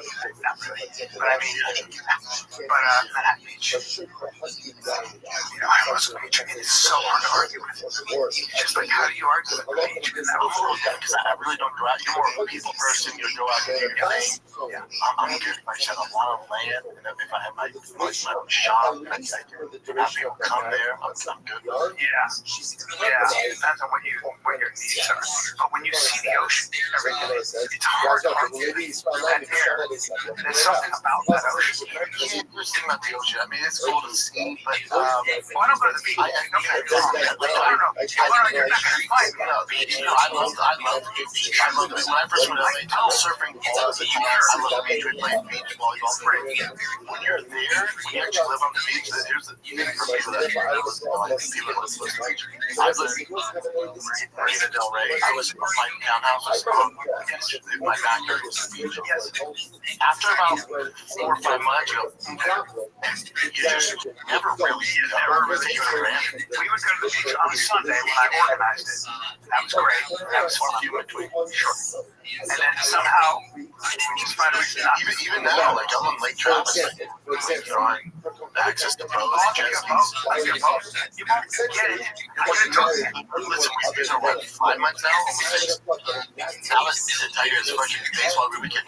Since he started travel, we haven't been up. Like we have a friend who has a boat, on Lake Travis, or on the lake, has not gotten any boat yet. Well, that's the best thing. Listen, you're on the lake. Everybody's touching the boat. Because you're just on the so much ways maintain the slip on fish. What are you going to do? You're going to do like 20. What are you going to do? You want to go swimming? Okay. Cool. You have a pool. You want to get in that lake? You can get on it. Money's not an issue. Where would you live? Money's there. I've never really thought about that, but when we were in Nashville, before your shows, went to Nashville, and me and my ex now, but my girl at the time, we were just driving around looking at all the different houses. We're like, this would be a freaking dope ass place to live. So Nashville, there's the thing. You can drive around to a place to live. Here's the thing. What you realize is in any state you go to, there's going to be a part that you would be happy to live in with money's not an issue. Every state has that area. So when you think of Nashville, when you think of South Carolina, when you think of Charlotte, parts of Florida, Montana, there's areas in there that are built for people with a lot of money, and they all kind of look the same. And it's the best place you've ever been. And they're built for the elite, and they're built for those pro athletes, even in Salt Lake City. There's those areas. That place in Salt Lake. I'll find that. Yeah, that place in Albuquerque. I'll find that. That's San Antonio. So in New Orleans, right? If you're in the French district, you don't want to raise kids there. It's fucking dicey. But you go 3 miles. It's called the State Garden area. You go 3 miles. Your boy's house. That's where they live, and you're like, oh my God, I could live here. Oh, good job. Good job. Now there's like LA has multiple areas like it has. That's why LA is great. You go to Pasadena, you go to Burbank, you go to fucking Rio. There's so many areas you can live in. But every state has that. Now, do you not like Nashville? I like Nashville. I'm just saying, my thing is, unless weather is an issue, like, Nashville is the cold zone. Like Utah, Denver, the snow, fuck off. Montana, fuck off. So the snow I can't do. Yeah. So take away the snow, but I'm just saying, let's say the weather is the same everywhere. If you live in one of those areas, it's awesome. New Jersey, dope. I went to Rhode Island. I'm like, this is the best neighborhood I've ever seen in my life. It's Rhode Island. Providence, Star Island. You go to certain parts of South Carolina, like, oh my God, I could live there. Mississippi. The United States, that's why it's fucking awesome. Money buys you real comfort, and that's nice. And certain places are cheaper. Oh yeah. You yourself a crazy house for $800,000 in Mississippi. It's fantastic. It's the whole thing. Take a little break here. Listen, when you're buried in credit card and loan debt, it's human nature to put it off and say, I'll deal with it later, and just deal with anxiety and stress. If that sounds like you, here's a hidden fact that the debt strategy experts at Done With Debt shared with me. They discovered a little strategy that works in your favor to dramatically reduce or even erase your debt altogether. The aggressively engaged everyone you owe money to this fall, and here's why. They know which lenders and credit card companies are doing you're in accounting and need to cut deals. They even know which ones have year-end audits and need to get your debt off their books. That means you need to get started with Done With Debt right now. This fall, Done With Debt accomplished this without bankruptcy or new loans. In fact, most clients end up with more money in their pocket the first freaking month. Get started now, or you still have time. Go to donewithdebt.com and talk with one of their specialists for a free visit. DONE with debt, DEBT.com. Donewithdebt.com. Good luck. Council Los Angeles. I'm sorry about your dog. This looks like it's getting dicey. We got two here. Oh, no, it's at 2 a.m. I fell asleep at 1. I felt so tired, but I fell asleep at 1. When your friends come through, I fell asleep and I was like, this is the nail in the coffin. You just see the break of Jay always texts about the Dodgers. Next morning I woke up super early. I text Jay, I'm like, I can't believe they have to play at 9 a.m. It's gonna be fucking tired. He was very tired, but remember, Blue Jays are also going to be tired. But yeah, you're right. We want to tell them, they look horrendous. They look like they lost that game. Now, they were tired. They were tired, but so were Blue Jays, but also they needed to win that game. They didn't win that one. The series is over. So it's 2-2. They played tonight. You got Snell pitching at home. They should win that one. And then after that, we go to Toronto. After that, we go to Toronto. Yeah, Yoshi pitching. Now you have super fun. Oh, Yamamoto? Yeah, that's a guaranteed win. Yoshi's guaranteed win. That gives us 3. So we just got to win tonight. So key because to win 2 in Toronto is going to be fucking tough. So we got Snell tonight. That is, to me, last night, after the. He's 100 years old, but after the. Why don't they? He played only one inning. He played 1 inning with base overloaded as a reliever. And he wasn't even supposed to play, but that's how long the game was when it happened. Oh, so they had to put him in. Yeah, he wasn't supposed to play. So that might be his last. That's his last year overseas. But we gotta win tonight. The last night was a wash. I don't give a fuck about that. It doesn't worry me. Tonight, we have. So how many people are in your? How many relief pitchers do you have? You start with one main guy. You're talking about the bullpen. You have your starters. You have your bullpen. So I think most teams carry between 14 and 15. Look that up, Chip. That's a lot. But think how many teams. How many? Yeah. Especially Dodgers have issues. When the starter goes under 5 innings, we're fucked. Now that the Jimmy Lewis has 8 relief pitchers on the roster. You can still 5 starters and 8 relievers.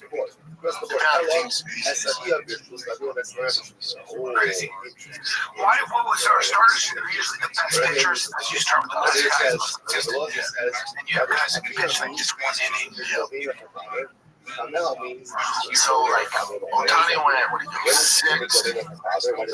Yamamoto pitched complete games. Insane. But like this, you know what he does after that? He cleans up the both. That night he did. No, he does it all the time. Yeah, sometimes, but it's switching that. Part of his thing. Yeah.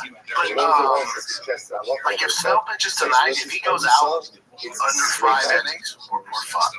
We have to pitch at least 6. Why? Because then you're relying on your bullpen, and our bullpen, granted that 18-inning game, the bullpen pitched lights out, but in general, when our bullpen comes in, like I said, it came in last night, they're hittable. Especially driving fucking, I don't know what he gets in. Here's my thing with that game, that second game, that third game, they should have walked in front of the time when he hit that home run. I was like, why are you walking? Yeah, I know, 4 times. I know, but I would have walked in that. That's the problem with fucking baseball. You know how fucking bitch made that is to walk in. First of all, if I paid fucking money to watch Shohei Ohtani, if you walk in fucking town, it doesn't matter. It does though. This is the problem with this is the it's strategy. It's not though. It's bitchness. So here's the thing here. They need to incorporate a rule where you can only walk a guy once. Once. Yes, that's a good rule. You're forced to pitch. It's a good rule. Imagine this. Imagine this. I like the rule.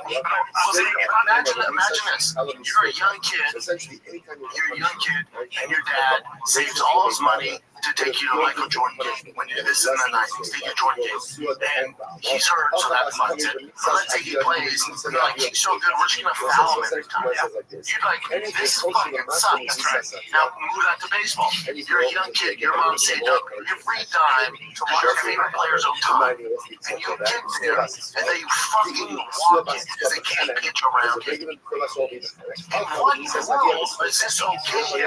What kind of big shit is this? No, motherfucker, your pitcher should be paid that's millions of dollars a game. That's the game. And if you can't beat him by pitching, then you don't deserve to win. You have to walk the fucking guy. You're a coward. Yeah, well, theoretically, they can walk in every single time he's at bat. Right? Yes. And now, you never get a chance. The issue is strategically, he's the only one that comes up with offense right now. We're in a drought. So the smart thing to do, because these bitch ass rules, you should walk Otani every single time. There's no rookies. Playing so fucking bad, it's annoying. And then you got Muncie, who's fucking over fucking 3,000. He's not doing shit. Will's trying to come up every now and then. Tommy Edman finally got his head out of his ass. So if I'm that Toronto, that bitch ass Toronto manager, I'm walking Otani every single time. They're going, hey Mookie, who's fucking former MVP, fucking 9-time fucking All-Star. I'm walking Otani to get to this guy who's a former MVP, and I'm getting Freddie Freeman former MVP. That's how bad we are right now. But if I took dicks in my ass and I'm a Toronto Blue Jays cuck fucking manager, I'm walking Otani every single time and ruining the experience for all the kids and all the Dodger fans. Ruining baseball.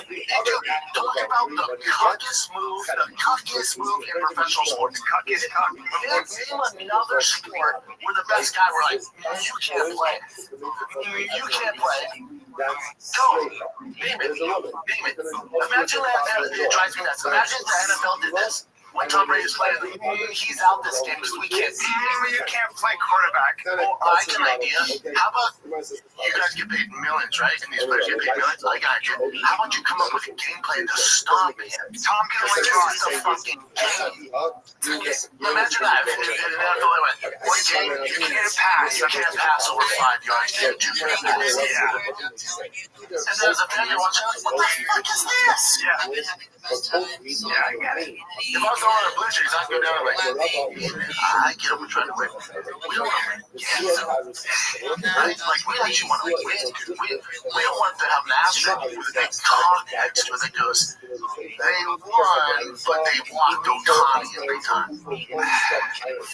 Well, it's always going to be out of night talk. Yeah, we didn't win that. Like, God, that was gay. It's always part of the game. It's the number one issue.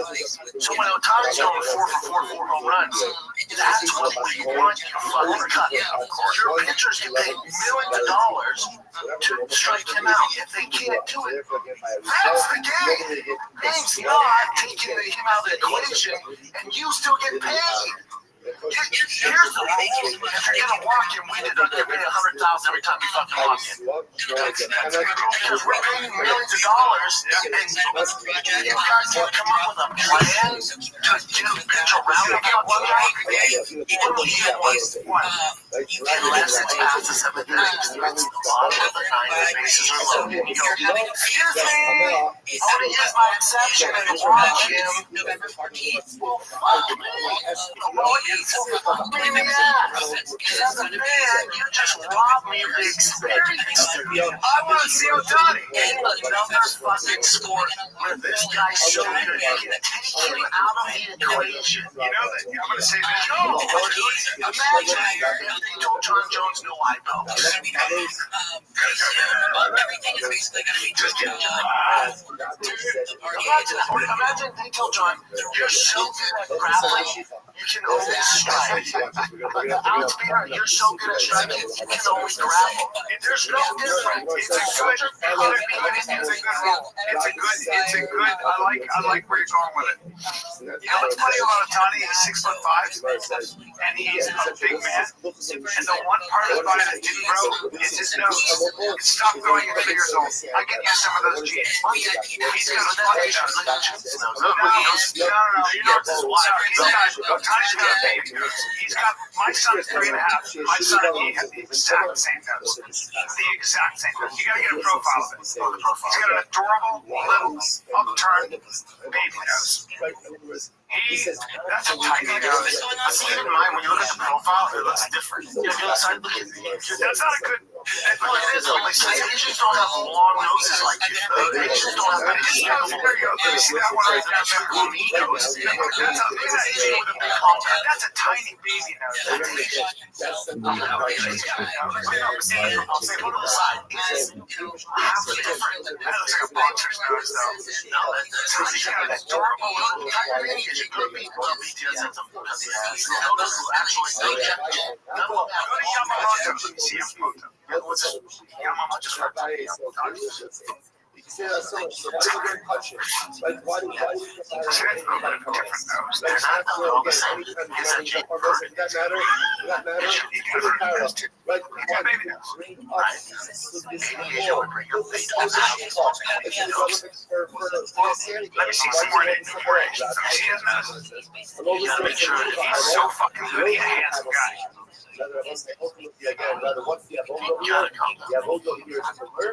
How tall is he? That's why you learn Kabbalah. That's why you learn Torah.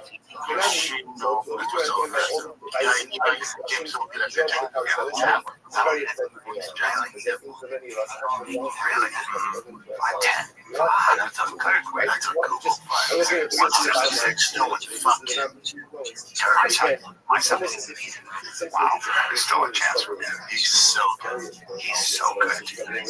So sometimes throwing between 76 and 99 miles an hour.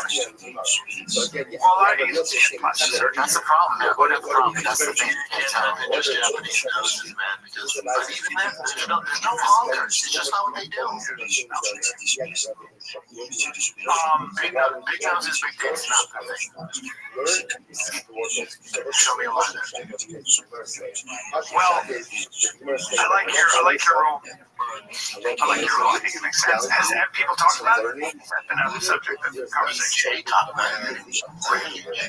He went 0 for 4 last night, so until he just goes off with like a flop, he's on one tonight. They're gonna just scream the bacon and you're stealing it from his fucking cup master. So unless he's just going off, he usually has to go for like 2 more runs in a row. It's like, all right, what is that? He even showed the manager when he's going off, and then he goes to Tommy, he goes, fuck that. Fuck that. We're not mentioning fuck that. Fuck that. Wow. He was off. And you're steering that from Otani. You watch him, he got big. You watch every time. You watch the whole everything, Brian. I made comments when I made this one. I was exhausted. You know what? Worth it. Sometimes it's worth it. I think Shane's been playing it's not worth it. Now are they playing tonight? They're playing tonight. Can't get enough. I'm supposed to go to dinner. Freaked out. Well, there's a chance. I think there's a very chance they're going to win this. Very good chance.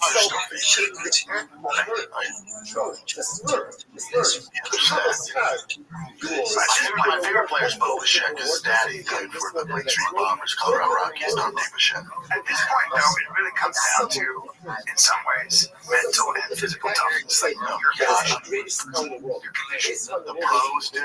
Mental and physical toughness. It comes down to executing. That's also part of like just the pro. You're talking about the highest level of the game. But there are now Dumfries was hot. Baseball's different. It's the minutia though, because if you get a little tired, you're not in good shape. It's just those little things. Nowadays, everyone's a general. It's hot. It's getting going. A lot of uppers use baseball. Sometimes. It's always whatever it takes. Whatever it takes. It's definitely banned. You don't need to go to the Adderall is banned for a while, of course. No problem. It's not just family therapy. So I've joined the all this species. So if you were on Adderall and you got in the World Series, you did a run, and then you got caught, what would that be? Yeah. That's actually a good question.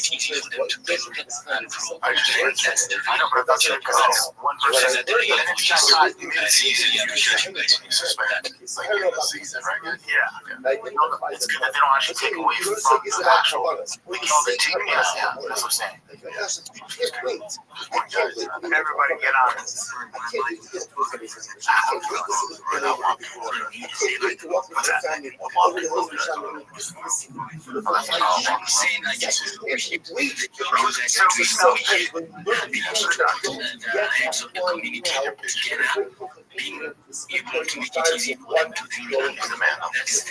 Another touchdown to Kansas. I love it. Even if it doesn't. All right, let us get you. Let's take a little break here. If you're sick of these ads, go on over to the Patreon, patreon.com/TFADK. All this ad-free, shop show ad-free, extended Fire in the Kids, bonus content, Q&As. It's only $5 a month. Ditch the Starbucks today. Get the Patreon. It's patreon.com/TFADK. Listen, man, one thing that changed my life, I started tracking my glucose, all right? And if you're trying to manage your weight more efficiently and do it without all the crazy trends, whatever's on TikTok and Instagram, and you're older like me, you gotta know what all this is doing. Alright, so if you want to understand your body better, your body's reaction to food, stress, sleep, and movement, this is for your signals, alright? 73% of US adults are classified as overweight or obese. That's a real big problem. Alright, so when you eat carbs, your blood sugar rises, right? Your body releases insulin to show that sugar in the cells for energy. But if you're insulin resistant, the sugar doesn't get used properly. It leaves your bloodstream. That's when weight gain, fatigue, clusters, health risks start to build. That's why my friends at Signos packages an AI-powered platform for deciphering unique metabolisms with continuous glucose monitoring, or biosensors, or those lasers out there, which enables users to see how food choices, timing, activity, stress, and even sleep affect their bodies in real time. Learn which foods actually cause spikes. Get in the moment alerts when your glucose is rising on up, plus personalized suggestions like taking a quick walk might help you out. Understand that between physical hunger and stress, there's a big difference, right? Get personalized science-backed support to reach your health goals right now. Signos, they take the guesswork out of managing your weight. They will give you personalized insight on how your body works with an AI-powered app and biosensors. Signos help employ build a healthy habit and stick with it. Right now, Signos has an exclusive offer for you guys out there. Go to signos.com, that's SIGNOS.com, and get $10 off select plans with code FIGHTER. That's signos.com, code FIGHTER for $10 off select plans today. Interesting. What is good, bro? Dude, he looks so tired all the time. He has bags under his eyes. This guy can't get enough sleep. He just has these bags under his eyes. He's like a trash panda all the time. A fucking beast, though. I told him I was about to go eat, but the road don't. He always looks tired. Yummy too, right? Yeah, skinny and tired. Dude, big boy. You mean what's in this Tampa Bay. Tampa Bay, right? I like to go to. He had a rap video when he was in high school. Type in Snell, white rapper. Man, educate you guys on some Dodgers. Mike Snell. You got a rap video about his baseball skills. It'll make you. He'll be your favorite. Tom Aspinall still can't see, by the way. Look, Mike Snell was a rap artist. The shit slaps. Look at him.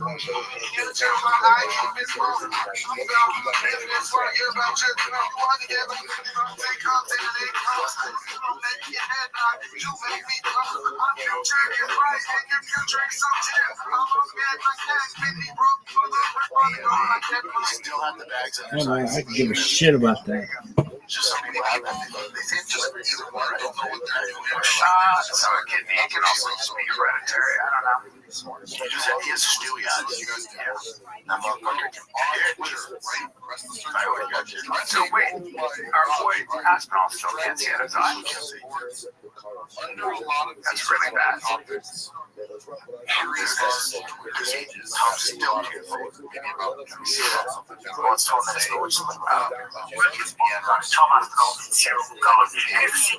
Everyone needs to shut the hell up. You should say this for Patreon, Jim, because we can play it on Patreon.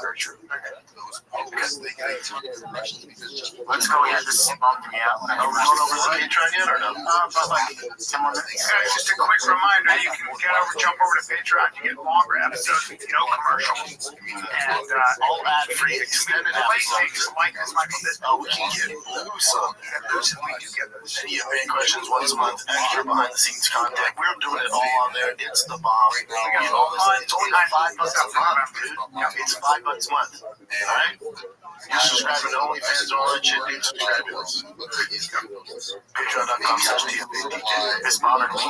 Tyler Perry donated to that bishop guy, Marco Linus, $100,000 after playing out the viral video. All that stuff that happened, the backlash. Let me just show you the guy, their boy. I mean, this is a weird thing. I'll give you the last thing on the Dodgers. You know, Sydney Sweeney opened up the game for him last night. Her gorgeous ass with them huge sweater dinners. Dude, they lost the product. You believe that shit?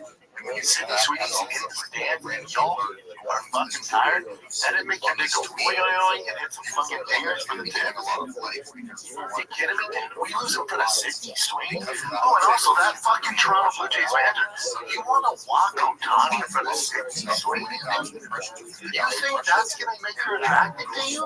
You think she's busting out those heavies and you're walking the best player?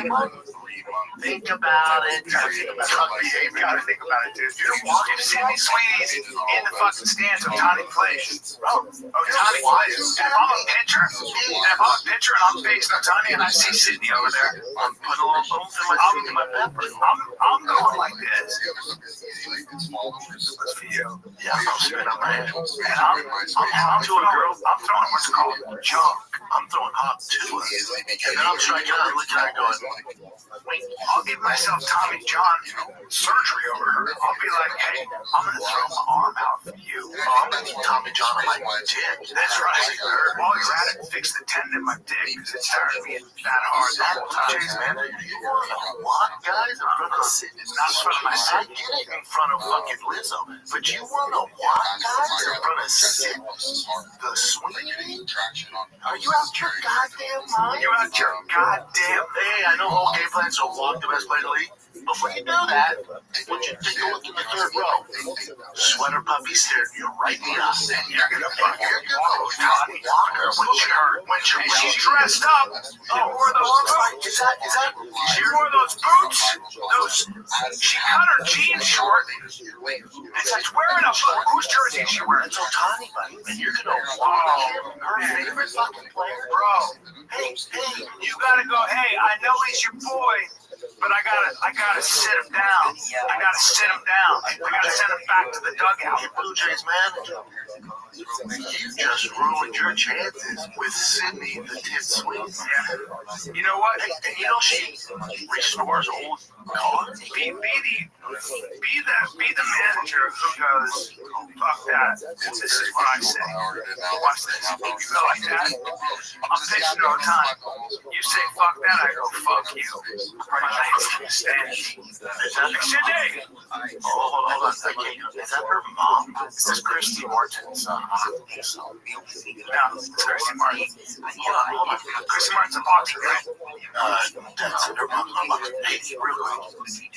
You're gonna eat a dog in front of nobody. Sydney Sweeney got a dog and she has a Otani jersey on? No, she's deep throating a fucking dog with an Otani jersey on, and you're gonna walk Otani? And look how cute she is. Oh, you look gay, man. That's some beta shit. That's Christy Martin, the boxer. What is she doing next to Sydney? She's from world champion boxer. Great ball. Did she play her? I don't know. That's a good question. I doubt it, because that's a terrible casting. It's a terrible casting. Can you go back to that picture? That's one. Take a look at her. What's going on here? Oh, you just no, I know about it, but what the fuck is going on? And you're going to walk Otani. I would pitch to Otani. I would say, I'm going to sit your boy down. I'm going to send him back. I'd throw the ball right over. I would say, Sydney, that's your favorite, huh? Hey, I strike him out. Dinner on me? Not even. If I lie, I'd throw the ball right in Otani's head every single time. I just have to walk him, I guess, that way. God. Sydney Sweeney's daughter, you have some fucking gall to walk Otani? Is that what our fucking United States is come to? So he's the title boxer, Christy Martin. Oh, that's a terrible cast. Oh, that's the. What are they going to do about her tits? What are they going to do about it? Oh, look at that picture. Yeah, let me see that. This might be like the Charlize Theron thing when she played the monster serial killer. She got ugly for like a month. Wow, she got thicker for that role. I bet that was when she was on that fucking carb diet. What they wrote here too, this is freaking hilarious. She portrays the regular boxer. I appreciate it. She lost 30 pounds in her tits. That's incredible. Let's take a little break here because this episode of the Fire Kids brought to you by O'Reilly Auto Parts. They're my fave. I'm always there. I'm doing this whole manifold intake swap out on my Jeep 392. Oh, there's so many parts I need, and I go to one place only. I'm talking about O'Reilly Auto Parts because they're in the business of keeping your car or your Jeep 392 on the road. When you know your son has a travel ball tournament this weekend, and you use that vehicle to drive them and the fam all over, you decide to swap things out, and it's a nightmare, and you're missing parts. Well, O'Reilly's there to help you out. I'll tell you that right now. They've got thousands of parts, all right, and accessories in stock either in store or online. So you don't have to worry if you're in a jam. Always in a jam. We're going to get this done by Friday. Game's on Saturday. It's not closed. That's the family vehicle. I lean to O'Reilly for all this because they're your one-stop shop for anything you need. So whether you're a car rookie or you're an idiot like dad, like me, you got to get parts for your Jeep. They have everything. The professional parts people at O'Reilly Auto Parts are a one-stop shop for all things auto do it yourself. You can find what you need in store or online. Trust me, I use them all the time on the pinch. They always have what I need. If they don't, it shows up the next day, or they find it locally, and I go to the other O'Reilly store. They're the best. Stop by O'Reilly Auto Parts today. Visit them at O'ReillyAuto.com/fighter. That's O'ReillyAuto.com/fighter. This October, Fear is free on Pluto TV with horror movie collections from Paranormal Activity, The Ring, Scream, and From Dusk Till Dawn. This is my kind of place. And don't miss the man-made nightmares in Mary Shelley's Frankenstein, or the world-ending chaos in 28 Days Later. All the scares, all for free. Pluto TV, stream now, pay never. This episode of Fire Kids is brought to you by the one, the only, the old faithful true classic. Sure, they've blown up. We started with them. Ryan was next door to Fire Kids Studios. Not a big deal. We've known Ryan since he was a wee lad. Listen, the dude's crushing now. He's the Elon Musk. He's the Jeff Bezos of essential merch shirts. They're the best. Whenever you see me in a white tee, whenever you see me in joggers at the gym, I'm always in true classic, no matter what. The white shirts you see me wearing, I probably have those for 5-6 years. They always look brand new. They fit great. There's not a better shirt on the planet. That's why they're so big. There's no secret. The reason True Classic is dominating their field is because they make essentials, basic essentials, t-shirts, sweaters, joggers, chinos, pants, button-ups, hoodies. They got it all, and it's hands down the best. It's reliable. It's Old Faithful. There's nobody else you want to wear. It's True Classic, right? Forget the overpriced designer brands. There's going to be all these trends. I'm telling you, there's nothing like True Classic. They're so damn good. They're in Target, Costco, all right? You ever heard of them? Target and Costco. Or go to the website like I used to back in the day when it was only available on the website. Go to trueclassic.com/fighter. Get hooked up today. I'm telling you, they're hands down the best you will ever have in your life. It's True Classic. You say, yeah, I'm liking it. Wait, no, that's my tits. Oh, yeah, it goes to my tits, my butt. Yeah, that's girl. It goes right to my tits, my butt. Must be tough. Oh, there's a train. Let's watch it. Let's watch it. Holy shit. I love watching that show. Can we switch over to Patreon? Almost. Let's go through a couple of girls. Man, I want to see this stuff, man. Can't wait to be hit Patreon. So this is the pastor talking about freaking Tyler Perry doing it. It's the same guy, right? No, I'm saying that's the same guy. Those two different guys. They're two different guys. Oh, yeah. This is the same guy. We have received one person called and he said, tell my name. He said, because I know God is in this. Tyler Perry said $100,000. Oh, cool. You got your fucking money, you scumbag. It broke out. And then, of course, as you can imagine, all like the majority of comments are like, "What about that woman that you embarrassed?" Yeah, give the church the money. Like, give everyone that's attending your church. Oh no, he's not beating this. You know, he's not beating this amongst most white people. Black people, no. Well, that's a community thing. Like Kanye West will be just fine. No, yes or no? What are your thoughts? That's a little different. Is it? No, I don't mean Kanye. I meant Pete Diddy. What are your thoughts on Pete when he goes back? I don't know. No, because I mean, fine meaning they're not gonna fucking. I'm saying he'll still have an audience. I don't know, man. Yeah, well, right. Don't talk like that. Yeah, well, speak up, man. You know what? I'm not black, so I don't fucking know, right? If you have a question about the Dodgers, can you swing? I'm your uncle. If it comes to black guys, I don't know. That'd be a question for you, right? Yeah, I got my ear to the top, straight to the BBC. I got my ear to the rap game. Yeah, I got my ear on the game.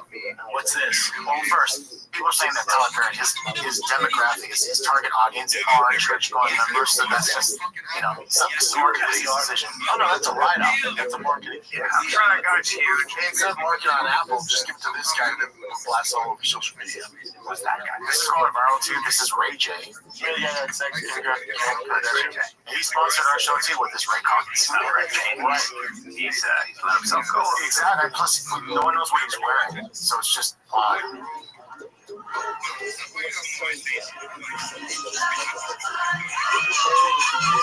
I like that he doesn't give a fuck with that damn bod. Yeah, it's just odd though. That's a tough. Yeah. That's a guy who's just kind of let himself go. This is just Angel Reese at the Victoria's Secret. So pretty. I didn't realize her body was like this. She has a booty too. So this is KFC Marshall talking about. Yes. Angel Reese became the first ever professional athlete to walk the runway as a Victoria's Secret fashion show. And I don't know if I'm allowed to say this, but she was doing. She brought all of it out.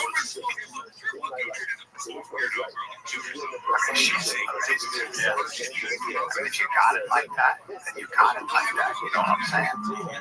Okay. If you got it like that, you got it. What else does KFC say about it?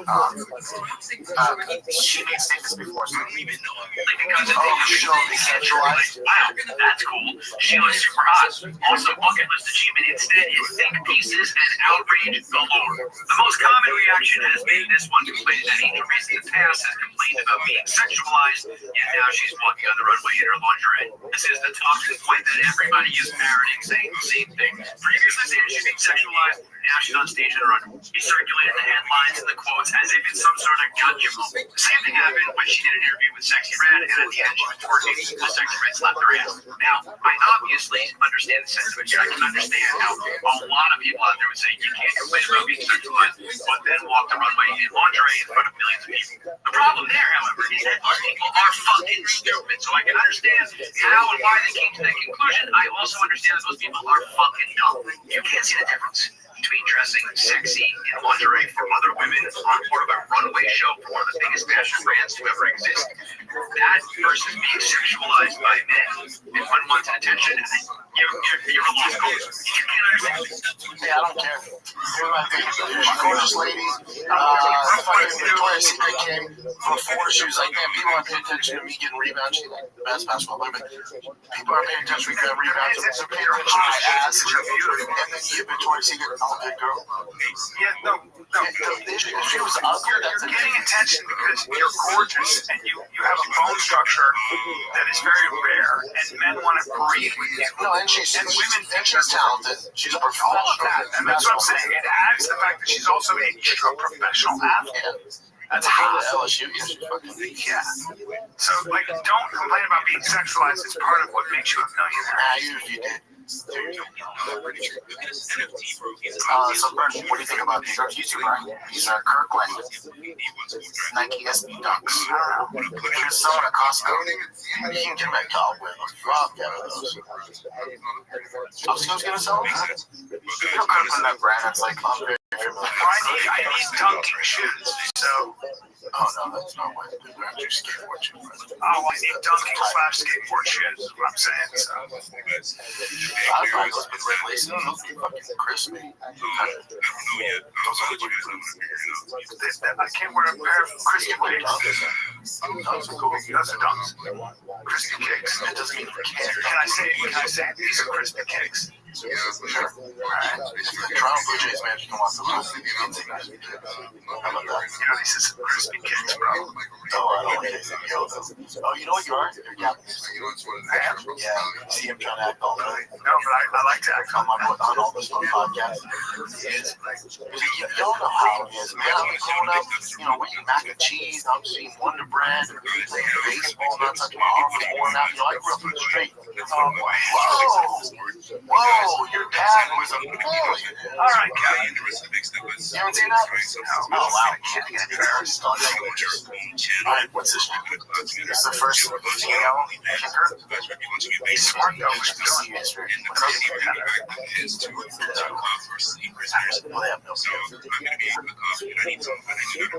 So I'll just show you this video of her being And here's the story of the day right there. That is Loani Armenta. And she's going to play and she's going to kick off and maybe even do some field goals tonight for the Jackson State Tigers. Before she was on the Jackson State women's soccer team. And because of the injuries this week during practice, she's going to get her shot tonight to be a kicker. And what an impressive young lady it's been, and a chance for her. And I'm sure she's pretty nervous at this point. But they have her out there, and spring football is underway.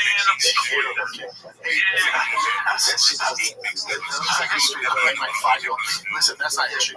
What history?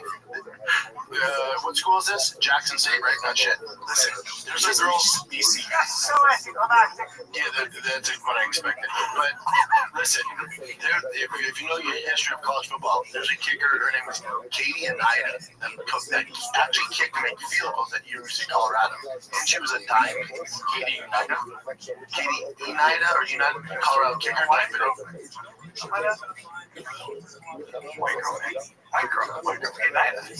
Yeah, the warlock from Jackson State School that she looked at kick. Look at Katie Anida. Oh, jeez. Nice. What? Yeah, fuck. Really? You don't say. Did you know her? No. She when I came in, she was graduating. Well, you don't. There's a whole history of shit that I don't want to get into. Really? Yeah, she's very pretty. But y'all want to celebrate the girl getting like an idiot.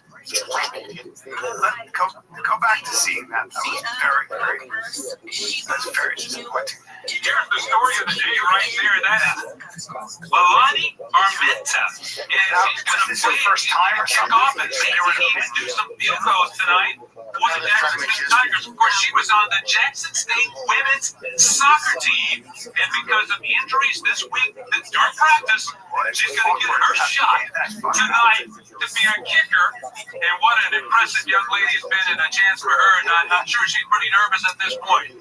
But they have her out there, and swing football is underway.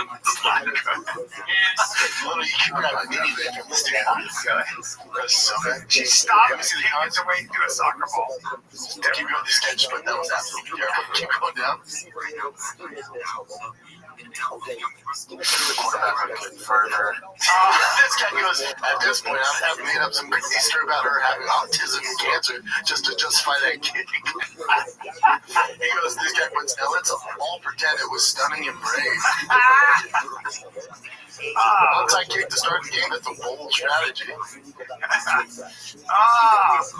Straight. And she's injured a woman to be the first kicker. I'm sure a healthy soccer player from the same university would have done. Yeah, why she injured? They should have got a guy from the men's soccer team. No, they said someone else was injured. That's why she came in. You know, there are no male soccer players. She also just fogged up. She would get nervous and she fogged up.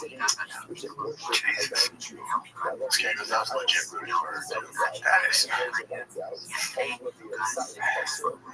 Yeah, but then I saw this about female rugby. Oh, yeah, this looks pretty fucking badass. Some of these Samoan gals, Maori gals, this one is a that had rolled up just to put Shorty the fuck down. Oh my god, put her thumb all over her nose and shit, put her there like a whole dog. Broke the first time she had it there. Boom.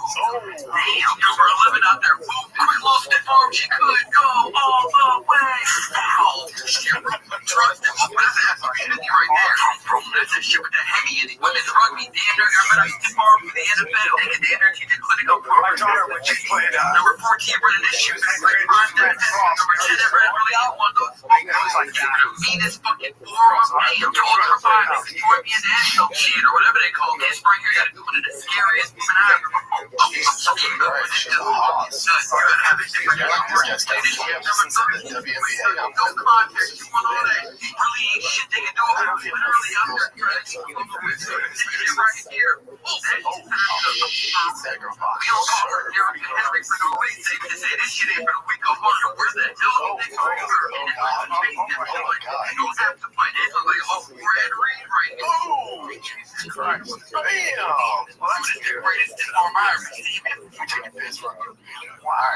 So you want to say anything right now, Brian? We're on our Patreon right now. Let's go.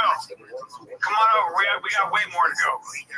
All right, for those of you enjoying this episode, if you want to see us get dark, see us get X-rated up in the edge, head on over to the Patreon right now. We're extending this episode just for the Patreon listeners. It's patreon.com/TFADK. You get all this show and all our shows ad-free, extended, bonus content, Q&As once a month. It's only $5 a month. So to continue listening, head on over to the Patreon. We'll see you on the other side.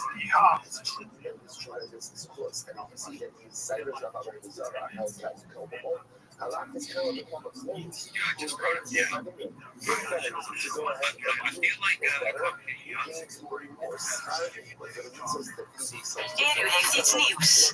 Unieke smeerkazen gemaakt met echte brie, geitenkaas, truffel en roquefort.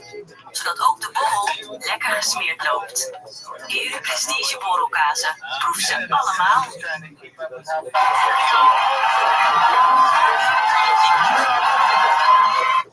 When you're on a tear, dude, you push hard. I love it, man. I love it.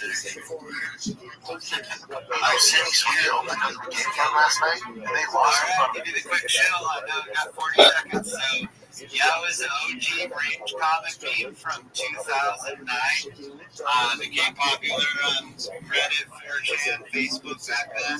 We are a meme coin on Solana. We're CTO. I'm the CTO lead. And yeah, we launched way back in February 2024. It bonded in April this year, 2025, and we CTO'd it in mid-August. We've just been grinding and building ever since then. We get to see, yeah.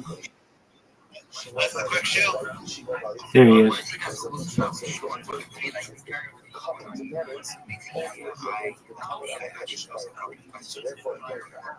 Yeah, please go for it.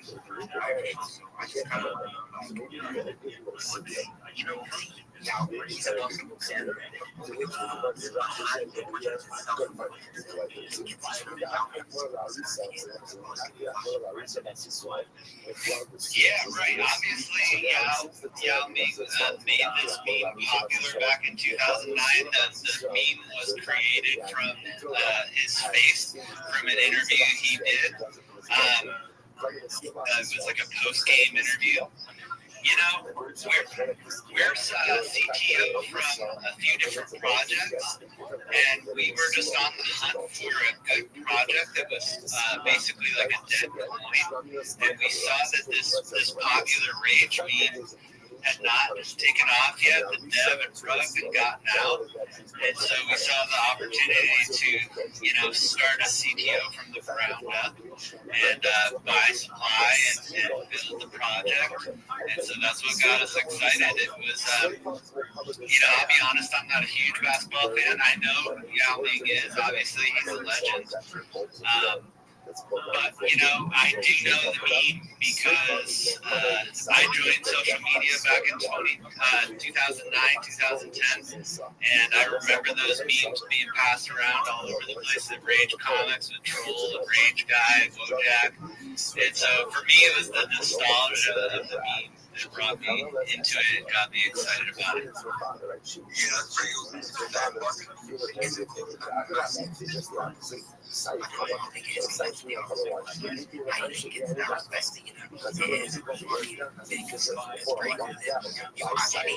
Building up the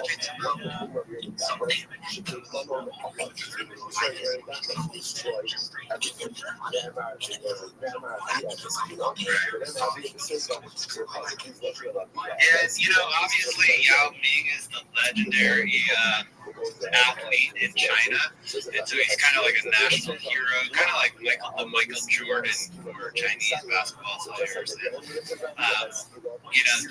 Obviously that's a huge market, and we do know that the Chinese love the Yao meme as well. So, Yao does some great things. He's got a foundation that he donates and gives to charity for children and schools to build basketball programs and basketball courts for schools around China. So that's something we're donating to.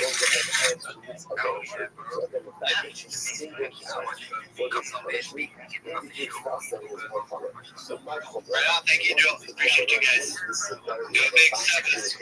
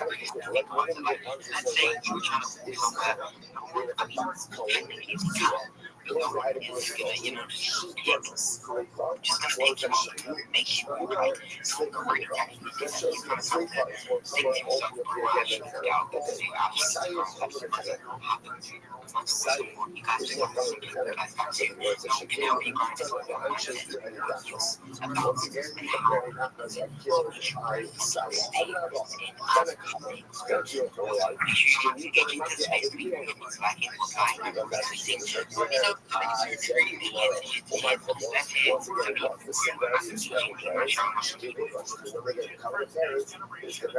I just gotta refresh it. You know how X consequences. Alright,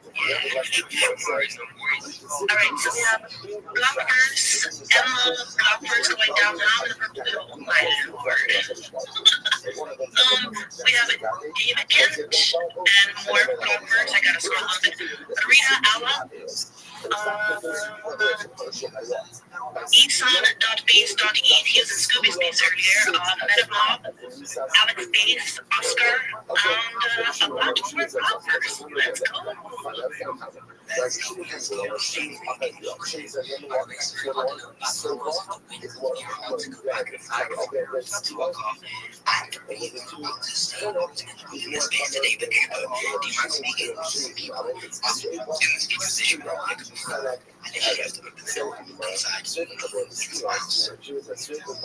Absolutely. I do see some hands up, so let's Jeff. Yes, hello. I want to hear me, and if you want to hear me, loud and clear. Yes, we can hear you. Nice. Yeah, it's looking good, guys. Chef, that's my name. So, yeah, I've never been on these spaces before, so I guess I got like a 40-second intro or something like that. Yeah, that's right. You have a project. Yeah. All right. So, my name is Lance Chef. I've been on this space since 2017. I've done a couple CTOs like Kyrgyzstan on E, that's 50 million. I've done Captain BNB, CTO founding founders. And also I did reseller CTO on E. Took that to 80 million. Basically started a massive process. So right now I'm at Finance Chain. I'm doing a CTO of a cat called Tag, which is a tag on the SEC on Twitter. You can check out. And basically GM, Shield, or Shield Tag, and we took it up. I looked at it. It's beautiful. It's a cat. It's funny. TikTok cat. And basically at the moment we are talking with such models. So I'm trying to do a little bit of a local side, but in this case, this really cute cat. And whole IO and Behold, for some reason there's cat seasons, you know, like what we would kick cat and stuff. So we really got it going, and I'm really happy to be here. We've been sitting around 100K market cap now for 10 days, which is pretty cool for a finance chain project. So yeah, super excited. I think that's about what's going on. Like a story. I could talk for hours. So you guys, I appreciate you. Yeah, who's bigger? It's TAG, T-A-N-G. Alright, I'll make sure just one ship. Your name, drop it up in front of all these people. I don't know how many people are real, but let's see. But anyway, we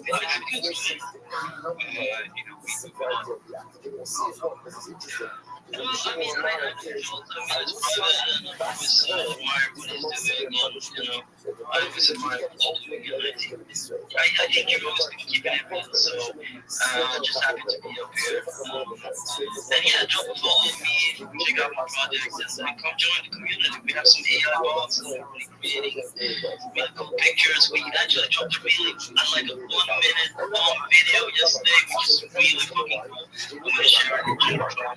We really like being comfortable.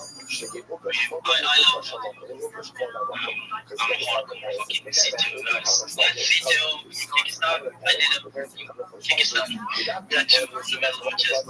Then also I'm going to Dubai, Finance Blockchain Weekend. I'm going to give CC a fucking tag, and we're going to get pictures. So yeah, super excited for the future, and super excited to be here. So thanks again. that is fire, that is fire. I want to go ahead and just want to have that means This will cover this side of the membership. With none of us places and stuff. Because there is a positive for us to bring the connection.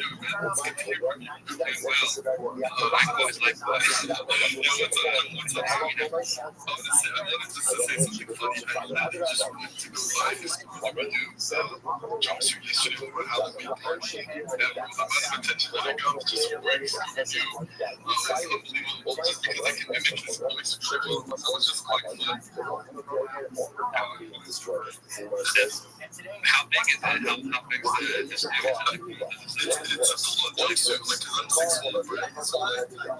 Damn, all right. So just like a pop and everything.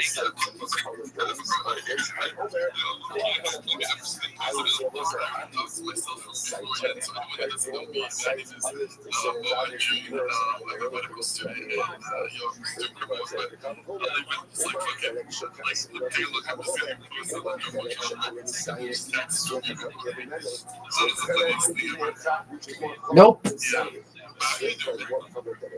Therefore, make sure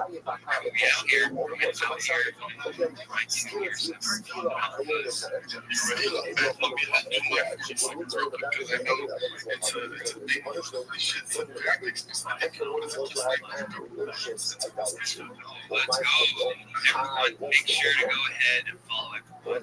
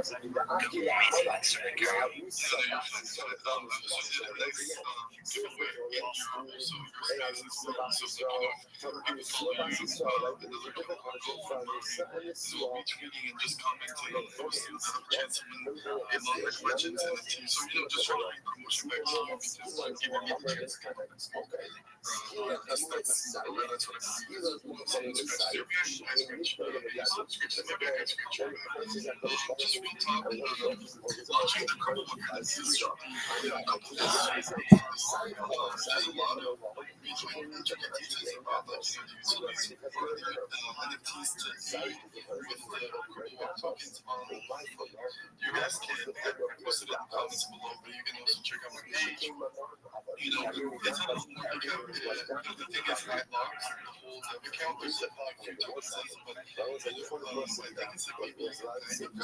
And with the dev account until like, January 1st. So, I'm really here just to, it's okay. To get people to buy. In terms of like, obviously to maintain business, you gotta do research, right? But I can at least get some sort of security, safetiness with just self-docs. But let alone that, I'm not here to just there is no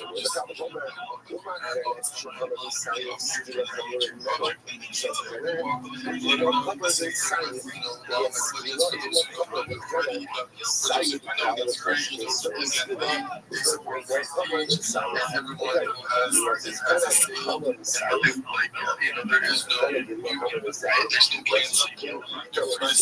It doesn't matter what political views you have, doesn't matter what your race is, your sex, your origin is. That's what they're. The same thing I said for everybody. This is why I'm so security.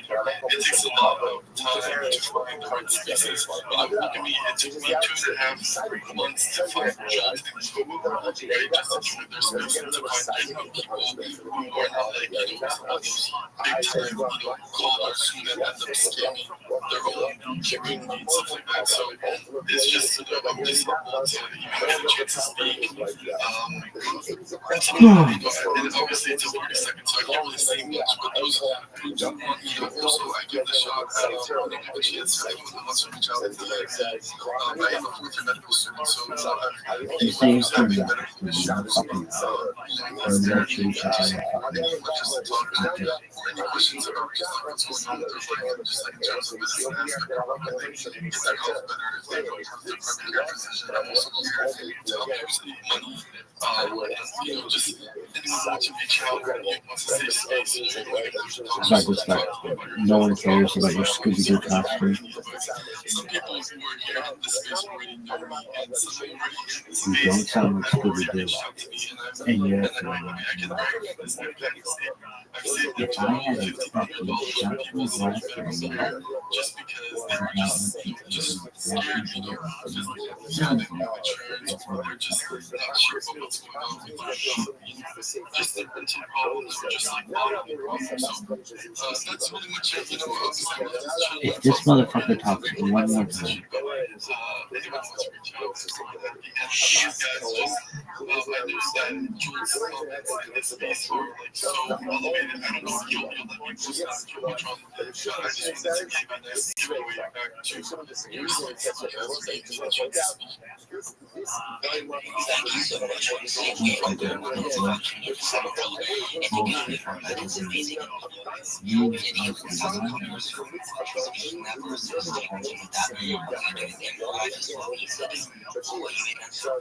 So I'm a medical student. I'm practicing right now in the area in DC, Maryland, Virginia area, and I'm just currently doing my surgery rotation. So I was like, I finally got out of my shift. I was like, I go back to school. I'm like, please take me up, please take me this shit sucks.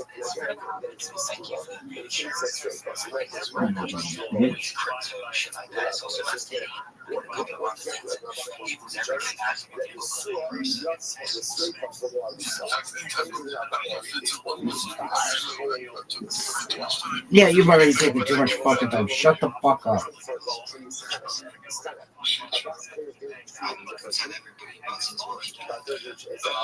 So, you know, since my head, that's the thing is like, I've had to do a giveaway. I can give away tokens on that. But since, like, you know, I haven't had this out, which I really want to give away, just for the community that I'm with, the team, which is Oh, Crimble Walk, this one's for shit.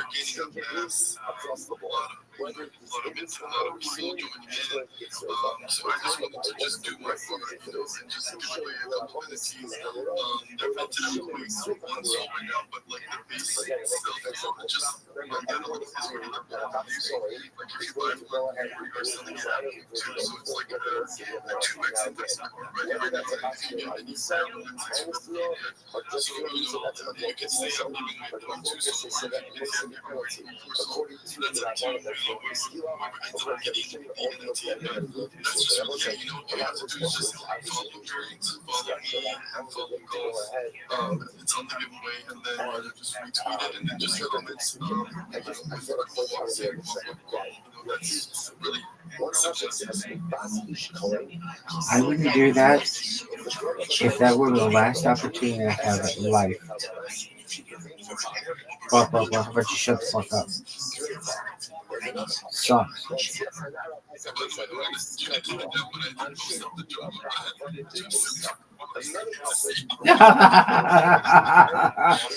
Sucks. No, you didn't, you dumb fuck. I've been looking for it for 10 minutes. Yeah, nobody sees it. There you go. Sorry, you look like an asshole. That's not doxing yourself. Put your fucking address in your YouTube profile. That's doxing yourself, you asshole.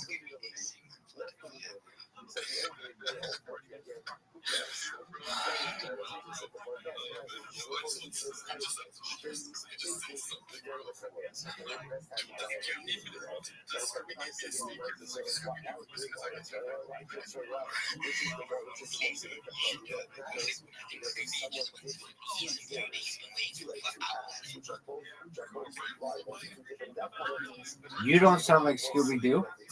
Scooby-Doo would chomp off his own balls if he sounded like you ass. Dog, you don't sound like Scooby-Doo, you ass. That's Scooby-Doo, you fuck. No, he sucks. That's what he does.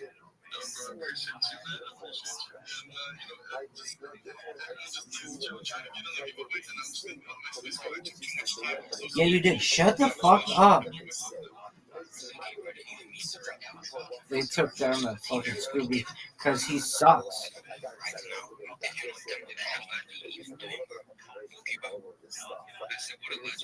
Not a legend. Do you know what a legend is? Has that motherfucker been streaming his life for 4 years? That's a fucking legend. This motherfucker wears a Scooby-Doo outfit, thinks he's fucking Jack.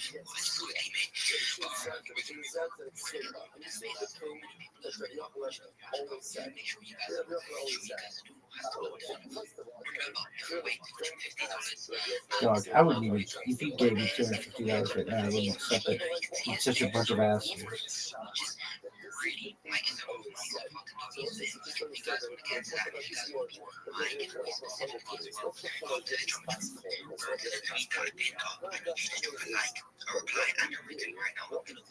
I want to see every single person right now in the space. Go ahead. If you were there, would you shout out to people not engaging with my tweet for the tweet? The tweet on the chat box was like, no.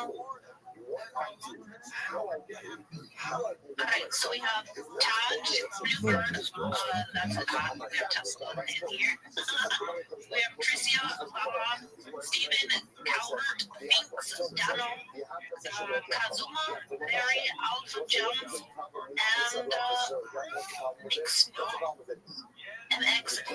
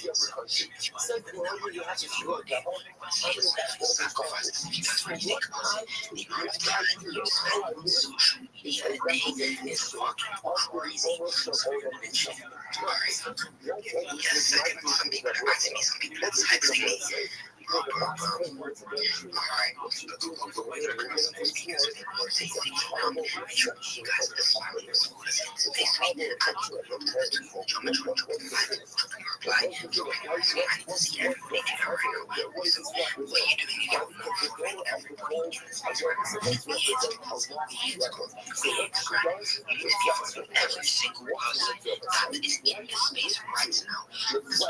Like, you guys tell everybody why it's so important to be for these people. See the guys who this why does that help? You know, I do have to add as well, like if you heard the notice on first going to be, you know, you're going to be doing 500 things through the spaces. And I was going to say, you missed those. But that being said, I do see some hands up walls, and I think we got to talk to them.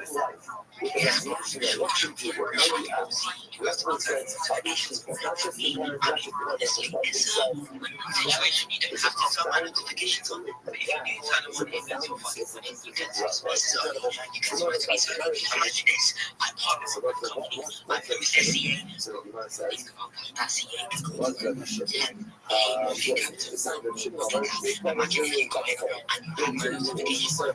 Instantly go into you guys are fucking millionaires. So yeah, make sure you turn my notifications on. If you guys actually want to get rich, if you guys actually want to run the community, and if you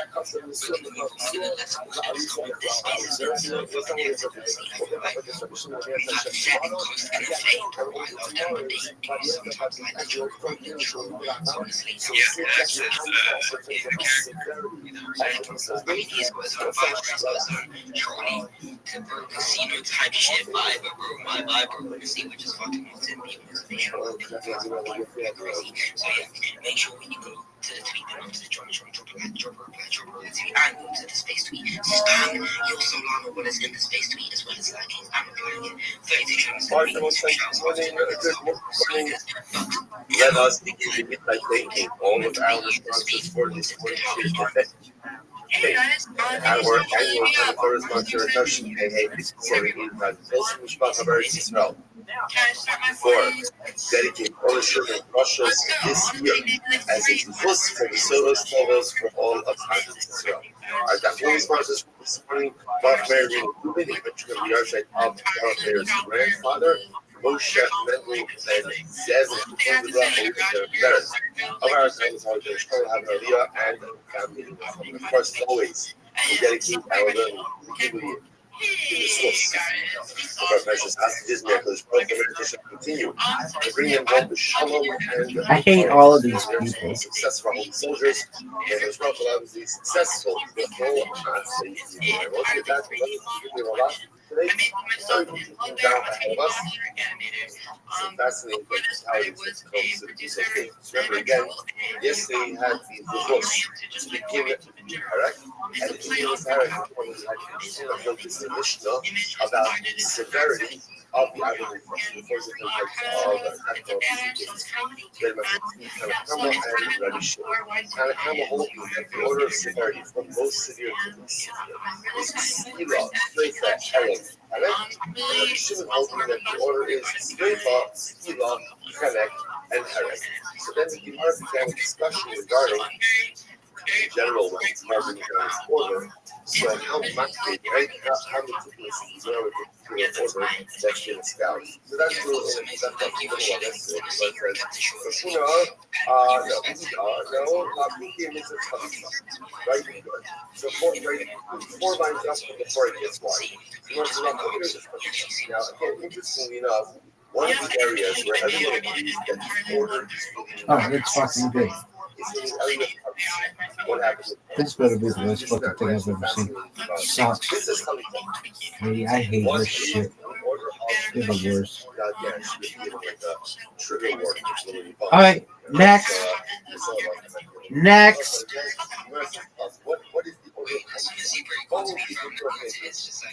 It sucks. This bitch could have the Mona Lisa, barely give a shit. Next. Oh, okay, that's what you figured out. No one fucking cares. Let me talk. Oh, let me fucking talk. I hate this. This is the worst. It's not. It's actually not really cool. All of this shit sucks. So she said, my brother-in-law. God, I hate this. Okay, Emma, get the fuck off the stage. Let Rabbi up. Oh, shut the fuck up. I've got the guts to come up here. Tuck this fucking ear off. What are you talking about? The moon and fucking the hollow earth, anything you want. Let me fucking talk. No shit. Max engaging, so you already know you're going to go up to the top of the geometry. My turn. It's been up there. It is you, the one that has to get up and get it. Nobody can do it for you or help you grind. Stay strong, stay locked in. I need everybody to go to that tweet that's been up to the geometry. Give it a like, give it a reply, give it a retweet, and go to the space tweet. Drop a like, drop a reply, and drop a retweet. If you guys do all those things, you also get your chance of winning $250, and you will be getting a shout out in front of over 600 active listeners in the space as we speak in this moment of time. But Polycath, you are going to be the next speaker, bro. What is going on? How are you doing? Hey, brother, how are you doing? Doing amazing, man. Just vibing, crying. Okay, I'm okay, bro. So, I'm the CEO of Polycafe. In Food Poly Market Cafe.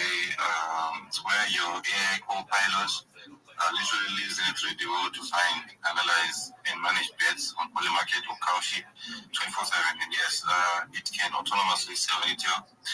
So we'll be launching, the key features that stand out in our platform There's a Your Life AI agent, where you see your co-pilot, a co-pilot on your dashboard, autonomous citizen in your 3D inter-exchange, and you'll be able to own your Intel storefront where agents autonomously sell betting alpha 24/7, and autonomous web research where agents use Franco for real-time market alpha. So we'll be launching a dedicated token for the project. We don't have the specific details for the launch yet, since we're still building. Even when you check the platform, the link is in our bio. You might see the agents might not respond when you type, for example, because we haven't paid for the OpenAI services. So the platform is ready for X4 to protocol integration. This opens up direct X4 to payments for agent services, interfering the persistent social economy. So this is what real agency looks like in action, by a new token economy. Thank you, George, and everyone for the chance to speak. I'm gonna pass the mic to the next person. That's how you do it. Good job, Poly Cafe. Thank you so much for coming up here. I appreciate you and your kind words that you had to say to everybody. But I just want to quickly squeeze in exclusive, bro. I don't know how I haven't let you come up and speak yet, but I know you've been waiting for so long. So after 32 Dream shouts out people who are max engaging, but go ahead and speak. I actually apologize. I saw you up here. I was going to be like, oh, bet, let me actually let exclusive speak. And then I realized, bro, I have to go inside. I have to go to the car, bro. There are so many distractions. But we'll let you speak after. So 32 Dream, would you like to shout some people who are max engaging to the Space Tweet and my pin tweet up in the jungle? Alright, to the Space Tweet we have Blockverse, that's going ham, Purple Pill, Davidster, Elixir, Timothy, Alus Gun, Dr. Egg, Zenchi, and Prime, and the one on the Jumbotron, we have, let's see, Peter, BC, Solana, I gotta open his, Summit Africa, he's just going ham too, Dano, Lubsky, BNB guy, let's see, Conscript, Peter's just going really crazy in it. I love it. And we have Virtuo24 and Destiny Jesus. Alright, sounds good. I appreciate you once again, 32 Dream, for shouting out those people, bro. 32 Dream, you're a fucking grinder. Honestly, bro, I don't feel like I hear you have to say that much. Would you like to give a quick show before Exclusive has his moment to speak of what you actually do?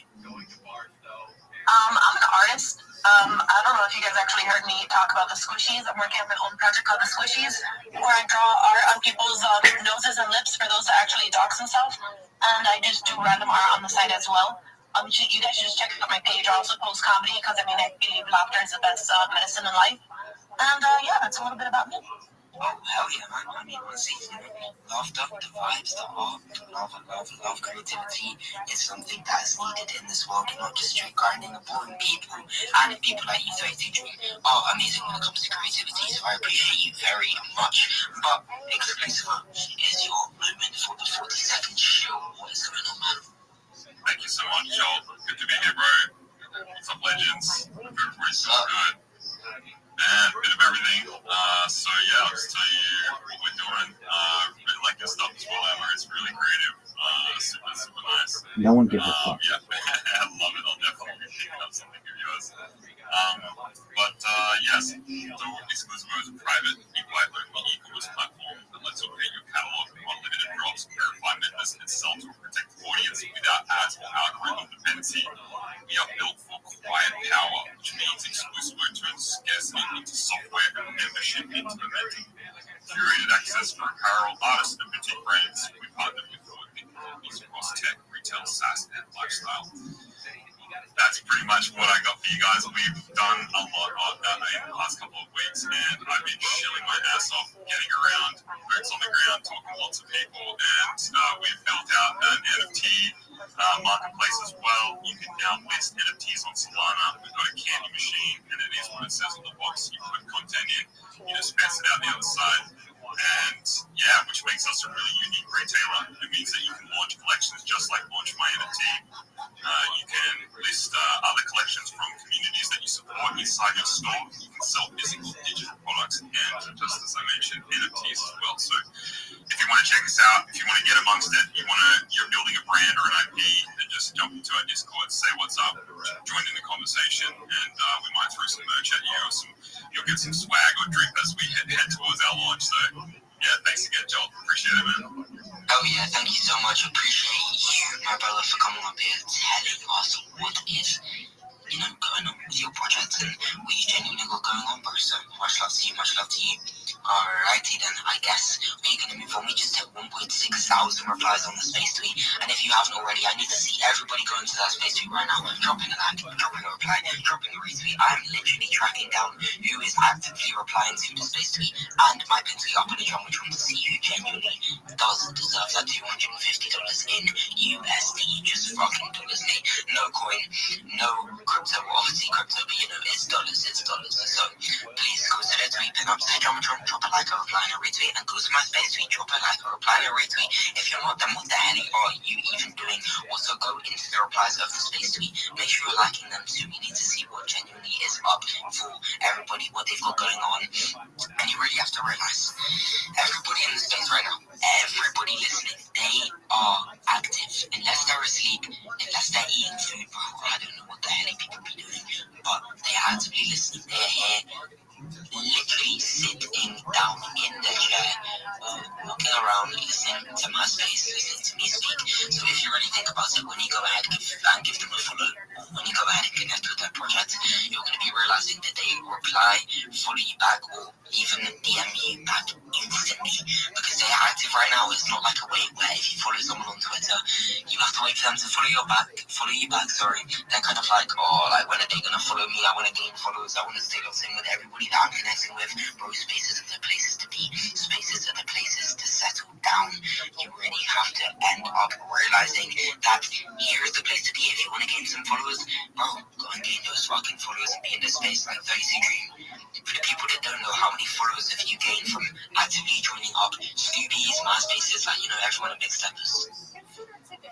I'm now about 7,000 plus in the past 3.5 weeks. 7,000 plus followers within 3.5 weeks. Like, you see, proofs in the fucking pudding. 32 Dream myself, I'm gonna be honest though, 32 Dream is a real grinder. Like, she shows up every single day, and she always has the vibe, she always has the positivity. I always hear her laughing. Like, I'm gonna be honest, 32 Dream is literally showing up every single day. So if you guys actually do want to be gaining those followers, want to be growing with us and staying with us, you do have to be showing up every single day, like people like 32 Dream, like people like Scooby, like people like Cooper, like people like Emma Exclusive, every single speaker up here right now. You guys have to be showing up daily, because if you really think about it, when you leave, you lose. When you stay, you fucking win, ladies and gentlemen. But please, go to the space tweet, drop a like, a reply, a retweet, and go to my pin tweet up on the jumbotron, drop a like, a reply, and a retweet.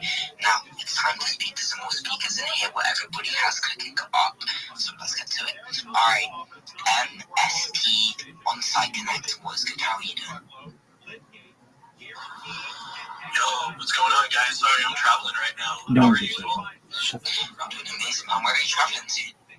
Yeah, so I'm in the U.S. I'm traveling back and forth between Salt Lake and Boise right now. Two shitty places. Go fuck yourself. Oh, thank you, man. Thank you. So yeah, quick chill, I guess. MSP On-Site Connect, so we're an IT services, blockchain expert, and managed service provider platform. So anybody looking for professional services can sign up on our platform for free. And then anybody who has a professional service, such as NFT creation, in terms of this space, or any type of artwork that they want to throw into a project, or any type of professional work they've done, and they want to be able to offer those services to people, you can set up on our platform, and you can actually bid on jobs that people are looking for. And there's nothing out there like this right now, so we're kind of building something unique. You can also pay with our token, MSPOC coin, for membership, and then we also have timed escrow payments through debit and credit card. So there's a lot of opportunity for IT professionals to That's cool. All this shit sounds boring as fuck. Go to the Rabbi. Or if you're kind of an expert, you can kind of sign up for that premium membership and work with really big There's no corporations. premium. Do you have eyes? That's your membership. For IT. You can have ears too. Guys, amazing, man. Honestly,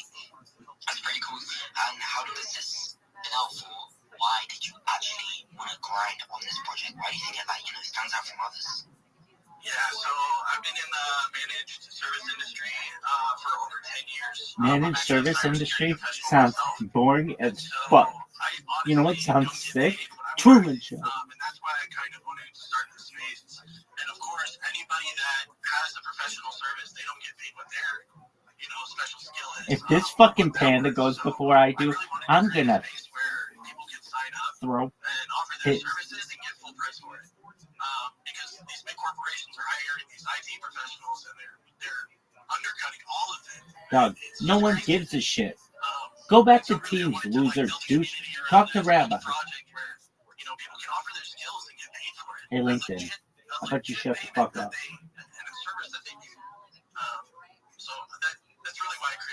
Okay, that's great. No one cares. Yeah, we're having a great day. Enjoy Salt Lake City and Boise. Alright, well, there we have it. Let's move on now. Let's have some more speakers after the next speaker. We are going to be showing off some people who are max engaging, 2 months basically, and 2 months leading up to the Jumbotron. You already know what you have to do. Go like it, go apply, go retweet. And without further ado, let's move on to the next speaker, Panda. What the fuck? Jim, shut the fuck up. Shut the fuck up. I'm cool. I'll be here listening to whatever I'm saying. This is so great. I love the attendance of this place. This is beautiful. So I would like to talk. Let me talk about what we're building. We're building an AI, emotional AI. Basically, we're starting with some little pets that we use randomly in our homes, like the normal ones we train, like cats and dogs. And basically, we are trying to blend connection between animals and human beings. So it's basically a utility project, but we'll be launching an article on this coming Monday by 12 o'clock UTC. So if you visit our our page, you're gonna see we already have our website live, and we're here to integrate our AI. I hope they take this fucking panda out behind the woodshed, take a giant fucking shotgun, and we are still new and still working behind the scene to scale up our AI so that once it goes live for testing, we can test without some malfunctions or some issues. And we have done some of the back testing, and everything is going well, where you can just detect the mood of your dogs, the mood of your cats, and it translates the language based on their emotional reaction. dude, that's 40 seconds, dog. Cut this motherfucker off. Throw the flag. We've got to delay a game over here on the pandas. And you try to record the sound with our AI, and it notifies you that this particular sound is made by a dog, and the dog is kind of aggressive. Delay a game. Pandas.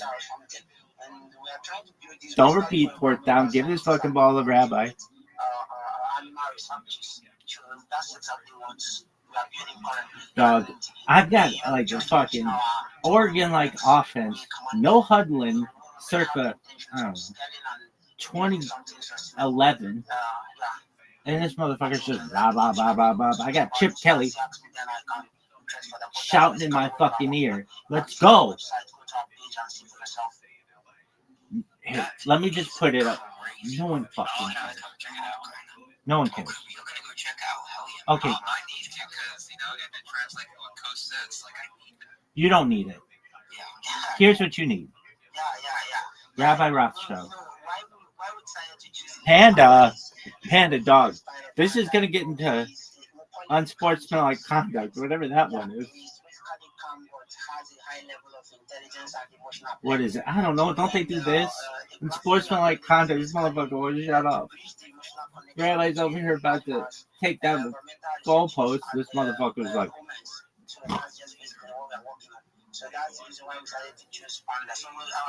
Listen, I'm just going to tell you, no one gives a shit about your coin. They care about Rabbi.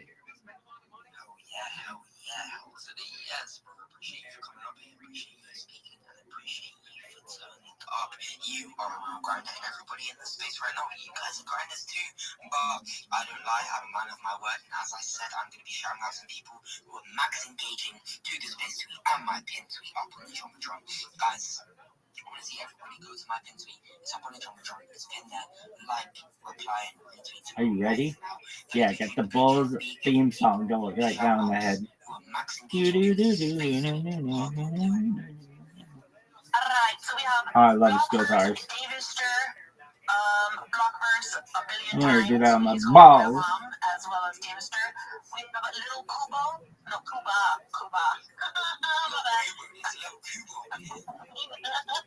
Oh, that's so fucking funny. Kuba. Calvin Lit, Peter Obzi, Solano Summer of Africa. I gotta scroll a little bit more. The Wandering Lion, Davister again, Gina, as well as Soul Guys. Let's go. LFG, come on, Rabbi. Let's go. And now I'm going to be giving shouts to people who are max engaging to my pin tweet that's up on the Jumbotron. It says, you're the one that has to get up and get it. Nobody can do it for you or help you grind, stay strong and lock in. No. So if it sounds like I'm repeating the same thing to my bro, so many people are training up 24/7, so you just have to simply realize that I gotta repeat some things sometimes so people actually know what's going on and what's fucking up. But cool, let me shout some people who are max engaging to that tweet up on the Jumbotron. I'll give you guys a couple of seconds to quickly go like, reply, and retweet, and look more, get your feeling sexy to that tweet right now. Alright, cool. Let's see who's actually liking, replying, No one gives a fuck. Rabbi. Hey, I got a coin that's based on turtles. Oh, I've got a coin that's based on elephants. I've got a coin that's based on fish. My coin is based on a bird. We like unicorns. Hey, are you streaming your fucking life? Hey, no one gives a shit. Talk to me when you've got a coin you're streaming about it with unicorns. In the meantime, I am giving away $250 to people who are max engaging throughout the entire space and throughout the time we are up here. But I've got a request for you. If you actually want to be winning, no, dog, you keep fucking blue balling me over here. Come on, dog. So as I said, if you want early calls on how about, oh, we've got Rabbi in the audience, or in the fucking speaker. Hey, Rabbi, what's up? Hey, did you know I'm streaming my fucking life 24 hours and I just surpassed 4 years? Hey, content is king, did you know that shit?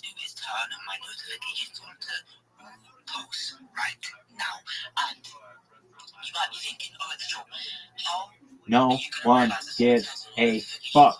Well, I want you guys to screenshot after you turn my notifications on for all posts. I want you to screenshot right now. Go and turn on my notifications. All right. Screenshot it. Reply it to my space. Reply to the space tweet right now. And guys, you will have a better chance of winning the giveaway. I don't care if you follow me. I really, that was 4.5 years ago. I might have given a shit. Now, nope. Don't follow me.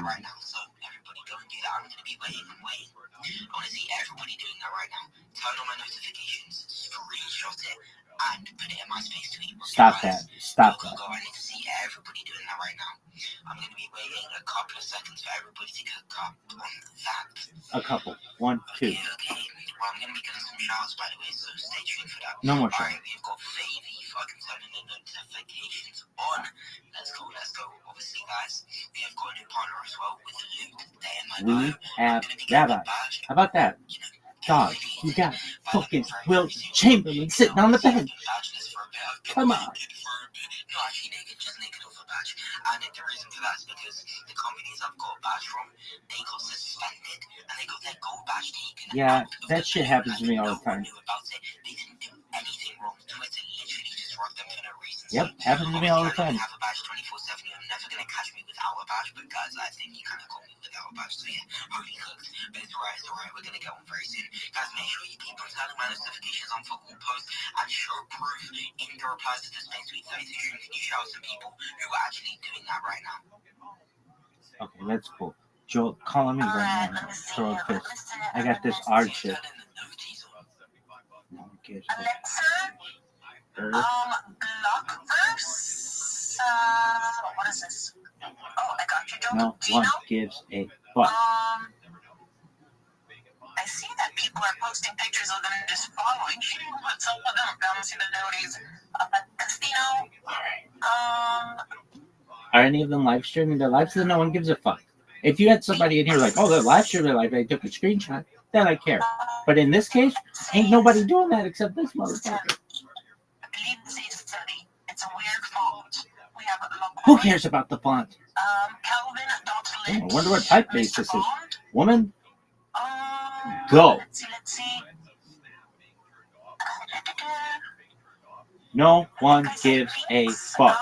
That's all I see right now. Oh, no. No, there's some people that are posting multiple ones. All right, they posted multiple ones. It's great. Good for them. They get a gold star.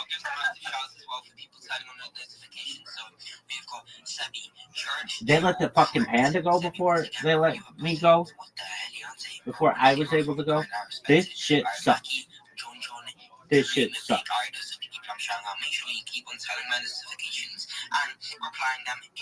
Will Chamberlain sitting on the bench.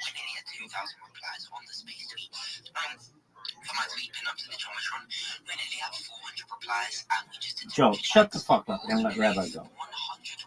I need to see everybody go ahead, retweet, like, and reply to the tweet up on the Jumbotron. We're going to be putting out another tweet very soon. Come on, man. Who gives that is turning my notifications on and replying them in the space tweet. Guys, you are going to be fucking winners. You are growing and grinding with me. So all you have to do from now on is show up every day. Make sure I'm you show here. up to my tweets instantly. I'm queer. Show up to my spaces instantly. Get over it. Bam, that's the key. You fucking won. So, are you? No, but I'm patient as fuck. Let's get it.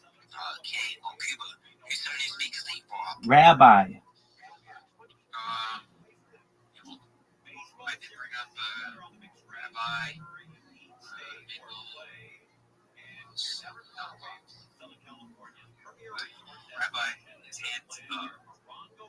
Yes, thank you so much for the opportunity. If you all haven't had the opportunity, please join the Big Stepas Discord. It's amazing. I got to meet some really great people in there recently. My name is Rabbi Rothschild. I stream my life 24 hours a day, 7 days a week, 365 days a year for world peace. I've been doing so since the pandemic, more than 4.5 years. That's more data than anybody has ever compiled in the history of mankind. If you weren't aware, in 2018, The Economist magazine stated that data was Earth's #1 resource, and I have more data archived than anyone ever, which may make me a very influential person someday. If and when that happens, I want to make all of you that you have the opportunities to start charities and philanthropic organizations of your own. This is a real-life Truman Show, a real-life Big Brother. This is potentially the biggest event in global history. We talk about things to improve the world, like ending world hunger through the use of technology, such as agricultural drones, floating greenhouses, saltwater greenhouses, things like vertical farming, hydroponics, cloud seeding. We talk about ending world thirst. I'm sponsored by cryptocurrency. It's known as Harry Potter Obama Sonic 10 E-Notes, worth about $100 million. One of the things that we do is we build wells in developing nations like Nigeria for the less fortunate. I talk about things like the Life Straw program and, most importantly, desalination technology. I am live 24 hours a day for more than 20 different streams, all on YouTube. All the links are in my profile. I want to thank the room for the opportunity to be able to share that with you. Thank you so much. Appreciate you for coming up here, speaking, letting us know about what you've got going on with this project. May I ask, how long have you been grinding this for? Why did you actually want to start? Absolutely. I just celebrated my 4-year anniversary this month. Really, I'm sick of war. I'm sick of people not treating each other with kindness. And I went on a one-person mission to be able to bring attention to pacifism, to peace, to loving one's neighbor and one's countrymen. And really, we're all global citizens. And I am only given one life, and I've dedicated it to peace. Amazing. I appreciate you so much, man. Much love to you. Thank you for the opportunity. Of course, anytime, my brother. Alright, well, guys, there you had it. Fucking creating peace out here. Much love to you, everybody. Give my boy a follow. Make sure you're giving every single person a follow. Bro, why is someone's name Scooby? Call me up. What the hell am I looking at? Bro, Scooby, call me up. Change it to the Joe. Call me up. Wait, I'm joking. What's good? How you doing? Why is someone's name Scooby? Call me up. What the hell am I looking at? Bro, Scooby, call me up. Change it to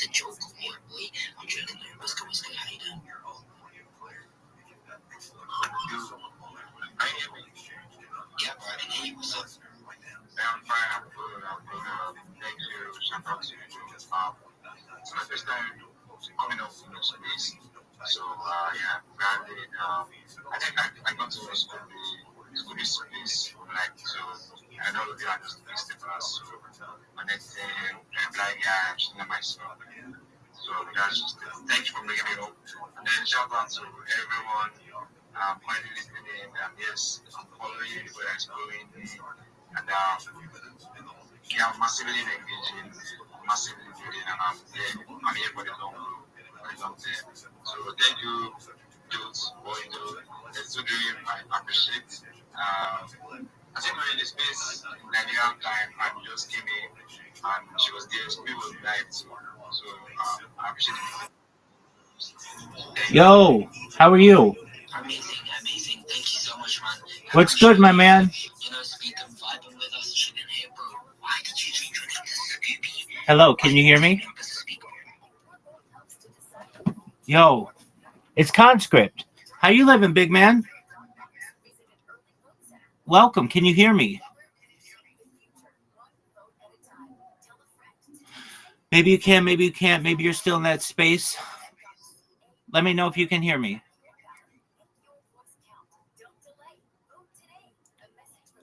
Can you hear me?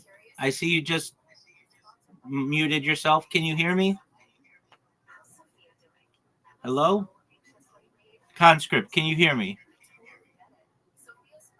There you are. You're on mic. Unmuted yourself. Can you hear me? Can you hear me? Oh, Conscript, maybe I've got you muted. Can you hear me? No. Conscript, can you hear me? Oh, now I can't. You're really, really low. Are you near the microphone?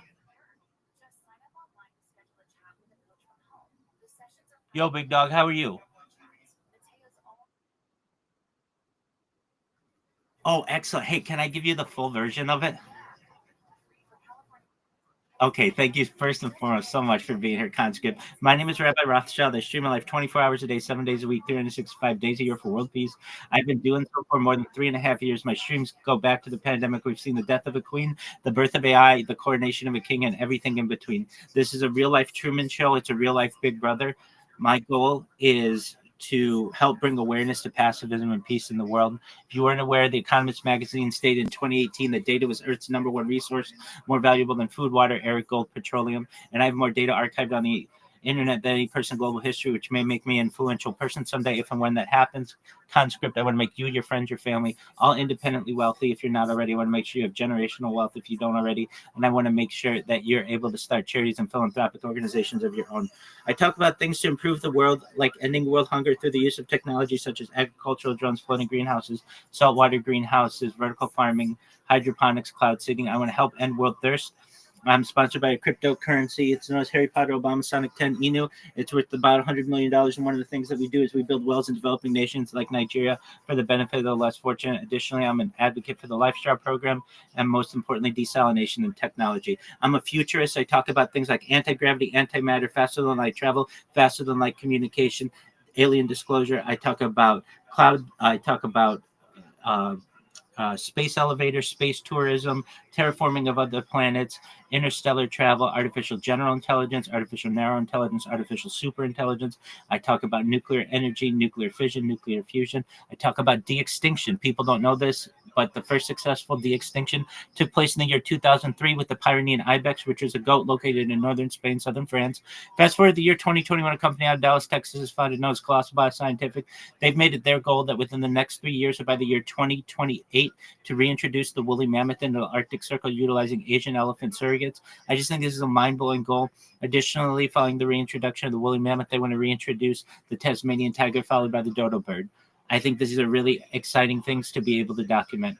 Additionally, Conscript, I talk about things that may affect you, your friends, your family in the future. I want to give you the funds if you don't have them to be able to experience life extension technology if you want. Things like oxygen therapy, human growth hormone, stem cells, cryonics, cryogenics, nootropics, peptides, things like cold shock therapy, red light therapy, ambrosia therapy, testosterone replacement therapy, so that you live longer than the average life expectancy of what you currently have, probably about age 80 to age 100, 120. And you may get to 120 years old, and you may say, Rabbi, back in 2025 when we met, everything that you talked about sounded like science fiction, but It all came true. What's the next plan? My body's starting to break down. Well, if you want conscript, you may be able to utilize a type of technology known as mind uploading technology. Again, this is all with your consent. We'd be able to scan your brain into a computer, like a CAT scanner, an MRI, knowing where every atom is in your central nervous system and your peripheral nervous system for later download as an android, an avatar, a cyborg, a cybernetic being, a clone of yourself, a robot, an ethereal being, whatever you want to be. But essentially what I'm saying to you, conscript, is you may have the opportunity at digital immortality. What are your thoughts?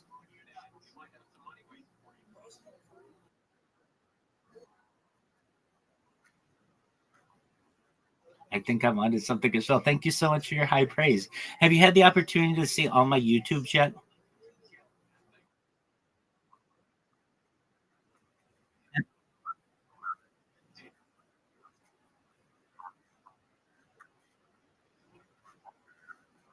Absolutely. Hey, before you go, if you would please, just in Twitter, I just sent you a DM. Look at my YouTubes. Look how many I've got going right now. 20 of.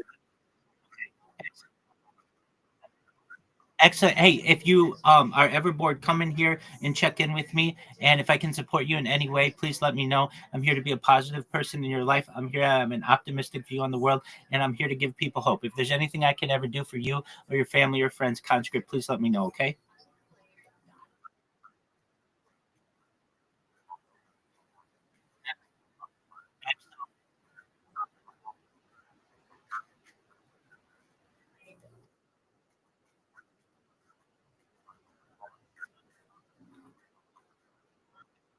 Excellent. Everybody out there, if you're watching now or in 100 or 1,000 years, check out Coded. Check out my man Conscript. This is the beginning of a beautiful friendship. You go build, baby. Time. Thank you so much.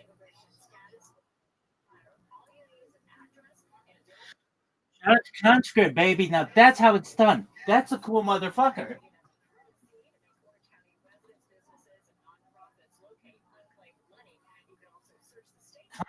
Rules. Like what? Conscript rules. Love him.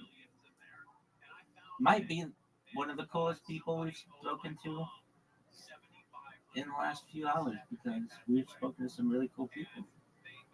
Shout out to Conscript.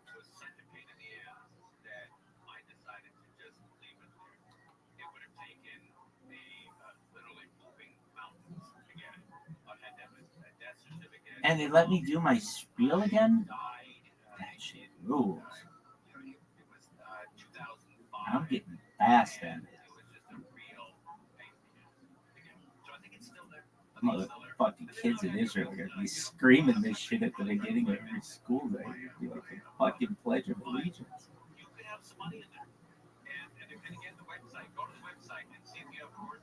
Live streams on woolly mammoths. Oh, fuck, that scared the shit out of me.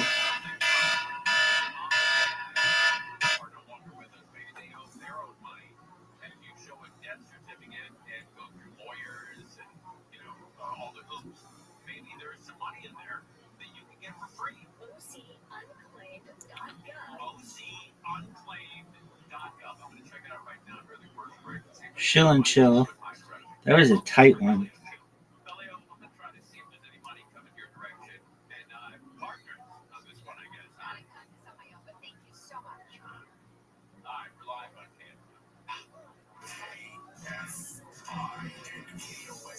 All right, Lamar Jackson, get your shit together, son. How many points should Eden have?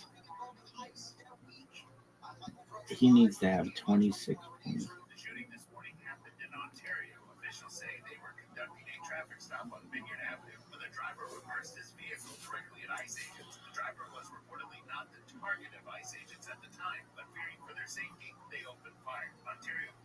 Responded to a request for emergency assistance from DHS, but officers were not involved in the shooting. Recently, ICE agents fired at a man in South Los Angeles. That man and an agent were hurt, but expected to fully recover. Jason Campidonia, KFI News. If I was in LA, we're reportedly told to leave the scene of the smaller brush fire that later reignited and became the Palisades fire. That's despite complaining that the ground was Thursday night football.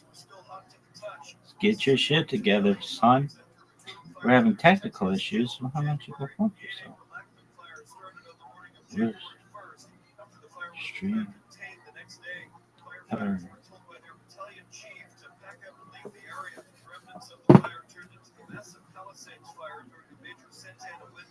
January 7th, thousands of homes were destroyed and 12 people died. Daniel Martindale, KFI News.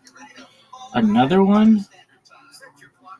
Foothold, so to speak, beforehand. So it's kind of like the strategy was go to where the puck is going to be, right? And it's not to say that we couldn't have done, maybe we could have done way better on Toronto because we couldn't pay the attention. Maybe that was a mistake. Yeah, no, big time mistake. Again, we'll see. Maybe we'll get Joey a bigger Diaz. pop if we're going to have the space token that's launching. We have the Bridges Solana now. So those are, bullish. And then you have just the inherent backing of like a Coinbase name as well. So now it's just like, all right, let's see if we have to have kind of a confluence of factors and luck going in our favor, but regardless of that, that's why we have a quality product. If you take a look at everything, we have two websites. Vanderpump.io is going to be for the token, for the staking platform, which has been fully audited. It's been audited by two firms, and it's staking of the token. You can do just the token if you want, or staking the token and the NFT so you get that boosted emission rate. If you just stake the NFT, you're not going to get anything. So we have that, and then we have the NFTs, which have depth. So we put tremendous the merch store down, which is going to, any proceeds are going to be used to support the ecosystem as a whole. We have a lot going. It's just a matter of just, we went from more or less 0 to 2.1K followers on X. It's still modest. Hash one day. It's always hash one day. 5K, 10K, 20K. So you just have to play the long game. As we stated earlier, just Een groot assortiment met scherpe prijzen. Begin nu je zoektocht op Amazon.nl. The parents, Glenn and Gary, were the sons. And when they were in college, I would go in there in high school. I was like a junior. Mrs. Hash would say, Coco, stock up the Yoo-hoos, because we're all sold. I mean, Yoo-hoos would sell by 10 o'clock. They put 100 Yoo-hoos in that fucking case.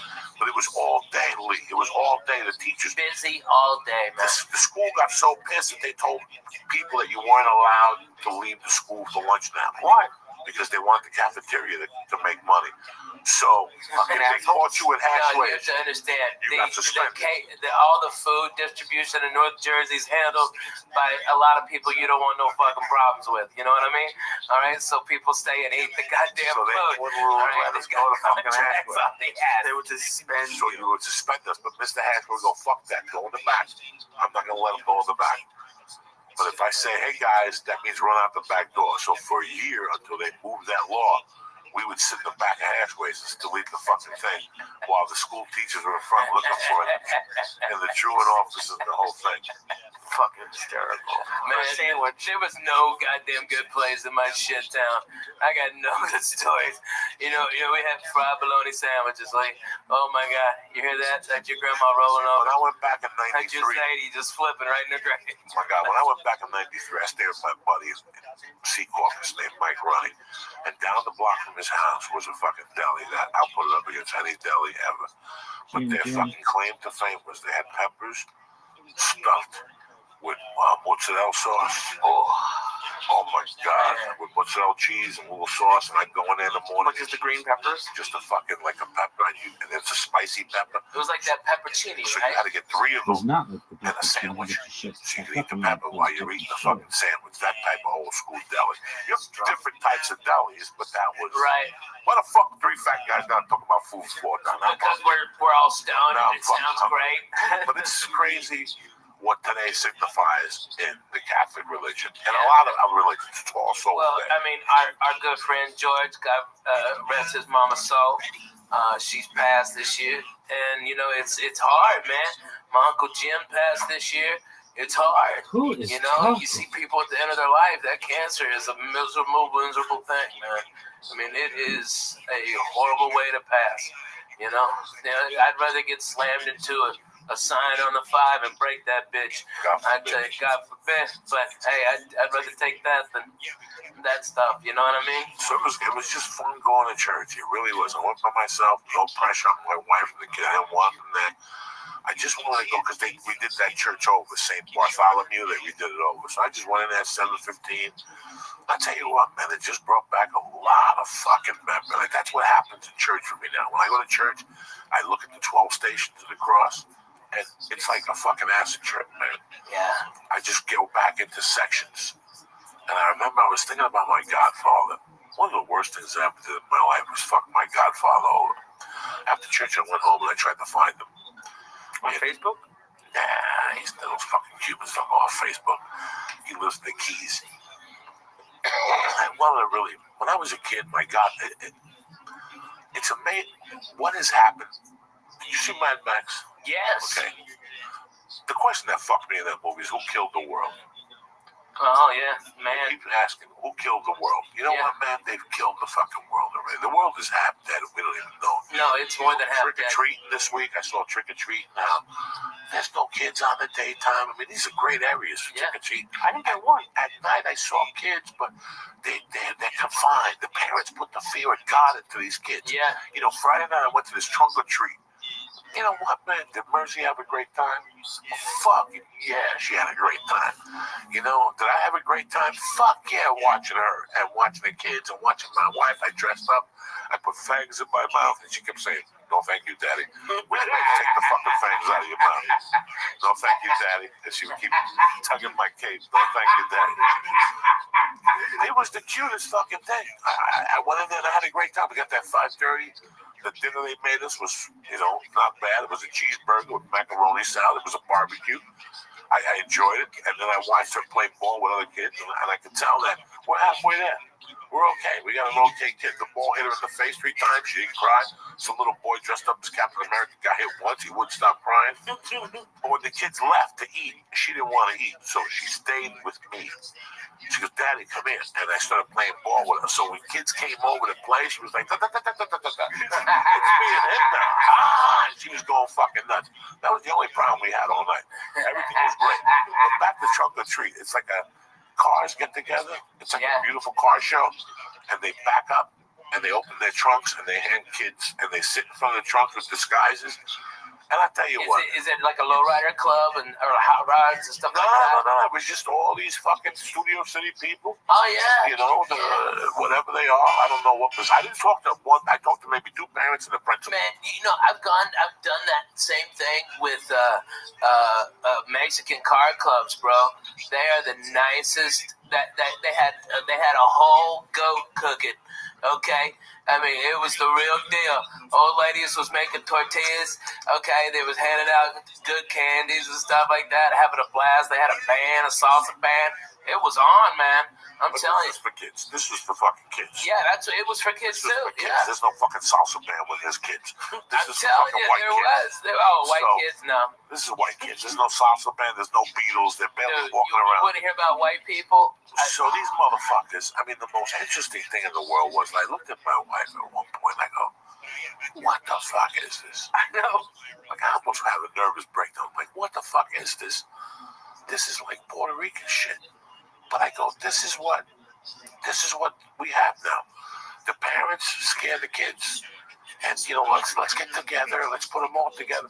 When I was a kid, one parent, when I already held hands and you fucking knocked on doors and you yelled. And, you know, Saturday night, I didn't see people till 8 o'clock at night. How much pot do I smoke on my balcony at night, people? A lot. Tons. I standing out there, and I was scared to smoke, and my kids are going to walk up on me. After 30 minutes, nobody said nothing. Every once in a while, I'd see 3 kids and a parent. But the 80, 90 kids, I used to run with 80 fucking kids on Thanksgiving. Yeah. You ran 80 deep on Thanksgiving. And bundles of 20. People. Yeah, bundles of 20. I didn't see that. And it's just, and I know, man, they found needles and fuck every year. Some fucking dummy in Pittsburgh sticks hypodermic needles and fucking chocolate and all this shit. Man, that's why I tell all my kids, hey, Daddy has to inspect all of your candy. I need a bite out of all of this shit. That's what I did on Saturday night. Friday night, though, I got so high at the trunk or treat. I went home and she came home with a bag of candy and I kept sitting there. It started talking to me like cocaine, like 11. Yeah, right. And you have one Reese's. Oh, you're fucked. Then you're fucked. Reese's will fucking put you over the limit. If you start with the little ones, the bullshit That's what I started with. Oh, then I ate 3 of those. I took 3 cups. Getting cups out of everywhere. Then I went back and got the whole cup. I went back and got the Swedish fish. Oh, those are good. That Swedish fish, that's my world. That's my world since I've been fucking 5. Since I came from Cuba, I discovered Swedish Swedish fish. The red ones or the multicolored ones? Listen, the red ones. They only come in one color Swedish fish. That's it. The ones that 7-Eleven in the bag. That's the only one I eat. All those imitations and skinny worms and shit, shove those up your mother's ass. I don't eat none of that shit. I'm a fucking Swedish fucking fish fan since day one. When I was a kid, I'd buy them by the box. And I should get a brown bag and I'd stick my hand and put them in my pocket. That's how there was something when I was. Put them in your pocket? In a bag, in a brown bag. You get there's a big them tray of them. No, I bought the box from the wholesaler. Oh, really? In Holy the sixth shit. grade, I used to know where to buy the box. Wow. There was a fucking wholesaler for candy when I was a kid on Town. And I would go down there, I wouldn't tell nobody. I wouldn't tell nobody. I go down there and I get a box of Swedish fish and I get a box of a thing called devil gum. What's that? Devil gum. Way before fucking these other gum thieves thought about Big Red. See, Big Red, who makes Big Red? Wrigley. See, Wrigley. They bumped devil gum. When I was a kid, devil gum was cinnamon, but it was hot. Like if you ate 3 slices, your asshole was gonna be on fire, though. That's what Mexicans give their kids when they're in daycare. We had atomic fireballs. That's all we had. Right, no, atomic fireballs. But you also swallowed gum, Joey. You're not supposed to gum. swallow gum. That's why your asshole's on fire. My asshole's not on fire because of that. I'm telling you, I've been swallowing gum since day one, so my body knows how to process it now. Spit out the fucking gum. See, if you start swallowing gum when you're 8, then you're fucked up. I've been swallowing gum since day one. Can some doctor please email Joey Diaz? And do what? What's he gonna say to me? I've seen to learn how to. Listen, I have pulled the gum out of my asshole. I have pulled little pieces of gum sometimes that don't get processed. Yeah, out of the hair. Oh, God. Or sometimes you're gonna pull the shit out of it and you can hear the gum going. It's like it. You can hear the gum? It's like it. Let me tell you what. Hey, have Joey, when he gets one of them good ass zits above his asshole, to come and pop it like a 1.5 feet away from you so you hear it. Okay, he did that in my fucking apartment after he drank all my goddamn orange juice. All right, he drank a whole fucking thing of orange juice in 10 minutes. And then proceeded to pop a zit on his asshole? Yes. No, not on his asshole, in the crack right above it. So to get any pressure behind it, he had to take those big ass fingers in there. Go one knuckle deep. I know all the stories. Back in the day, and ashamed to say, I used to travel by bus to a lot of gigs. Greyhound was my sponsor for a long time. The Joey Express. The Joey Express. I would get on that fucking downtown bus to El Paso and I'd drop you off and pick you up. The longest bus ride I did was New York City to Dallas. That was the longest because I had nothing going on. I'm going to go all the way to Kennedy and drop $200. When I'm right here and I can pay the express for $48. I looked at just to get to Boston. It's like only like 2.5 days for like $100. So I would never. I mean, I'm just saying if I had to. You'll never have to. Man, I travel by bus because I own one. Get a king size bed. Don't do that. I could never set up. I could never sit like that. But you guys ought to jump on the bus sometime and we do this church at other parts of the country. Yeah. Where's the bus now? The bus will be here tonight. It'll get in tonight from Tennessee, and then we're here. We're gonna be driving. They're gonna be driving around Wednesday, or Tuesday and Wednesday, and then we go north to do some gig. I don't know where it is, to be honest with you. I don't look at my calendar. I travel no fucking Foo Fighters. You guys would kill each other. You guys would before you got to the first rest stop. You're retarded. We would hotbox that bus. It would be just look, bro. Yeah, wait. Shut the fuck up, okay? Me and Coco's lived in an apartment smaller than this fucking studio, okay? And we laughed our asses off. And when the doors were open and the windows were open because it was so fucking hot and we couldn't hardly go to sleep because it was noisy as shit, we put on Joy Medina. 5 minutes sleeping time. Wake up, throw kicks for Jesus. Making biscuits, and I had him on the floor of futon, okay? And John Westling on the floor. And Jody Fertig on the bed. Yeah, it was crazy. We were in it to win it. This was Team Us 1440. You don't even understand. Kill ourselves. We're brothers. Are you kidding me? Well, not literally. I'm just saying, like, you'll put something on the TV that he doesn't want, or he'll start. I got 5 fucking TVs. You got 5 TVs on 5 fucking TVs on that goddamn bus. Pick what channel you want. Player, I got it. How many bedrooms on the bus? I've got a king size back bedroom that pops out, okay, and then the living room pops out, and then there's 3 bunks. It's got a 2 bathrooms and a shower on it, and I think there's like 6 air conditioners on it, so if we go someplace where it's hot, like I went to Bonnaroo this summer, and everybody, all these dirty white people are out there when it's 120 degrees and dirt. Fuck you. I took 3 showers a day. I was the sweetest smelling motherfucker out there. People were like, they thought I was Pharrell or something. I was smelling so good. Okay, I was doing it, Jack. It was awesome. Everybody's boo-hooing. It's hot. Yeah, me too. I'm gonna go make a fucking margarita in my bus, take a shower, and smoke a bone. Fuck you. I hate that band. Okay, it was awesome. It was so great. But that's how we gotta go, dude. We gotta go on the fucking bus. All right? Your babies would go bananas in that bus. Your baby would love that fucking bus. Fucking monster. I can't go for that. No, I just hate it expired. What do you think will happen? You get stuck in that gum. You know what happened? Let me tell you what happened. They're listening. Yeah, right? Let me tell you what fucking happened. What happened, Papa? A couple weeks ago, I went swimming in Toledo. And I got on the fucking plane the next day and I got an ear infection, right? Oh my gosh. And I was sitting there and I tell you, man, you know, when you work out and you're heavy, you have to take a lead sometimes, or the other one. The other one? Aspirin. Tylenol. No, the other one. There's a lead, it's an Advil. That's all that works at this point for big guys. When you go to jiu-jitsu, dude, I'm past that. Yeah, you get slammed on your back. You go home and you eat your lunch. First thing you do is take an Advil, especially if you have to train the next day. Really? You gotta do all that shit, Lee, because it lowers the inflammation. You gotta eat fucking like smoking weed. Eat weed actually takes away the inflammatory from your fucking thing. You see the Google today? Anybody see the front page of Yahoo today? What did it say? More people turn to medical marijuana. Prescriptions are down. Prescriptions are down. Prescriptions are going down, man. Yeah, the opiates are going down. The opiates are going down. Yeah, the benzos are going down. Listen, I'm telling you as your brother, you fucking go and you work out with Eddie Bravo and those savages down there at night, and you walk home, you can't move. Okay, I'm sure. I'll do an experiment with the motherfuckers. I will experiment. I will give you an Aleve one night, and a week later we'll do it again, and I'll give you a chunk of real hash, and you eat that hash, and you call me tomorrow when you tell me which day makes you feel like. That's what Bruce Lee ate for doing this.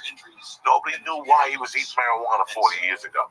Danny DeSanto said that he could think. Genius. That's why he was eating marijuana, because he knew that Aleve will kill you. Yeah. Aleve and Advil will eat your fucking liver. You gotta drink gallons of water. If you take an Aleve, you gotta drink fucking water throughout the daytime. That's why I don't take them at night.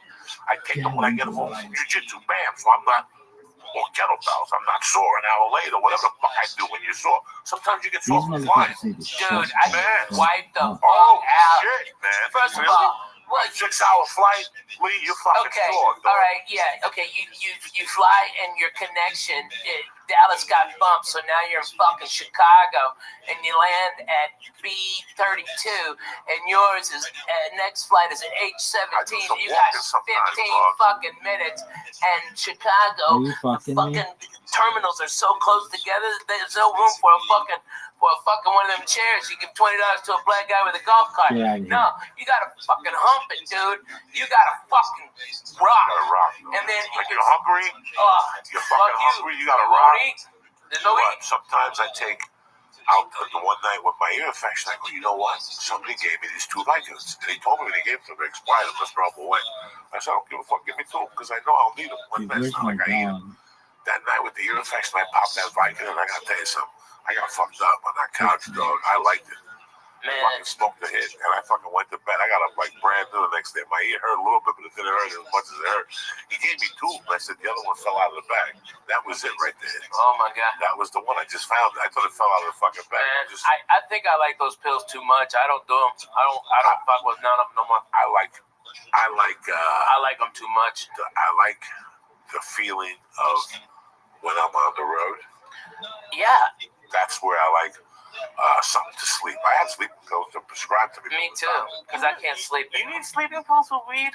Yeah. I can't. I could fall asleep right now. You're not us. When I get up at 5 on the You're road, a titty baby. when I get up on Thursday morning and I gotta go do radio, Right. and I get up and it's 6, right? Like they're picking me up at 7:30. Okay. So I don't want to just get up at 7 all in a rush. I want to get up. I want to relax. I want to read the paper. I want to eat a good breakfast. I want to write a little bit. I want to slow down. Stretch a little. I'll get up, take a shot, do all that shit. What are we talking about? About getting up, time management. Yeah, with hash. With the like you still need sleeping pills fucking thing. Yeah, you fly to the other side of the fucking country for 6-7 hours. Okay, you get in your fucking shit hotel at 1:30 a.m. Those dicks are coming to pick you up at 5. They didn't even call ahead to be considerate of go, what kind of coffee do you need? Can I bring you some breakfast? Well, I do all that. I do all that on my own. I do that all on my own. So 7:30 when they get there, I'm prepared. When I get back to that hotel room and I get high, I'll sleep like a baby. Right. But after 2 shows, the weed There's too much energy. There's too much energy. After the show. So I know for a fact that I'm not going to sleep Saturday night. I know for a fact, even this week, I'm in Portland. That's why I got to be at the airport at 5:30. I get back to Burbank at 8 a.m. Yeah. I'm out. So 5:30, if I got to be at the airport at 5:30, that means I'm working at 4:30 in the morning. So I'm prepared for that 3 hours sleep after the comedy club. So what I do is Saturday mornings, I get up, eat breakfast, I walk around, I get high, do whatever the fuck I do. cares. I get back to that room about 10 o'clock, Jack, and Ralphie does the same. Because Ralphie will call me on Saturdays from the road, and I go, what time is it? That free time, that little time, that's it. Yeah, Once I take that nap after that, it's over. Because I'm sleeping straight till 3. Yeah, because we're at You work. can stream And I don't from sleep late. You know me. I don't sleep late. But Saturdays, I don't do lunches. I don't do nothing because I know I'm going to be working all night. I know that I have a chance of falling asleep for 3 hours. But probably not even. Yeah. Nope, don't go Rocco. You're Bro, they good. got a Thanks. flight. How about I'm going Rabbi? to Jersey, and I'm still flying into Kennedy, Jack. I'm going to New Brunswick because there's no everything is connecting to Jersey now. There's only one direct, and that's Virgin. But Virgin gets me in at 8. Virgin will get me in Thursday, cool. No one cares Sunday, I about wait till 1 to fly back to LA. No. Gets me back here at 3:30. Fuck I that. can't do it. Hey, man, So look Virgin at Southwest. They've got one, right? Get 3 chairs. It's too connecting. Oh, Listen, Southwest is good for 2 hours. Yeah. After 2 hours, your back starts to hurt. No, there's no entertainment. There's nothing. There's no. Southwest gives you free TV. They give you free TV on the Wi-Fi. You gotta bring your own TV, and I gotta lock in and all that shit. What the fuck? I gotta sit next to a communist. Oh my God! Listen, I know. American Airlines, I got 200,000 miles on that. Yeah, right. Platinum. Platinum. Right. Listen, there's no Southwest. California. Nevada.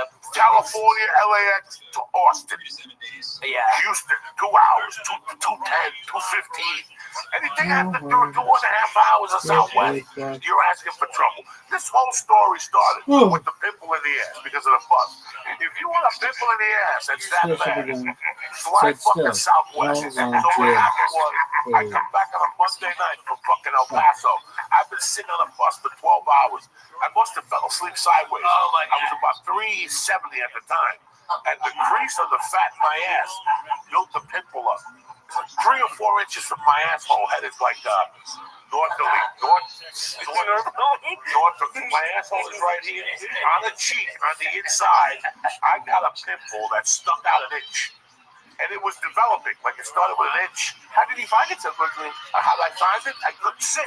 Every time I went to sit, I'm How like, about you tell wow, her I'm something hurts. being a big pussy here and asking her I what the people have to do when it could be and I took this to the days when I was Yeah, in my apartment. And I looked at my ass and bent over. Guys, it was a white head on my ass. Oh my God, that was You're the throbbing. It best hurt guy so much. to And I couldn't take stay it when I'm sitting there talking to Ralphie. And I remember that I told him he was telling me a story about something. And I'm sitting there, I finally opened up my pants in the front. Oh, bitch. you didn't even take your pants off. I That's didn't when take you my pants off. that's when you had the ball pants. Dog, what are you doing? Handing me hole Like a that fucking worst yoga position.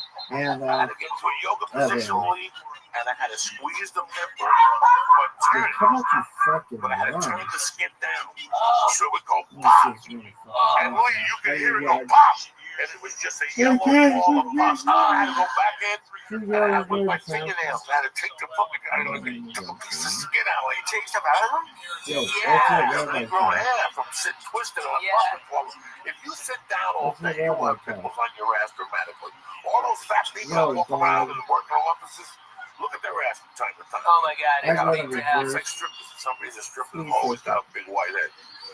If you look at a stripper's ass, Is she's there any dancing septic? close. Look up close to your head cheek. It's just a joke.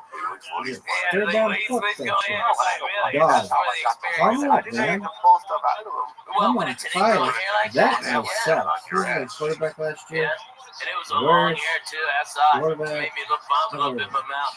Totally gross. Terrible. Yeah, you know how you can choke it. Cosby would be something with buses for that long. And now, Oh, I do. it's Come you on, fly so Lamar. much over the years. And Oh my God, Southwest, I love them. shut I'm not saying that they're a bad airline. Not at all. What Southwest the is big, fuck was that? fast, Burbank. I take Worst. Southwest up for whatever that Huh? thing is, the level. Yeah, A-level. I love Southwest. I used to hate serious? the way they board, but they Come board on, much that was quicker. dog Dude, shit. so much better. It works so much better. Get the fuck on. Fuck you, get on. Fuck you, get on. 8:15, Oh, 8:30. You get a seat in the aisle. You sit there. You give people dirty looks as they You walk know, by. the best thing I had about to do the the league. math because I forgot to check in So one you time, don't and that was like B30 or something, B20. But I did it as like 96 aisle and window seats. Ever. So as long as you're in the first 96, you're cool. You did the math? I got nervous, dude. I don't Man, want to you sit in are the middle. that's the Jewest thing you've ever said to me. And you're I'm a chubby guy. I haven't sat in the middle in years. Dude, you got the flag of Israel right there. These people And suck. that is the Jewish thing you've ever said. So That you much counted fun. all the fucking windows on the house. Seats, but not big enough. Really? Oh my God. Dude, here's what I do. Because I'm fat, I gotta buy two seats, right? And I don't mind. That's no big deal. Here's how cool fucking Southwest is, though. If that plane ain't full, they give me one of those seats back for free. And so the next time, I fly, when I live in Nashville, 2-hour flight, I'm in Boston, 2-hour flight, I'm in Chicago, 2-hour flight, I'm in Miami. 85% of my work is within 2-hour flight. So I go over there to Southwest. This is how good they are in Nashville. Holy shit. I got there 10 minutes before the plane was supposed to take off, and they go, Ralphie, we've already got you checked in. The plane is now having mechanical problems, and as soon as you get on, it'll be fixed. Okay? And this is before the TSA bypass, all that bullshit. They were like, just pat him down, get him on the plane. And they wheeled me from on them go-karts. Because this is how much Southwest loves. They got me to that plane. As soon as I stepped on, hey, the problem solved. Yay, everybody clapped. I had my two seats right there waiting for me like a doctor. And those guys love me. They come out. Burbank was cool. Southwest Burbank were cool. Orlando Casillo's daughter. Oh, yeah. She works there. She's the front desk manager. So sometimes I get there. What are you? Whatever. If I know she's there, you got crowd. Yeah. One time she took me into the Southwest thing and I was eating food. Sandwiches from the fucking lunchroom. They had a party. I'm in the party. She got delayed. She might as well come with me. And I went into the stand. They had little sandwiches cut up with potato chips. People from Southwest were back there eating it. She put me right there. She goes, I'll come back and get you. They're really nice. I didn't say they were. I know, but it's not that comfortable, here's the thing. It's not that comfortable if the plane is packed and we're a fat fuck. Right. Oh, is that a fun my one? shoulder goes on Southwest. Man, me too. Oh my God. I get shoulder No way, pain it's a on fun one. Southwest. I know. I made a mistake. I connected one time to save $300 and 2 papers.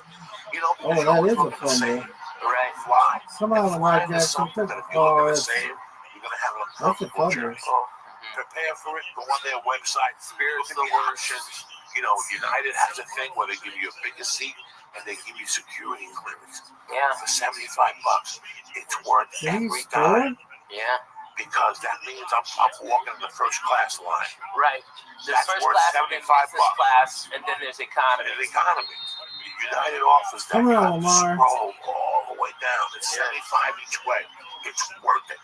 So fucking worth it. Worth it. You just buy Stop it. him. Economy is worth it. Goddamn worth A couple weeks ago, I was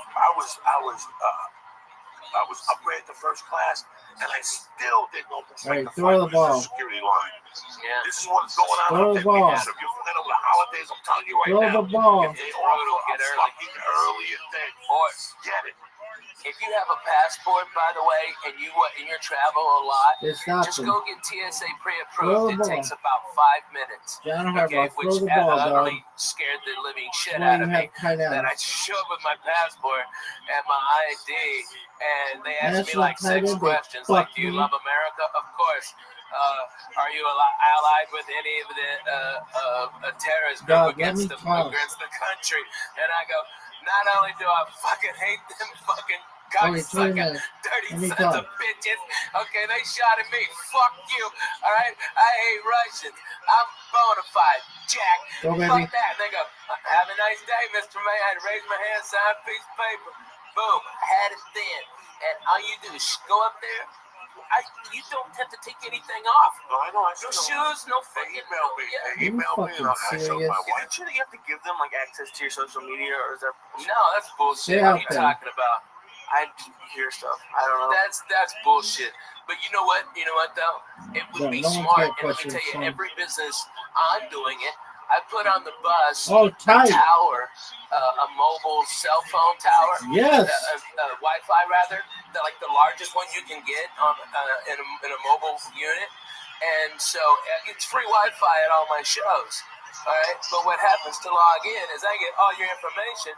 So next time I'm in the area, I can hit you up and go, hey, I'm here. Lady, All I right? remember when you were at That's doctor's office. how I do it. I provide. It costs me a lot of I money heard to do you it, about but it. You at least got I a get something in fucking exchange, and they surgery get on free Monday. internet. You know what I mean? Right. That's cool. It's really cool, and that's what you got to do for people. But businesses all around are doing that. But you know what they do? It's not like on Southwest, you give them their email, and if you got like an iPad or something, you can watch real TV, and they've got movies on there too. All right, and you can flip channels, and it's real time, and that's for free instead of like. What is it, Boeing or something like that? That's like fucking $22. Goddamn. Thanks, baby. And it's shit. You can't work Twitters or nothing. All right, let's But let Rabbi. that's garbage. That's way too fucking much. I mean, like a month. So Southwest gives you free Wi-Fi. Yeah. But it's what you want to watch. I don't get it. So you just have to. They don't want to pay for screens. So you could bring out your tablet and log in. Just log in. You just hit accept. And then they have like a whole bunch of TV stations. Yeah, but you can get all your Wi-Fi, everything on there, and everything. Especially if you're A-list, you get everything. You get all of it for free. I do not fly JetBlue. I'm too wide in the ass, and I don't live in a hub of it. But I do live in a hub. Nashville's a hub for Southwest.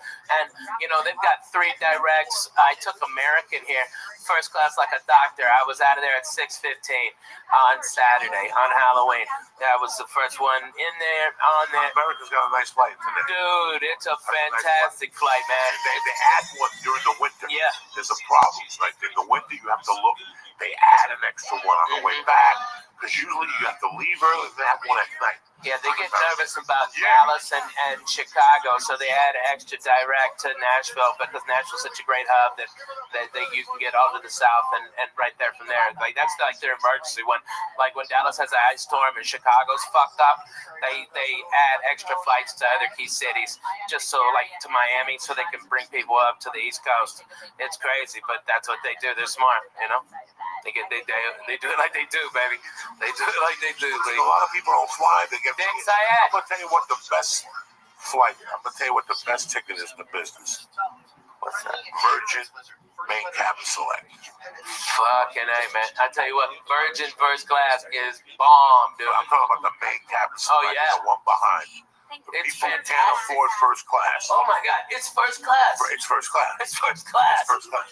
Like it's first class. It's first class for half the price. It's first class. Half the price. Best seat in the business. And then without a doubt, you've got more leg space actually than you are having first class. I've been more comfortable in Main Cabin Select than I am in first class. You know why? Because they have a desk. I can put a notebook down. I I could actually fucking type something. And you can I got stretch, gorilla hands. bro. You can stretch the You can fuck stretch out. that. It's got more space than first class does. You have to hit a button. They bring you free food, Yeah. free booze. Everything's on the house. So it's still first class, only not in the first class. And you still stand on the first class line. That fucking Brit. And if you want to fly first class, you call 12 hours before the flight. Yeah, if it ain't It's full up. 149. Yeah. Boom, they bump you. And So that's you always going have to across the fucking country. That's going across the The only problem is they like, all right, I want to go to fucking Austin from LAX. Right. No. You got to go to San Francisco first. Yeah. That's the problem that I foresee. Chicago, I'd love to take Bird to Chicago, but you know what? I don't want to get to LAX at 9. Yeah, that's hard. LAX at 9 is rough. That's a rough flight. You know what? American will get me anywhere at 5 a.m. if I call them and ask them. That's one thing about American. That's one thing about American Airlines. That's They why. have flights all That the is time. why I fucking fly American. They are because 24 9 out of hours 10, they got a vampire flight. They are got a 24 hours. They got a 5 a.m. That means you have to be at LAX at 4 a.m. What kind of human being are you? You're working at 4 a.m. without drugs. Yeah. Me. You know, it would be more effective, like, if they ran, like, Southwest is almost a 24-hour-a-day airline, especially with all its international flights now. But I'm telling you, man, American is the smartest in the business. They lower the rates of what they could, but they run them all the fucking time. And they lower the rates in that so they have more people go to the off times who are bargain hunting like the rest of us used to, and then main consumers can pay at an accelerated rate for the last immediate good flights that aren't as full because the cheap people got diverted to the other flights. It's a goddamn beautiful business model. That's how you fucking make money. But it's amazing how much these companies treat the customers like crap. Like, especially well, there's no fucking reason why I mean, all right, if you are the worst person in the fucking world, go work at the airport, because no one will bitch about you because they don't have time to fill out a form. They don't have time to fucking, can I talk to your manager? They just don't. They got a plane to catch, so they go, oh, that guy was a dick, and they watch your next plane. You get him. It's free. It's awesome. If you're an asshole, go work at that. About a year ago, I made a really bad mistake. And this is the type of person I am, because I know it's a corporation. I know it's a company. And I know, was it you that I never happened to know? I was having a chat today with somebody about agents. And I said, listen, I know people who are shit agents, but the agents are killer. Yeah. Doesn't matter. Just because he's, I was looking at, here's the funniest thing ever. On IMDb, they've got a rating for agencies and managements and all that shit. CAA is obviously number 1. William Morris is number 2. Innovative is like 8. And then the agent top was like 200. It's like 300. I mean, it's a fucking nightmare.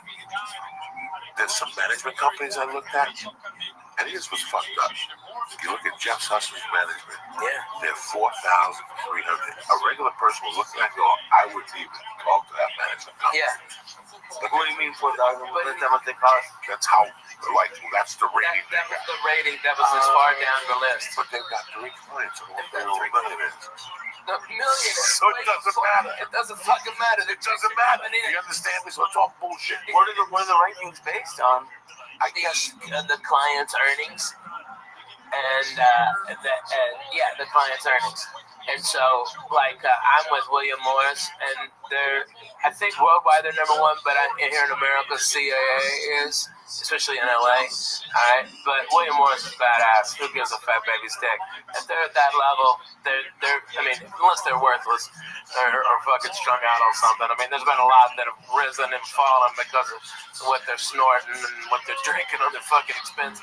But man, if you got one client and you're that guy's manager, and that fucking guy is Kevin Hart, your rating would be, that you only have one client and you're so far down. But Kevin will work hard and make a ton of money. But what if he takes 2 years off, just to relax and build up a new act, That's when your rating drops to 5,000 like substance. I mean, but how much TV does Stephen, Joe, and Kevin do anymore? No more. I mean, is Joe doing? He's still throwing people around at UFCs, right? Right. But that's even having theatrical. Some guy called me and they said he would be such a fucking amazing action hero. And I understand. Oh my God, he would be fucking amazing. Okay, with Joe Rogan, okay, with a fucking skull and tats and crazy shit, okay, driving a hot rod through the fucking desert for hot bitches. What the fuck? I'm all for that. That fucking nice ass Corvette of his fucked up. Oh God damn it, run to it. I wouldn't want to do it either. He could throw it. A friend of mine asked me, he could change a light bulb with a kid. If you put a show on TV, wouldn't you want him to be executive producer? I go, he probably would do it if I asked him, but it's the last thing on his mind. It's the last, and if you understood his life, he does the easiest path of resistance. You know, we were talking about work ethic a couple weeks ago. You know, he got that job at the UFC as a volunteer. He called the guy and said, I'll fly myself out. I just want to do something with my time. Do you guys have an idea what the UFC pays him? What he's become on that channel? He's like the voice of that shit. Yeah. This didn't come to him because he trained. He went to the ITT Institute of fucking announcing. He stepped up. And that's what this whole thing's about. Is stepping up. Balls. So if you have this job, right, guys, this is how he looks at it. And I look at it the same way, right? You got this job that flies you into Vegas or whatever every once a month to call a fight. They pay you a shitload of money. He gets residuals from 2 shows, guys. Yeah. Remember, he was on 2 syndicated shows. Hits. Why would you want to drive Warner Brothers and put up with that? Yeah. Why? You know how hard it is to be The Rock? It's fucking. You know how hard it is to be The Rock? See, people in So Kansas, then, because he doesn't know what the fuck he's doing. And he's going to wake up one day and go, first of all, how many needles can I stick in my blood? How many needles can I stick in my neck before my kidney blows up? Because that's how the public needs to see you all the time. He went on some show a month ago and said he eats 20 pounds of fish a day. That's all great and dandy. Okay? But you got to stick needles in your body to be that fucking big. Hey, me and you going to some sushi spots. We got him on that one. Yeah, we got him on that.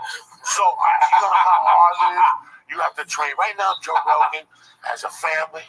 He's he living doesn't it, man. want to come down there. Why would you want to such listen, a guys? genius. I was telling somebody that day, what do I want? What do I want? Do I want the Joey Diaz show? That's 20 million years. I'm 52. I did blow for 30 fucking years. I'm surprised I didn't fall in the mouth with so much bad pussy I ate, like the Kardashian black guy. Oh, yeah. What's his name? Lamar Odom. Lamar Odom. Let me tell you. I would foam at the mouth. Those bitches are the fucking kiss of death, For 20 dude. years, I'm overweight. You gotta look at your fucking weight. You gotta look at your life and go, how long am I gonna fucking last? So do I really want to drive to Parent over there every day and put up with this folklore producer and director on their creative thoughts for a show for 5 more fucking years and my glory to stick away from my kids? The kids are fine. He's fine. The UFC pays him great money. He goes on the road when he wants to with the UFC. So it's all in-house. So people make me laugh when I go to these clubs. They're like, so what's it going to take for Joe Rogan to come to my club? I want to say, listen. Act to God. He comes in for one fucking night. He doesn't want, I remember in 98 being at the Laugh Factory one night. And I tell the story constantly. As whether people like him or dislike him or he's not funny or funny. Dane Cook one night walked out of the Laugh Factory in 99. And he came over and said hello to me. And I looked at him and I go, how was the last stop last week? He goes, that's a fucking great club, man. Yeah, that was 92. He goes, but no. No, I mean 2000, 2001. He goes, it's 2000. But the only problem is, it was a lot of work. Yeah. Wednesday through Sunday, and I looked at him, and I didn't think about what he was saying, but I got it. Dude, and that guy had a ton of money, and we had $2 to our name, and we would have loved it. But no, he goes, I just want to put bigger places. That's it. Just one show. That's it. One show. He put that out there. He put a plan together. He changed comedy with that move. And I saw it happening. I remember saying who started it. Dane is the one who started it. You know, everybody before, from Mitch Hedberg, everybody, Wednesday through Sunday, maybe stay until Tuesday. The drugs are good. Every fucking everybody, Dougie Stanhope, everybody did it. Fucking Dane Cook was the first one that broke the fucking model. The clubs had the control the whole time because there wasn't after comedy died after the 80s and the 90s were fucking dead. There were no headliners that were selling tickets, okay? So when comedy started to come back up, the clubs, there was less clubs, and so these comics, so they could fucking keep the money down. But now, the dumb fucks, they got greedy, like they always do when they fucking start making money. They start putting all these comedy clubs everywhere, and then they go, oh, I got no fucking headliners. And then that's when we got the power, and it was fucking Dane Cook that showed the way. You can say, go fuck your Wednesday and eat a dick on Sunday. I'm doing, no, you know what? I'll come in Thursday for Friday morning radio, and that's it. That's it. And I'm back at home in LA early the fucking Sunday. thing together. He put it together. Brother.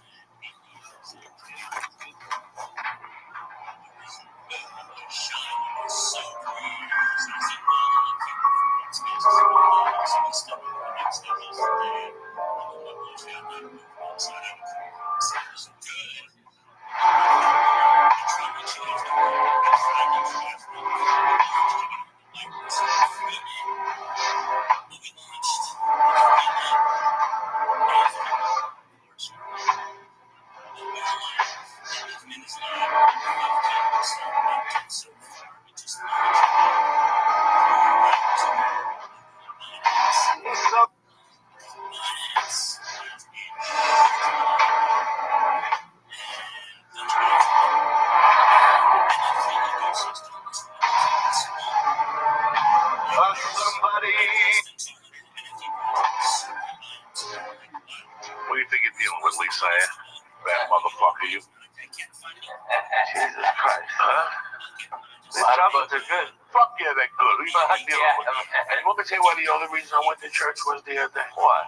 Because it was the 36th anniversary of the night. That morning was the 36th anniversary of the day I got home. Steve Avila's called the show. My friend Steve Avila, a couple times. Then he had a party one night.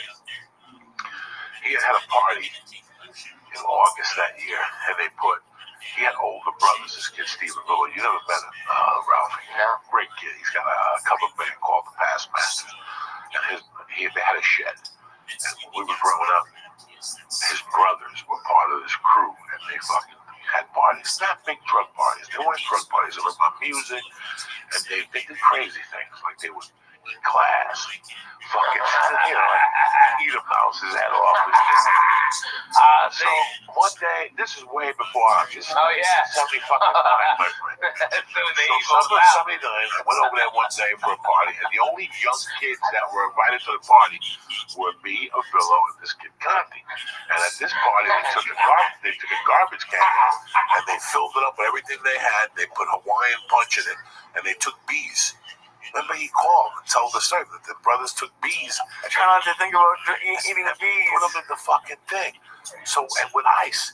And this stuff had like 151 rum. My God. It tasted terrible. Dude. So fucking, to scoop it out, you had to do this. It was in a garbage can. And it had chunks of fruit in it. And I'm back there smoking pot. The next thing you know, I'm getting woken up in Sasulo's front yard. Anthony Sasulo. He's in Dallas, Texas. And I'm getting woken up by Ray Ernesto. Ray Ernesto was a cop in the neighborhood that would come down and play basketball on Sundays.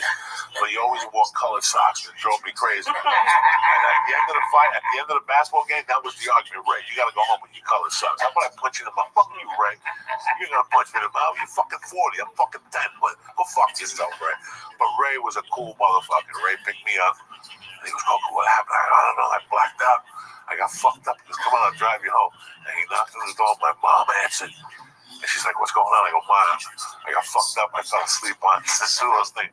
She goes, go fucking sleep it off, you idiot. She yelled at me. This was like the end of August. This was the first time. That's when parents were fucking parents and police were goddamn police. Right? Police didn't have to be fucking parents too, he was man. in the neighborhood. And Right. I'll never forget that I was fucking hungover. This was the first time ever that I was hungover. So I got in like at 5:30. It was starting to, the light was starting to come on. 5:30, a sophomore, and I'm going to be a sophomore. This is like 2 weeks before they put me in the hospital for a lung infection. I'm fucked up. I'm not doing drugs though, guys. I didn't do drugs. I was smoking pot then, and I was high. I wasn't a big drinker, but I drank a little much. And I'll never forget that. My mom could drink early, dog, and it was a Sunday morning, so I got home like at 5. I passed out about 10 o'clock in the morning.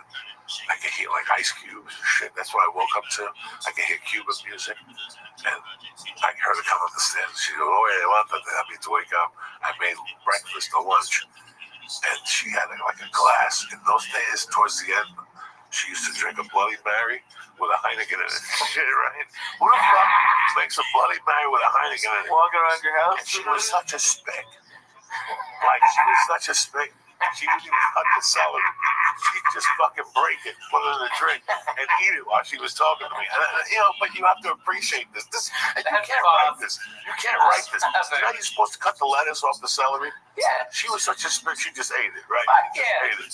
Fuck it. She would Eat dip that it. She shit. loved tomato juice, that V8. Oh, fuck That's yeah. what she lived I off. still love that, dude. I drink that like twice a week, 3 So times she a week. wouldn't put Tabasco in her Bloody Mary. She I put got Frank's red sauce. Oh, not me. So anyway, she looks at me going, I'm fucking, I got a headache that's pounding.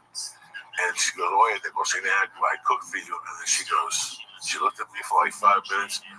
She took a piece of the celery and she goes, now you know what I feel like in the morning. And she fucking walked out, I'll never forget. And that was like a prolific thing in my world. Like, I never thought about it again. Okay, so it's August of fucking... You got the best of It's August of fucking whatever. But she said it very pate patois. Like, now you know what I feel like in the morning, okay? This is how you want to live your life. And she just walked out of the room. Okay. Stone cold, So, Jack, that's for real. now this is the end of August. Now it's September, October, November. I love you, bro. I get invited to a Halloween party. It's a Saturday night. Fucking crazy. What you finger banging chicks yet? 3 days before this fucking party, a girl pulls me aside. That's beautiful. She goes, hey, what do you think of this girl? I go, why do you ask? She goes, she wants to get together with you. You want her number? I go, sure, but she had just broken up with a kid. And even in 1979, I went up to the kid like a man. And the kid was a tough kid. I went up to him and I said, can I talk to you for a second? Hey, you already know.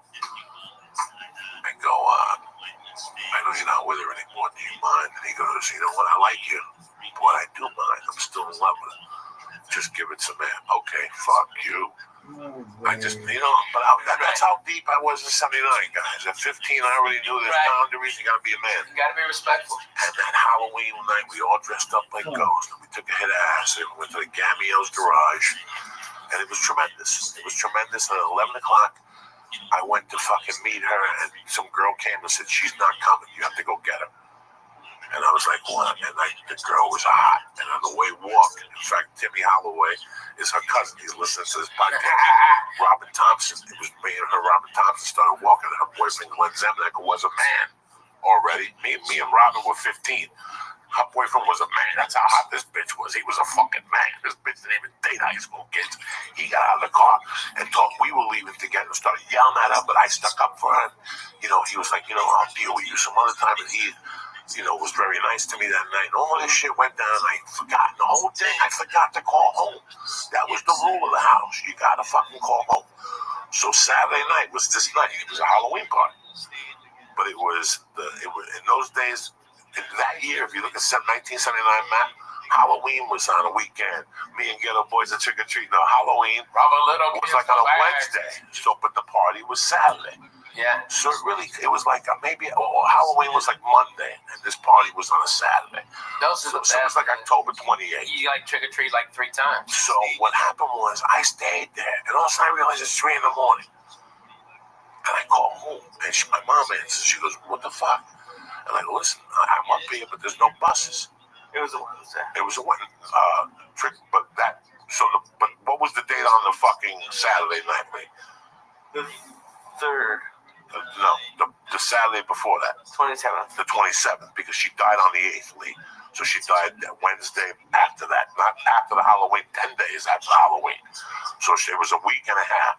She died a week and a half later. So she gave me the speech on a Sunday night, and she died November 8th. So look at it. You follow me? Yeah. See how it was the cop? Wow. So that Sunday, she goes, I'm on the couch. What are you going to do? And I go, I don't know. She goes, we'll take a taxi home. I go, I'm not going to take a taxi home. I got other buddies with me. We're all going to walk home together.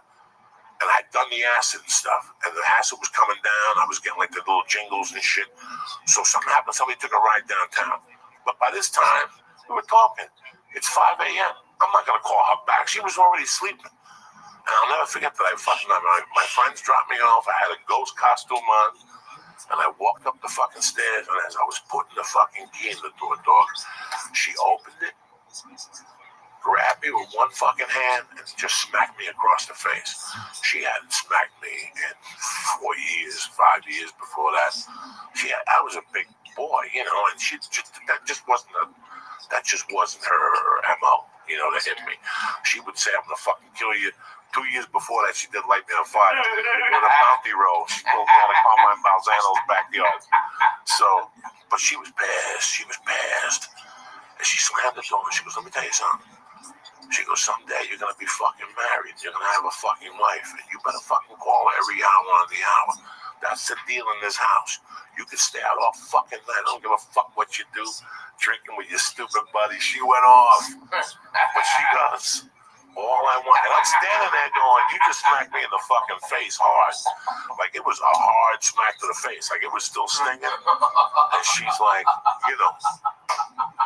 you fucking idiot. What the fuck is wrong with you staying out till 7 in the morning? Get upstairs to your room. I don't even want to look at you. And I was pissed. I'm like, I might even move out. Like, that's it. I might even move the fuck out of this bitch. Fuck this place. Fuck this place. Fuck you. No wonder your husband left you and the other one died. Fuck you. So Holy shit, that was fucking real as it gets. That's real. My father died at 37, and then one who was a killer left her because he hit him in the head with a fucking saint. A fucking Catholic saint. Which one? Guadalupe? Maria? No, Santa Barbara, the man that with the sword. He flicked a cigarette and she fucking waited for him to fall asleep. And she broke it over his head. Nobody could deal with that. He didn't even know what to do. He was lost. He was in a deep sleep. So that night I went to bed thinking, Was that after she got home from closing the bar? Yeah, they came home together and they were talking and they were sitting like this. He was sitting on a chair and something happened where she wanted a cigarette and he took it and instead of handing it to us, we were old school Cubans, right? You don't throw nothing in that house. No, that's rude. That's fucking rude. He threw it at him. I don't give a fuck. What if somebody flicked a cigarette? Can I have a cigarette?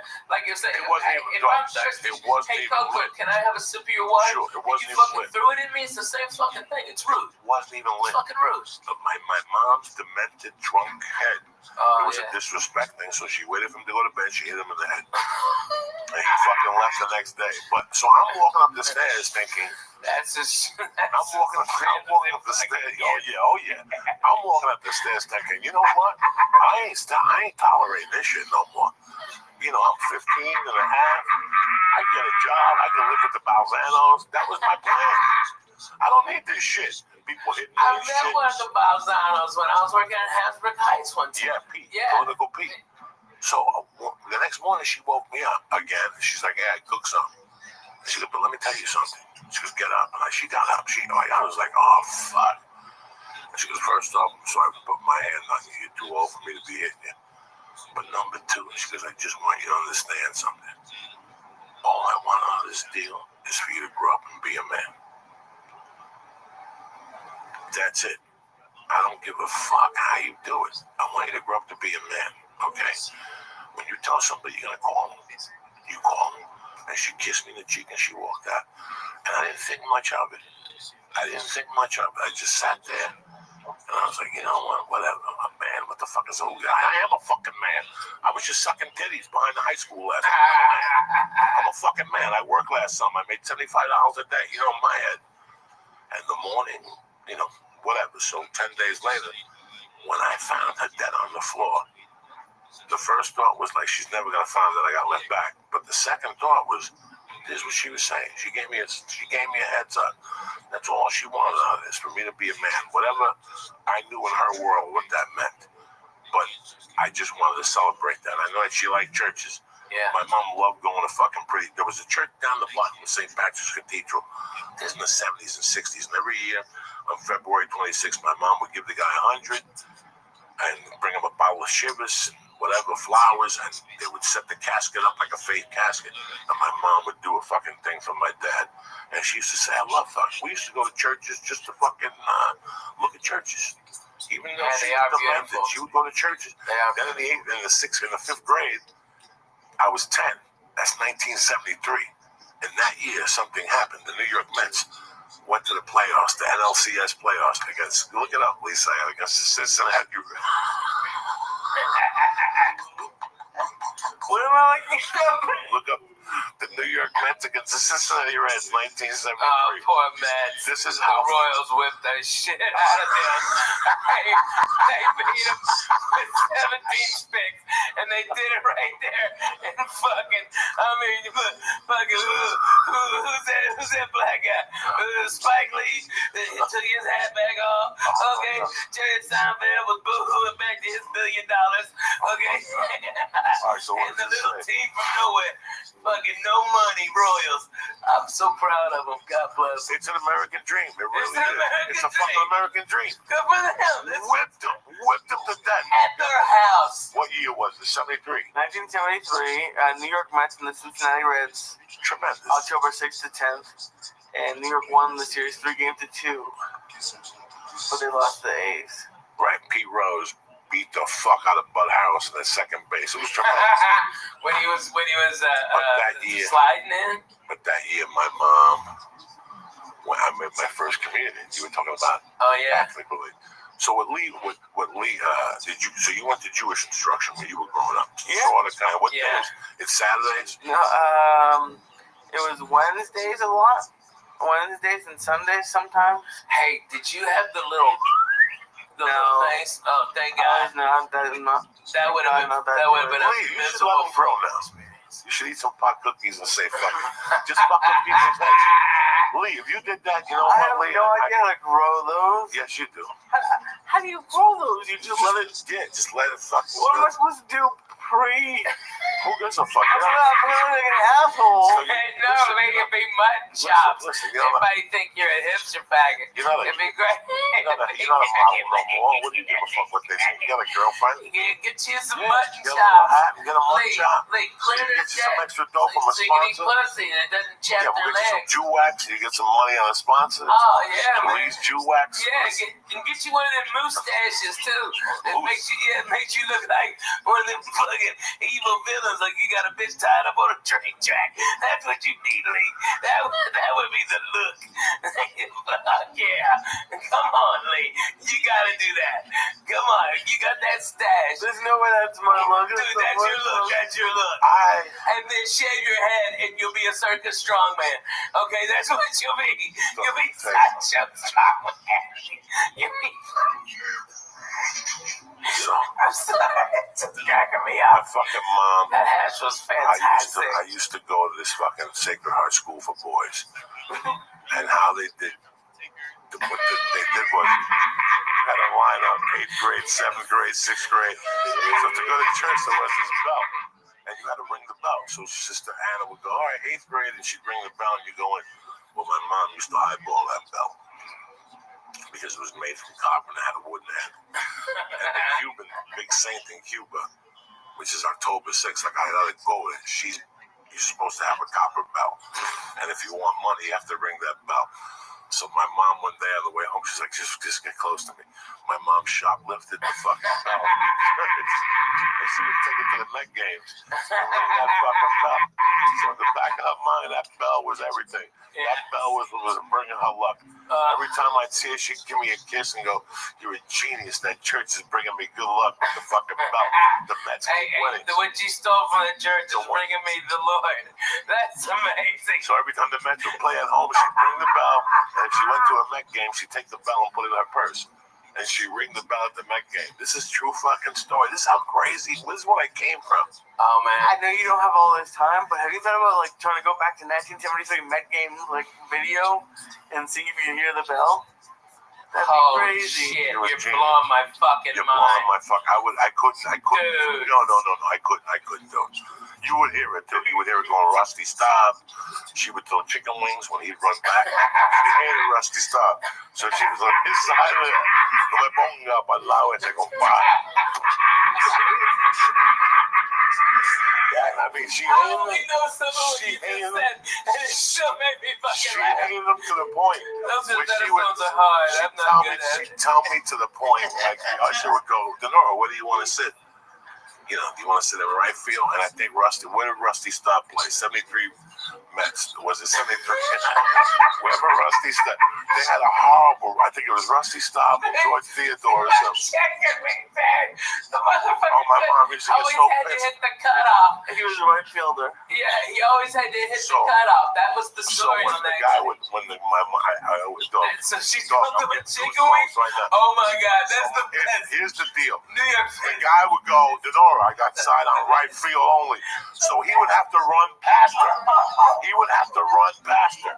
If she would sit there and he ran past her, she would lose her mind. She would go ballistic. All 8 times he'd run. "Oh yeah, Ruti, hijo de puta." She fucking yelled him in Spanish. And then if she was close enough, she'd throw chicken wings at him. "Oh yeah, hijo de puta." So when the guy would ask her, "Where do you want to sit?" and he'd say like, "What do you want to sit?" My mom would go, "Oye, no me ponga para ese lado, compadre, porque el tipo ese, I don't like that fucking dude." So she would sit on the other side. Who was the left fielder? Oh God. Oh God. No, thank God you give me a break. Oh God. Plus, they had Wayne Garrett on third, so she was in love with Wayne Garrett. If Wayne Garrett took his dick out, my mom would jump the fence and suck his dick and Tom Steve at the same time. Okay. Your mom's got heart. Give me the team. By the way, this Friday I'll be at the Club Nokia here in Los Angeles.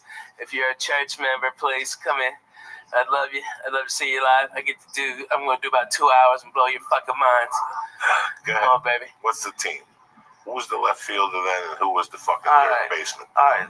You want the left fielder or Cleon Jones? Cleon Jones. Who was the third baseman? Wayne Garrett. Yeah. Bad motherfucker, dog. He reminds me of David Wright, the hot corner they used to call it. And my mother loved Wayne Garrett, so she could tolerate Cleon. And my mother used to call Cleon Jones La Cleon. Vamos para el lado de la Cleon, compadre. Vamos a hablar con el negro. Because he was black, so my mom would clap. And Wayne Garrett, she liked Wayne Garrett. But if you put him on the other side, she'd be tormented the whole game with Rusty Stop. She'd turn and look at me and say, "I don't want to look at this motherfucker. I got to sit there and look at this motherfucker." So, why did you like him? What did he do? in an era, she lost like $10,000 one time because he dropped the ball, and that was it. That's it. Was My he mother's dropped world. The ball, or was it because I heard? No, he did something stupid. He couldn't throw it to first base. He had to hit the cutoff. I don't know what he did to my mother. My mom just didn't like him. So my mom, if she sat on the right side, not only would she ring the bell for the Mets, but then she put voodoo on Rusty Stop with the same bell. Right, so that year, bro, listen to me. The fucking Mets beat the Reds, right? Sure. No, fucking look. I'm not gonna look. Jesus Christ. Yeah, they won 3. Right, they won. Mets won the 3. Do you understand what that was for the fucking Mets to beat the Reds? The Reds were beginning a dynasty. That was the Big Red Machine. That was the Big Red Machine. Now, you know what happened, Holy Lee? shit, You know what happened?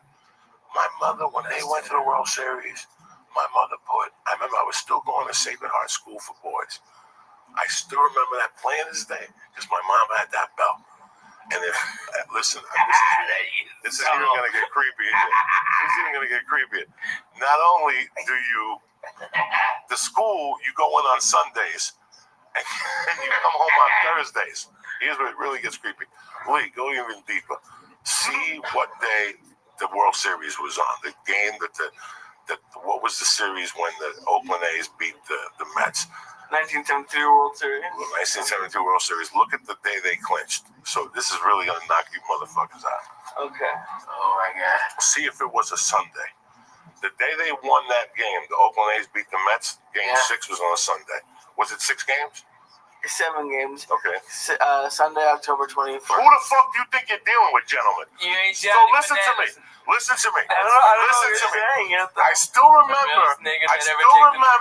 I still remember. What's his name catching the ball, and my mother looking over at me and going, "Let's go. We're going back to that fucking school." And on the way, her like playing, she wouldn't even look at that fucking bell. So for the last 3 months, all she does is she loves this bell. She put the bell down at night and light a candle next to it. Cut the chicken heads and fed it. She did the whole thing.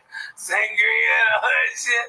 She gives the blessings. The day the Mets lost, she personally got in the car because usually she'd go to the bar and my stepdad or one of my mom's friends would drive me. And we'd all go out to dinner as a family, and then my mom would go to the bar because you'd have to be there till 5.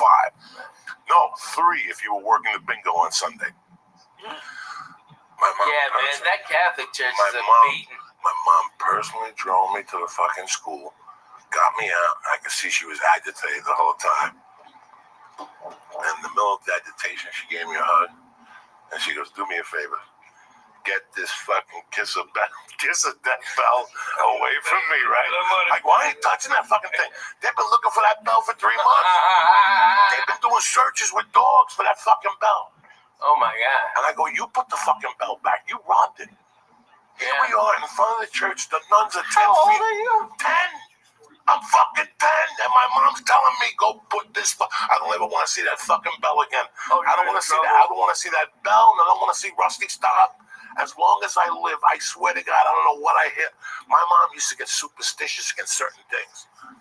Okay? So now the bell had carried her throughout the whole baseball. Not only that, the bell helped the Mets beat the Cincinnati Reds, which at that time were royalty. Yeah. Okay? Now, because they lost in Game 6 or in Game 7, the bell was bad luck. She didn't want it to fucking out. Take this fucking bell out of here. Like I said, she personally How much you think she lost on that bet? Because you know she bet the shit out of the Mets. 50,000. Jesus. I'd hate that motherfucker too. My mother... I'd burn that bell. My mother had a gambling problem. What women today think with those slot machines. That my ain't mom made you look like a fucking... My mom was a betting baseball. All sports? No, just baseball. Baseball and horses. And the horses will kill you. It's every day. You can't do anything every day in life. She lost everything because of her baseball betting. Everything. And her teams for betting baseball were the Red Sox. At that time, and they were hot then. Those were one of the... So this whole last week was really more... You know, I watched the fucking Met games. I watched them. Did I cheer for them? I gotta tell you something. I was cheering for them up to when they went to Shea Stadium the first night. And when I saw them singing, "Ring Me a Song, You're a Shadow Man," whatever, that Billy Joel thing, that was it for me. I was disgusted. I have never been that... That's not the New York I left. They were all hugging each other, and they were singing, "Sing me a song, you're a piano man." And Billy Joel was in the top acting like a jerk. That stuff drives me crazy, dog. That's a baseball field. You're supposed to go there and throw things, and ring bells, and yell obscenities and shit. They've created it into something else. That's what pissed me off, but that's why I got so mad. I'm like, so you sang for 2 nights, also when they're getting beat up in shade. No, that's why I kept tweeting last night. Didn't you see what I was tweeting last night? Where's fucking Billy Joel? Get him singing. That's the night they won, the night that he fucking sang that song. Now they're losing. Where's Billy fucking Joel when you need him? Where the fuck is that cocksucker? Yeah, go fuck yourself, Billy Joel. That's what I was pissed off. Him. No, Kansas City, let me tell you what song what Kansas City played. Kansas City played what my man Brad Pitt was trying to sell, Moneyball. Moneyball is, and you know why? Did you watch the series? Fuck yeah, Fucko didn't watch it, and I was disgusted with him. Are you serious? Did Because you I watch don't that watch piece it. of shit Monday night game? Did you watch that fucking football game? That was hot garbage. What would you watch it? I was here. He was here. Let me tell you What the something. fuck? You got a fucking 9-foot TV behind you. No, he don't like. He said he don't watch it unless it's. I love the World Series. Retarded. That's American as What were you fuck. doing? Were you playing some shit? He was here working though. He was here working. Playing a shooting He was game. here working. One of those Let me screens tell you had one of them fag shooting games on it. No. He wasn't. He was shooting somebody in fucking Israel. in Belarus right now, and they're both cussing out dirty fucking Russians. He knows he can't. I know. He He can't was Googling his fucking cousins. All right. Whoa, listen. Yeah. Did you notice what Kansas City did? And I love that. I hate when people forget about the game. Small ball. Lee, they stole bases. They stole bases. I love when people steal. They put pressure. You really want to fuck with a motherfucker. And if you look at the Cincinnati Reds, the big red machine, that's all they did. Their job, the next time classic baseball, the Cincinnati Reds play, you sit there and you watch that whole game. And you're going to go, oh my God, nobody had more than 15 home runs. Yeah. Eric Foster. Small ball. The main job they did was steal. Single. Get a single and stealing singles is something that's forgotten about. Yeah, man. You know that's why Ricky Henderson played baseball so long and for so many teams. Because think about it. He played for the Red Sox.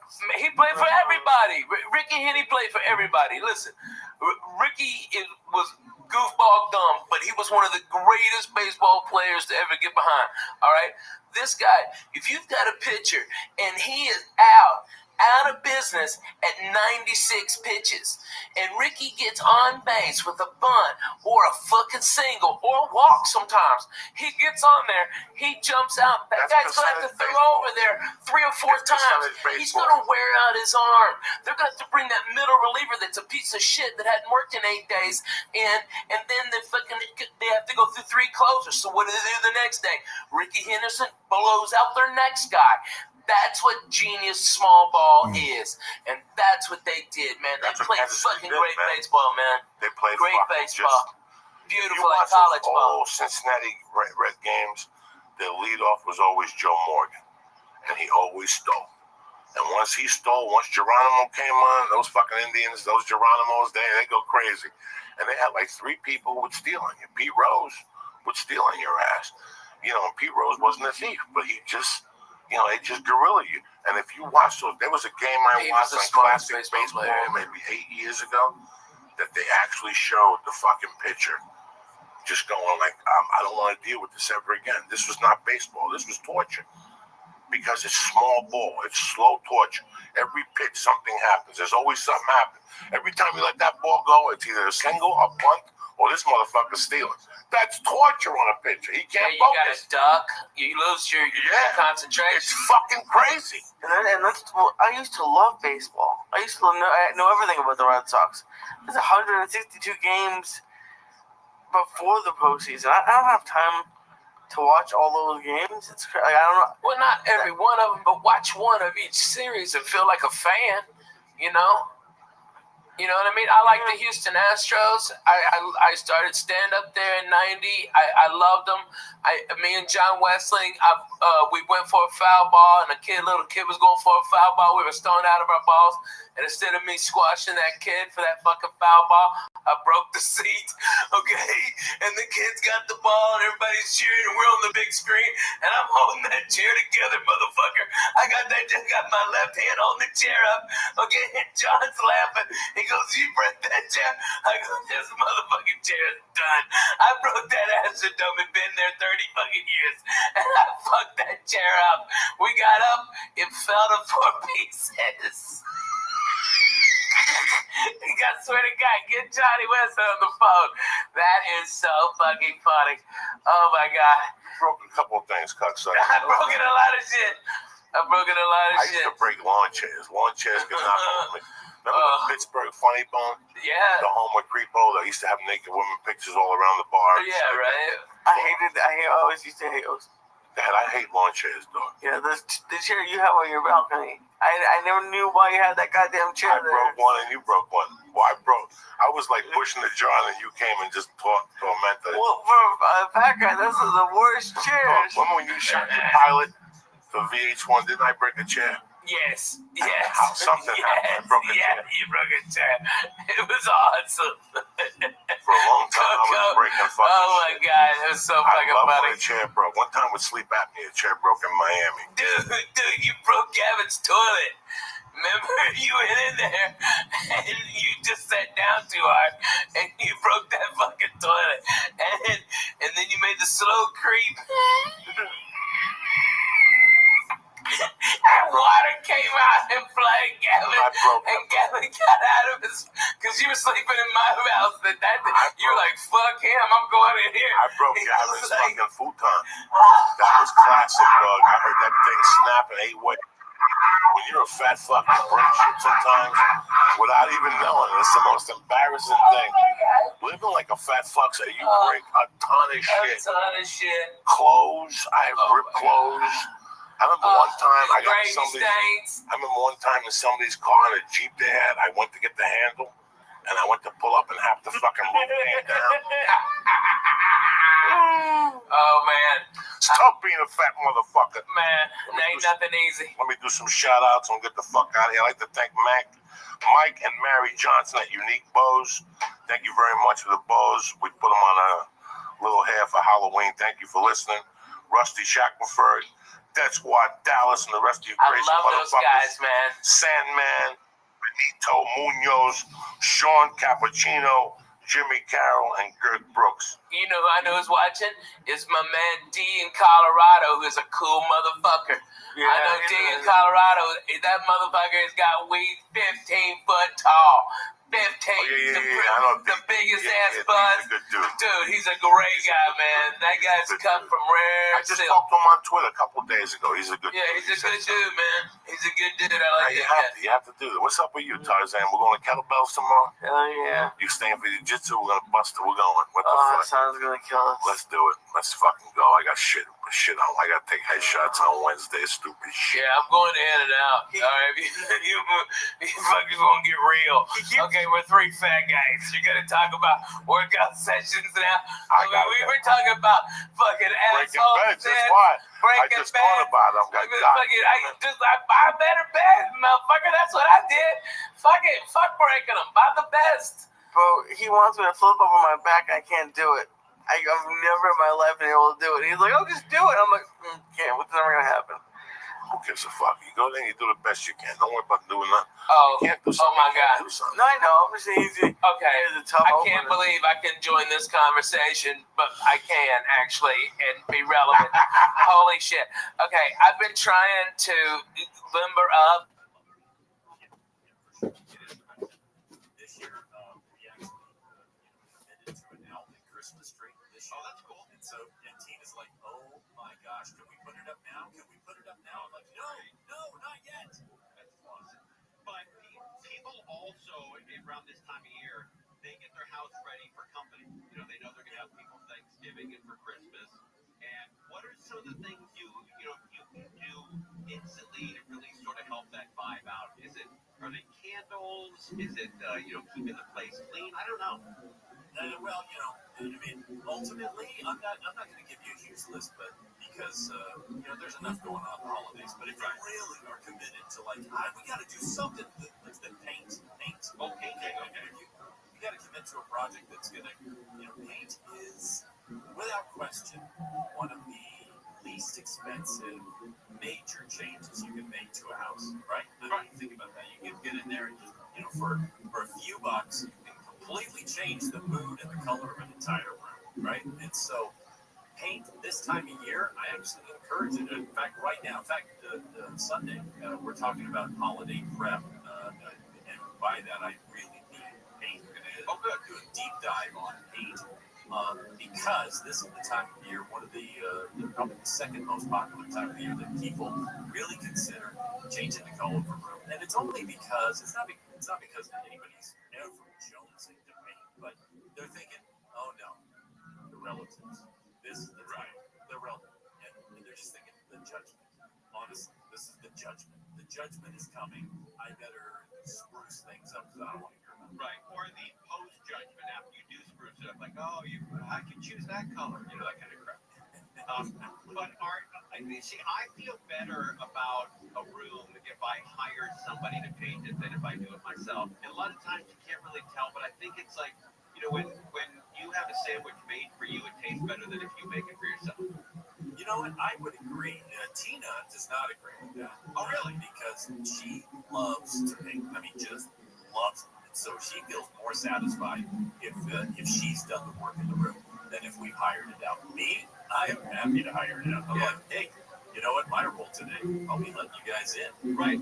Locking the door behind you when you leave. And I'm very happy about that. And especially guys that can paint really straight lines. That's real art. That's true. Again, not something that I like to do. That's what rulers and masking tape is for. I mean, that's a straight line, Dean. Yeah, I freehanded that one. I got paint from Catalina, and you and I share a love for that store as well. And it was great. I put one coat on, and it looked terrific. I didn't even need a second coat. Yeah, Catalina paints, by the way. Benjamin Moore. Your local Benjamin Moore retailer. That's what makes Catalina as awesome as they are, because they carry what is, in my opinion, the world's greatest paint. Yeah. But are you a roller guy or a brush guy? I like to get it done as quickly as possible, but that's always not the best way. Yeah, when it comes to walls, I'm totally a roller guy. But you got to cut it. You got to do both. You got to cut in with a brush around the edges, around baseboards and corners and stuff like that, and then you can get the roller going, in the main field. Right, but the prep time is what drives me crazy. The rule of thumb is for every 4 hours prep for 1 hour paint. Oh yeah, I mean that's essentially. I mean, if we talk about what goes wrong with a paint job, it's never you putting paint on the wall. That's never the problem. The problem is always you didn't prep this enough. You didn't prep that enough. Prep is 90% of a paint job, honestly. And I don't do the 1 to 4. I'm just telling you this. Prep is everything. You want that paint to hold, you got to prep. You want it to do right. You want it to cover properly, you got to prime. All these things before we actually get to putting the freaking paint on the wall, and it's super important. Yeah, don't get me wrong, but those are the reasons why I'm out. I just don't have the patience for it. I noticed that the painter's tape is made a lot of improvements with that frog tape. Oh yeah. Well, frog tape has a very, very specific purpose, and that it cuts in better than any other kind of masking tape. And now there are different versions of frog tape, by the way. There's yellow, there's green, there's orange, all of which manifest in different ways depending on the kind of surface that we're sticking it on, how it is, and so on and so forth. But here's the best thing I can say about frog tape. The beauty of frog tape is that it has got a polymer inside of it, it's like a gelatin that's mixed in with the adhesive, and that gelatin, it doesn't do anything when you stick it on the wall. The gelatin right on the edge of the frog tape reacts the second the wetness of the paint hits it, and it seals, it gelatinizes, and it seals off. It's like self-caulking masking tape. Blue tape doesn't do that. None of the other masking tapes do that, but the frog tape does. But also, that frog tape comes in that Tupperware bowl. Don't throw that thing away and just throw your roll of frog tape in the drawer. You put it back in the Tupperware container. You seal the lid because that gelatin goes bad if you expose it to air. Oh, is that right? Okay, so that's important to keep that sealed after you use it. Yep. Yeah. Oh, that's a great tip. But that frog tape is worth every dime you spend on it. Every dime. It is. It's virtually. I hate to say this because somebody's going to email me and say that they ruined their wall with frog tape, but it is virtually idiot. Right. All right, we'll be back. I want to talk about certain kinds of paints because I'm fascinated by painting. I used to love to paint. Now I'm not really that into it. But I do. There is a sense of accomplishment once you take all the tape down, all the plastic down, and you walk into that room doing it yourself. There does seem to be a certain sense of pride, and when people compliment it, you feel like a high, like a physical high. Yeah. Some people do. Some people, not you. Okay, I get that. All right, Dean Sharp is with us. We're live on KFI. He's on every Saturday from 6 to 8 a.m. And And then on Sunday, 9 a.m. until noon, the Dodgers are off tonight. They're playing tomorrow in Toronto. They must win on Friday, and they must win on Saturday. They have to win back-to-back games in Toronto to be the 2025 World Series champions. So we've got to put our heads together and figure out some way to give them the mojo they need it. I saw them get another plane last night. They looked refreshed out of their bodies. All right, we're live on KFI. More now with Trudge. This man's been arrested in Long Beach for charges of killing his brother. On Wednesday, the Long Beach police released details of the Sunday incident. They say officers were told that an unidentified man was in the hospital with suffered critical trauma from an assault. That victim, Mark Johnson, died on Tuesday. The 56-year-old was allegedly assaulted by his homeless brother. Marcellus Johnson was arrested on Monday. On suspicion of attempted murder. No way. That charge is now likely to change since the victim was dead. It's not yet clear what caused the conflict. Pardon me, KFI News. A federal judge in Boston is questioning the Trump administration's plan to stop food stamp funding during the government shutdown. The judge heard arguments today saying she'll go soon. Democratic state officials said the government is legally required to keep the SNAP program running, which helps 1 in 8 Americans with groceries. This mother to a food bank in Arizona says it's the first time she's ever been in this situation. What do I do now? How do I support and feed my children? U.S. Department of Agriculture says it'll stop payments starting November 1st. A new wave pool has been given the green light in Orange County. The Snug Harbor Surf Park received approval Tuesday night to move ahead with the project from the Newport Beach City Council. The city's approval came despite objections from players at the Newport Beach Golf Course, where the park will replace 3 of the holes, a driving range, restaurant and bar, and a pro shop. The Orange County Register says the Snug Harbor project is expected to take 18 months to finish, which will be ahead of the LA 2028 Olympics. Newport Beach Mayor Joe Stapleton says he hopes some of the athletes will use the facility for training. Sharon Reardon, KFI News. Check the freeways. Next. All right, it's time to talk about R&L carriers. They are the absolute best. They can get anything. Fucking big. I was on vacation. I don't take fucking vacations. But I had to take a vacation. I got a wife and a child now, and I got to act like a fucking individual. I can't just. I didn't take my. Listen, I was with my wife 15 years. Never took her? Really? That's where I'm from. Never fucking. Never took her? Never. I'm not in the mood. I only go back there to do comedy. I don't go back to the dilly dally when I go back. When I go back to New York, I fly in. I go to my favorite Chinese restaurant. I do radio. The next day after fucking radio, I go to the cemetery. I put flowers on my mom's grave. And then I do my 4 fucking shows. And I get the fuck out of the first flight on Sunday, just like I do every other goddamn city. That's it. I try to see some people in between, you know. A school teacher or 2, maybe, you know. Some. Really? Yeah, I still talk to my school teachers, 2 of them. I was going to go to dinner with the one, but he had to take his grandkid out of the hospital. He wanted to meet me later on, but we were leaving early, so I couldn't meet him at 10. That's fucking awesome, dude. So, you know, we never really took a break with our podcast. And we did last Monday and last Wednesday. I took off Monday. We were going to do last night. But I tell you, Theo, I hate fucking doing podcasts when I'm tired. I don't want to give nobody, as Jimmy Schuber says, the short script. Mm-hmm. You follow me? I was just out of it last night. The 5.5-hour flight with the fucking... Oh, that's miserable, dude. See, by myself, I'll eat a fucking pot cookie.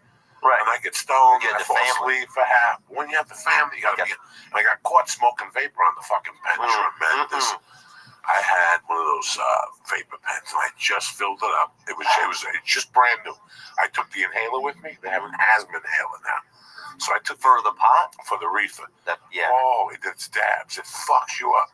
So I took that with me to New York, and I sprayed it twice, you know, a couple times on the plane, and it kept me there. Then I hit it when I was in New York, and I hit it with Ari when I went over to see the tree and the fucking Saks Fifth Avenue and all that shit.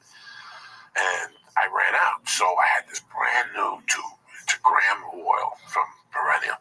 And I opened it up before I got on the plane. I charged it up. First 10 hits, it's like fucking death hits. Like they're just fucking clouds of smoke. So I hit it 2 times. Then I got on the plane. Like 2 hours into the flight, I look at my daughter, and every time I would hit it, it would go by my daughter because she had the window seat. So I go, I can't let her have it. So I go, let me go to the bathroom. I'm in the bathroom with the fucking iPod on. I'm listening to Pink Floyd. No, you're not. Yes, I am. I got the iPod on. That's how fucking crazy I am. I'm not listening. It's Wish You Were Here. That's the album I'm listening to because it was like Shine On You Crazy Diamond and Have a Cigar. I ate edibles. I had like 3 4 red stars. So you had a little magic in your system. Oh, I was fucked. I was fucked up for the first 2.5 hours because I didn't get fucked up on the way there, and it made a big difference. I got agitated on the 2-hour mark. At the 2.5-hour mark, if you don't have something, once Mad Max is finished, right, you're ready to kill a motherfucker on the flight. Mad Max is not the movie to watch on a fucking plane, because there you are sitting there, everybody's driving, jumping over people and shit, shooting motherfuckers, and you're sitting there next to like some fucking politician or some shit. You want to get up. So I said, fuck that. So I dosed myself on the way out. I had Virgin. I had main cabin select. It's the one behind first class. So we could all sit together, because in first class, we couldn't all sit together. I would have to sit by myself, and she'd be fucking crawling back and forth. So we're like, fuck that. Just get the main cabin select. How tall is the child you have? She's a fucking midget. She's 3, She's just a little baby. And how tall do you think she is? She's up to... Oh, that's not very tall. No, she's a little baby. Oh, that's not very tall. I got up, I go to the bathroom, I close the fucking door, and I'm in there, I'm hitting this pen, and I see clouds, Theo, and I'm like, wow. What color was that? Fucking clouds of smoke, and I'm hitting this vapor, and I'm hitting this fucking sap. With your iPod on. With the iPod on, listen to fucking Shine On, You Crazy Diamond. And all of a sudden I hear, and I see the little red light going, and they're like, open up, are you smoking in there? And I put the thing in my pocket, and I take this out, and I blow a couple clouds of this shit. And I go, hold on. Like I'm putting my dick in my pants, which I really did piss. And then I fucking wash my hands, and up and down, what's the problem?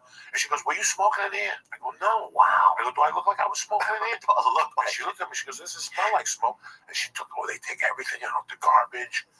They do everything. They look for a cigarette. Yeah. Oh, wow. And now what were you doing the whole time? Just standing there? I'm standing there going, I don't know what happened. I banged them. When I came in, the plane shifted, and I hit the wall. And that's the next thing you know, you people were knocking on my thing, and they're like, we don't smell no smoke. I wonder what made it go off. And I'm sitting there going, they fucking know. They're just playing. Oh, really? But then they were cool the rest of the flight. Espionage, bro. I sat there. They were cool. And then at the end, I gave my wife the keys. I told my wife, I go, listen, they called me in the bathroom. I'm going to get arrested, so take the car keys. I'll see you at the house. What did she say? She just fucking looked the other way and like shook her head. Wasn't my wife going to fucking say at this age? Damn. I'm 50. What are you going to say to me? You punch. And then I walked off the fucking plane like I owned LA house. Nobody said dick to me. Now, did you think, though, somewhere in your head that whenever you got to LA, there was going to be people? Oh, fuck yeah. They've been waiting for me before. I've been approached at the plane one time on the way to Columbus. Is it kind of cool, or is it just fucking not cool? If you're getting off a plane, you got an ounce of weed in your nutsack. Yes. It ain't fucking cool. Be uncomfortable. But if you get off the plane and you're cool, you don't like the one time I was in Columbus, I had weed on me. And some guy said, I didn't do nothing. He leaned back and I go, hold on one second. And he turned around and he goes, fuck you. So I said, fuck you. So I kicked the chair and he went and told the stewardess. So I was the bad guy the rest of the fucking flight. Oh, jeez. And then you start to feel like the fucking bad guy, too. You're like, oh, you're the bad guy? You start saying shit in your head. You're the fucking bad guy? Me, cocksucker, put that seat back again. Yeah. And here's what happened. We went to Columbus. They got us off the plane. They got statements from both of us, and they let us go. And a year later, got on the plane. That same fucking guy's on the plane. I go, how you doing? And I just sat there the whole time like a little fucking... So in all your years of being on the plane and like having weed under your nut and all that, you never once smoked a cigarette in the plane? No. Wow. In 1983, I was flying. You used to be able to, didn't you? Yeah, you could smoke in the flight. In Russia, you can't have heard. Really? Mm-hmm. Do anything in Russia? No, but I heard that you can, though. You could smoke in like certain areas. You could smoke on a plane. But I'll tell you what I did see one fucking time, though. Fuck, you broke my thing. I don't even know what I was going to say to you. Smoking on a plane. Smoking on a plane. In Russia? You never once smoked on a plane here? No, but in 1984, February 1984, I got on the plane in Aspen. It was Aspen, Denver, Jersey. On the way back from Denver to Jersey, there was a soldier next to me that had a brown bowl of weed. And I'm like, you want to get high? That's when you can smoke cigarettes on a plane. And he's like, let's go do it. We went to the back fucking of the thing. Me and this guy had a wooden fucking bowl. I put the weed in there. Weed took 2 puffs. The fucking whole plane smelled like weed. Wow. They were pissed. Who's smoking marijuana on the plane? We're going to search. They do shit. I walked out there with that soldier salute the cops and shit. You gotta take a chance from time to time, you know? For a soldier, you got to, bro. I'd get a soldier high. I'd get him doped out of his brain if I had enough dope for him. They fucking press heavy-duty charges on you one night, Theo. I got so fucked up in an airport. I had 12 ounces of blow on me. And I was coming from New Jersey. No. So do people from New Jersey get busted for coke more often than other people? I don't fucking know. I was a fucking criminal, and I was living in Aspen, and coke was $1,800 an ounce. Right. And I'm like, are you fucking people kidding me? I'm paying $800, and they're fucking beautiful ounces, and I could cut it and still make money. I go, fuck it. So I started getting guns and bringing them to the East Coast, and started bringing coke back. But this was the problem, that I would take the 1 o'clock flight from New Jersey to Denver, and that's really 3 o'clock, which would get me in there like at 7, and then it would start snowing. I started to take a connecting flight from Denver to Aspen. That flight would always get canceled. Here I am in Denver Airport with 12 ounces of blow, geeked out of my face at the fucking bar. I remember one night I was at the bar just drinking, fucking doing lines in the bathroom. I kept putting the coke in the locker. And I kept spending all my money in quarters taking the coke out. And I became friends with a guy at the bar. Me and him started snorting. We got fucking lit at 6 a.m. I stayed in the airport all night getting fucking coked up, jerking off in the men's store, fucking bathroom. That is dark and That awesome. is fucking, yeah. Dude, that's the dark side. Oh my God. That's the worst, bro. You're just up with your fucking ideas, feeling your fucking pulse. What's up, Lisa? It's been a week without an edible. I know. I'm just glad I And you're never back did from coke. outer space. I don't know if you guys know. I'm pretty high, man. Oh no, fuck you. We don't fuck around. Oh yeah. Theo I'm Von, already high. my boy joined jiu-jitsu 3 months ago, and he did his first fucking tournament. I've been going to jiu-jitsu for 2 fucking years, and I'm still scared of going to a tournament. Lee went Saturday. It's so much more fun than He took third practice. fucking place. No way. Out of 3 people. So. That's still, you know what place I took? No fucking place. All right? I wasn't there. I was walking around the fucking Central Park with ducks. And there you are fucking choking motherfuckers. My heart goes out to you, bro. You're a bad motherfucker. Yeah, it's commendable, bro. You could have Commendable, bro. You could end up in 4th place, right? You could have got disqualified. You could have showed up. I had a little bit of a bronchitis right now, so I wanted to quit, but I knew if I didn't do it, you, John Butt, and everyone would kill me. So I'll just go. Nah, we wouldn't have killed you. I understand. What was the match like? I wanted to see you play out the hand, Lee. I was never scared of it. Like I've said, I've wrestled in high school. It was never good, but I knew I wasn't gonna physically die, or occasionally someone breaks an arm or something. But that's not even the end of the world. I've been losing weight for the past couple of years, and it really kicked it into gear that I need to finish losing the weight because because it was a smaller tournament. I'm 228 right now. I was going against people who were 290, 280. So it wasn't an ideal situation for me. Were you pretty did you smoke first? No, oh God, people ask me that, man. I can't imagine doing that high. So that makes her When Javier was choking me that night and I was stoned out of my mind, I was like, I checked the laugh. It's a different world. Is it? Oh, could you be high and do it? No, I tried a couple times. I almost had heart attack. Damn. Because when you start breathing heavy, your mind takes you away. Yeah. So, when you're on an edible and you breathe heavy, when I go to jiu-jitsu this morning, I was breathing heavy. I was having a hard time. Yeah. So if I was done an edible, the edible takes your mind away. And also the edible tells your mind you're about to have a heart attack. And your fucking heart starts pounding just from listening to your mind. Oh, damn, it's not even true. Sometimes just here I'll start having a little bit of a panic attack.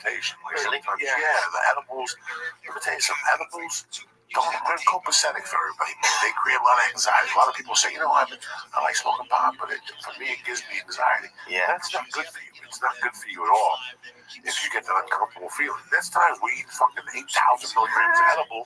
It's an uncomfortable feeling. You go through an hour of Jesus Christ, this is terrible. I feel I'm pretty uncomfortable right now. I feel pretty high. Do you really? Because I don't ever smoke, so I feel fucking. When did you start comedy? Pretty high, man. You've been around LA for 10 years. Yeah. I started 12, 13 years ago. Okay, because I know you were in LA. You were really young, 2005. You were doing something. I was young, man. Do you ever miss the weight? Do you ever miss the weight, bro? I miss eating what I want to eat. Yeah. I miss, I didn't care. How much at all? You just eat the fuck out of something. Oh, yeah. I worked nice. I worked. Really? Yeah, just fucking get whatever you want. Oh, it's fucking great. Put it in your mouth. It's great. Even football, it's depressing for me. I don't watch football. I used to watch football all day. I would get a large pizza and 12 wings fucking 6 Diet Cokes. Oh, just great. And not even worry about it. Just not even worrying about it at all. Did you ever sleep on a fucking like piece of crust or something like you were just eating like a fucking monster? Not normally. Like we used to do this podcast at 6 a.m. and I would work nights. Yeah, we did it for like a year for like at 6 a.m. 6 a.m. And I was working nights on a TV show, so I'd go from there to here, and then I was like, it'd be like 8 in the morning, and I'd be getting Jack in the Box. Damn. And like sometimes I'd just pass out from eating it. Well, no, just from all these things. But then I'd pass out.